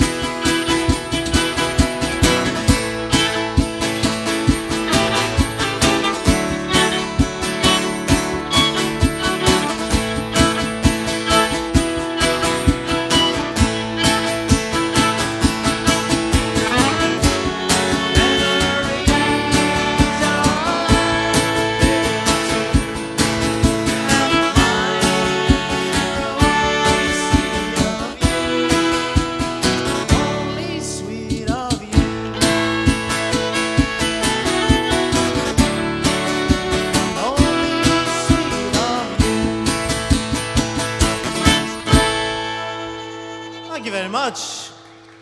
If you want to buy a CD, we have some here, folks. That was lovely. We've been Ben Cider, been lovely entertaining you. Hope you have a good night. Cheers. At that time anyway, and this is a song called Snake Eyes, because whenever I looked in the mirror I had so much low self-esteem that I just thought I was a loser. And you know, in the casino when you roll a double one, it's called Snake Eyes, and your loss is looking you right in the face, and that's where I draw the similarities. So here's Snake Eyes.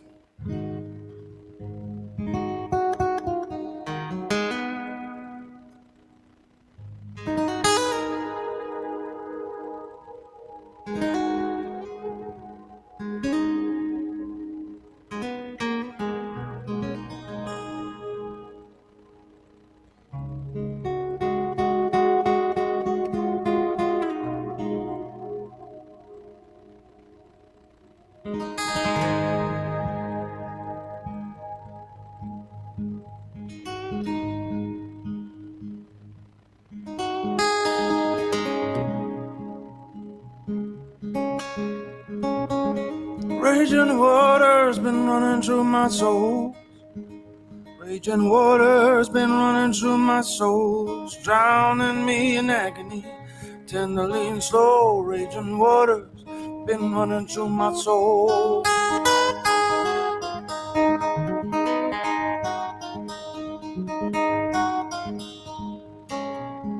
Yeah, I'm overcome.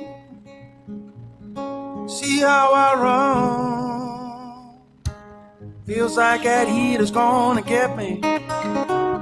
Don't look now before the fire burns. Feels like that heat is gonna burn me. And I sold my soul when I took another roll of the dice.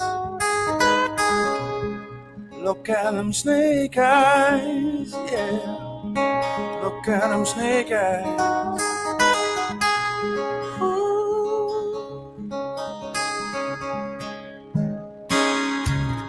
There's a silence been hanging in my heart. There's a silence been hanging in my heart, and the tears I cried left me dry, pulling me apart. There's a silence hanging in my heart.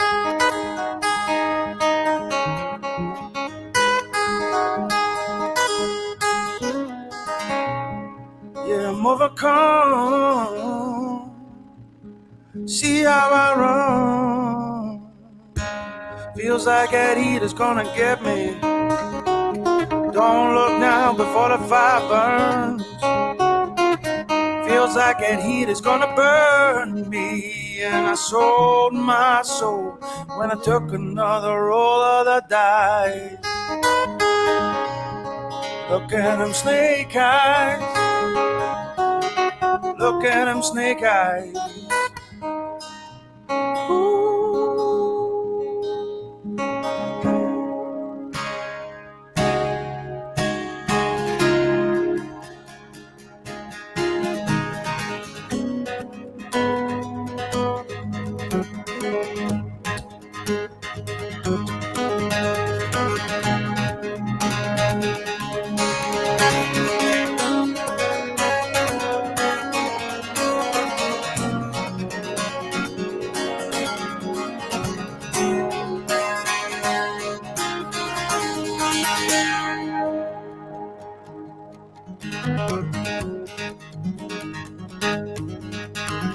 Shame has cast a shadow over me.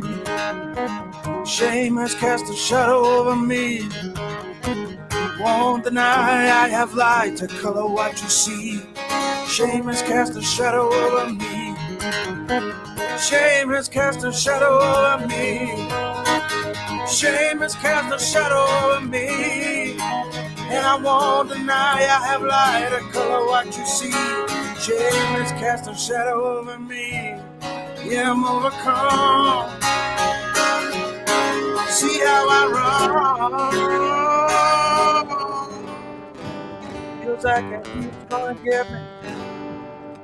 Don't deny, I won't deny it.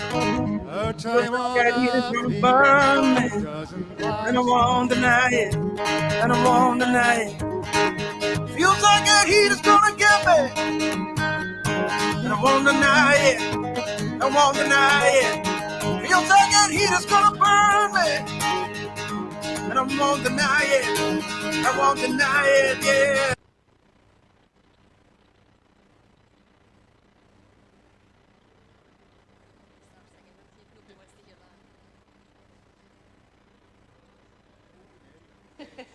Listen, it wouldn't be merry if I started, believe me.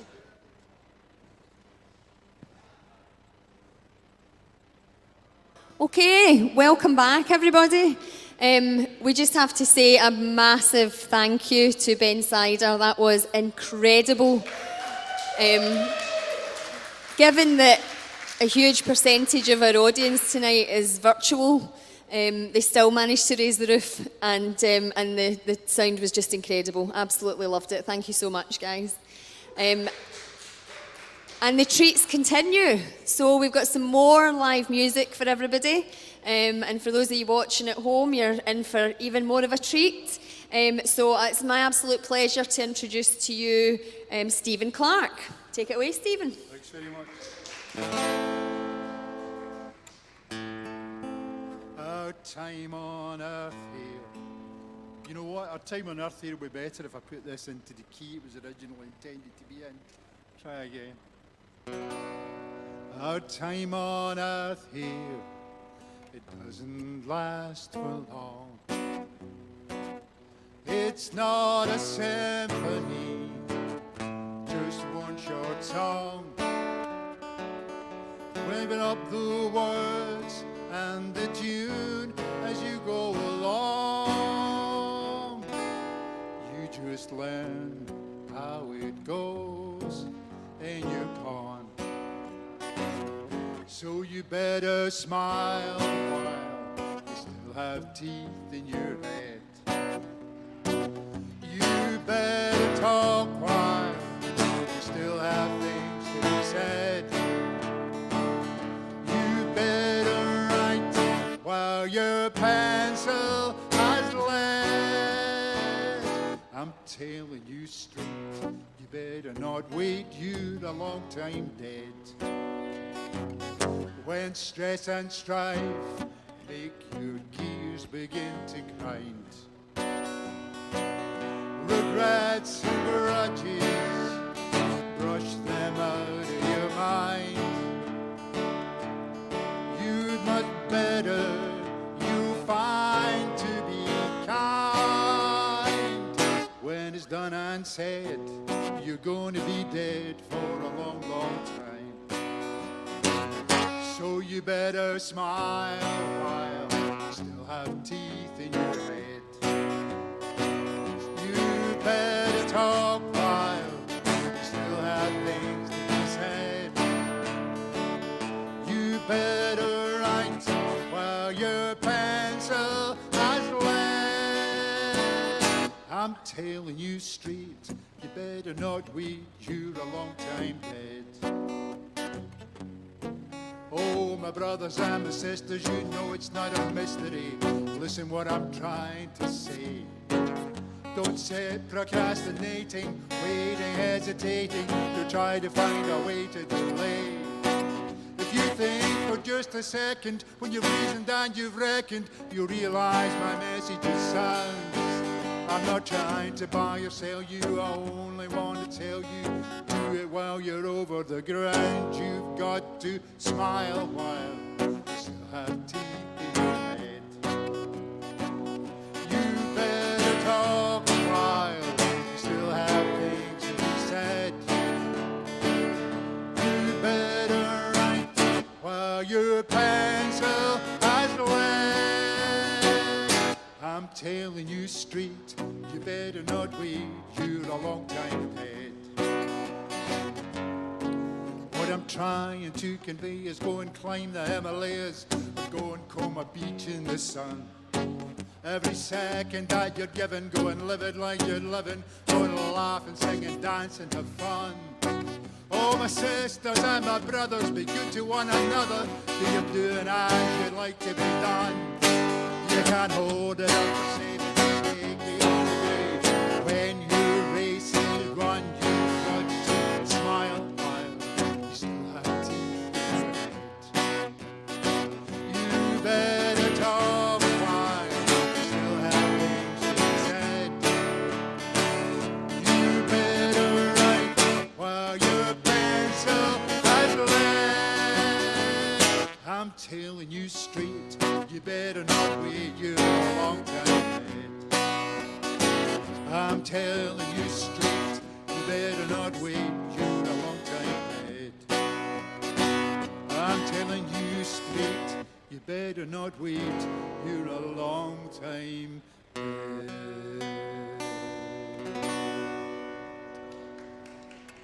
Thank you. Thanks very much. So, I was trying to think of songs about that would be, and the themes would be kind of unity and community and generally uplifting, which is a bit strange starting off with a song called Long Time Dead. But the idea of that one is get on with it. It's a manifesto for getting on with it, doing things before it's too late. And so the next one I'd like to do is the Glasgow expression, which you might have come across if you're ever encountering somebody who's bewailing their current state of existence and will look at you with kind of expression, long-suffering expression, and say, "This is me since Monday."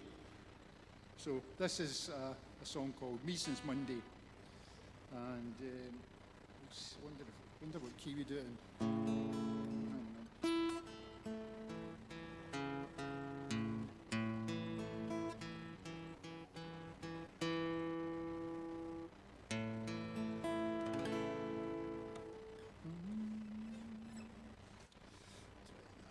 Okay, so it's got a chorus of sorts, but if all the many thousands of us here would like to join in, that'd be fantastic.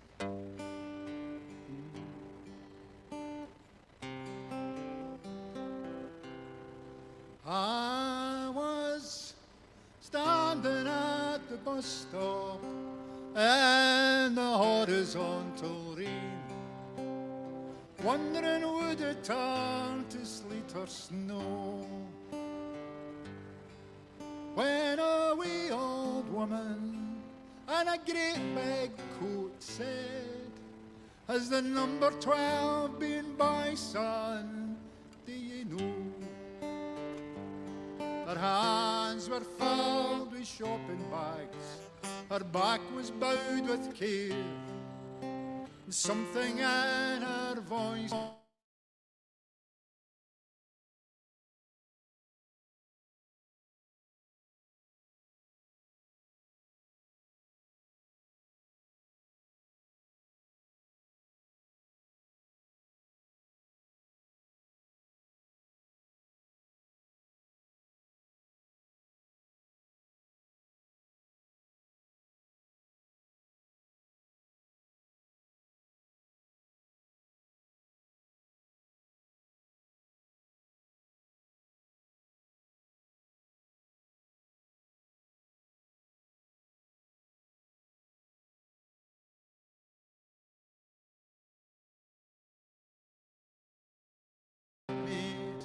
I'm dying for a smoke.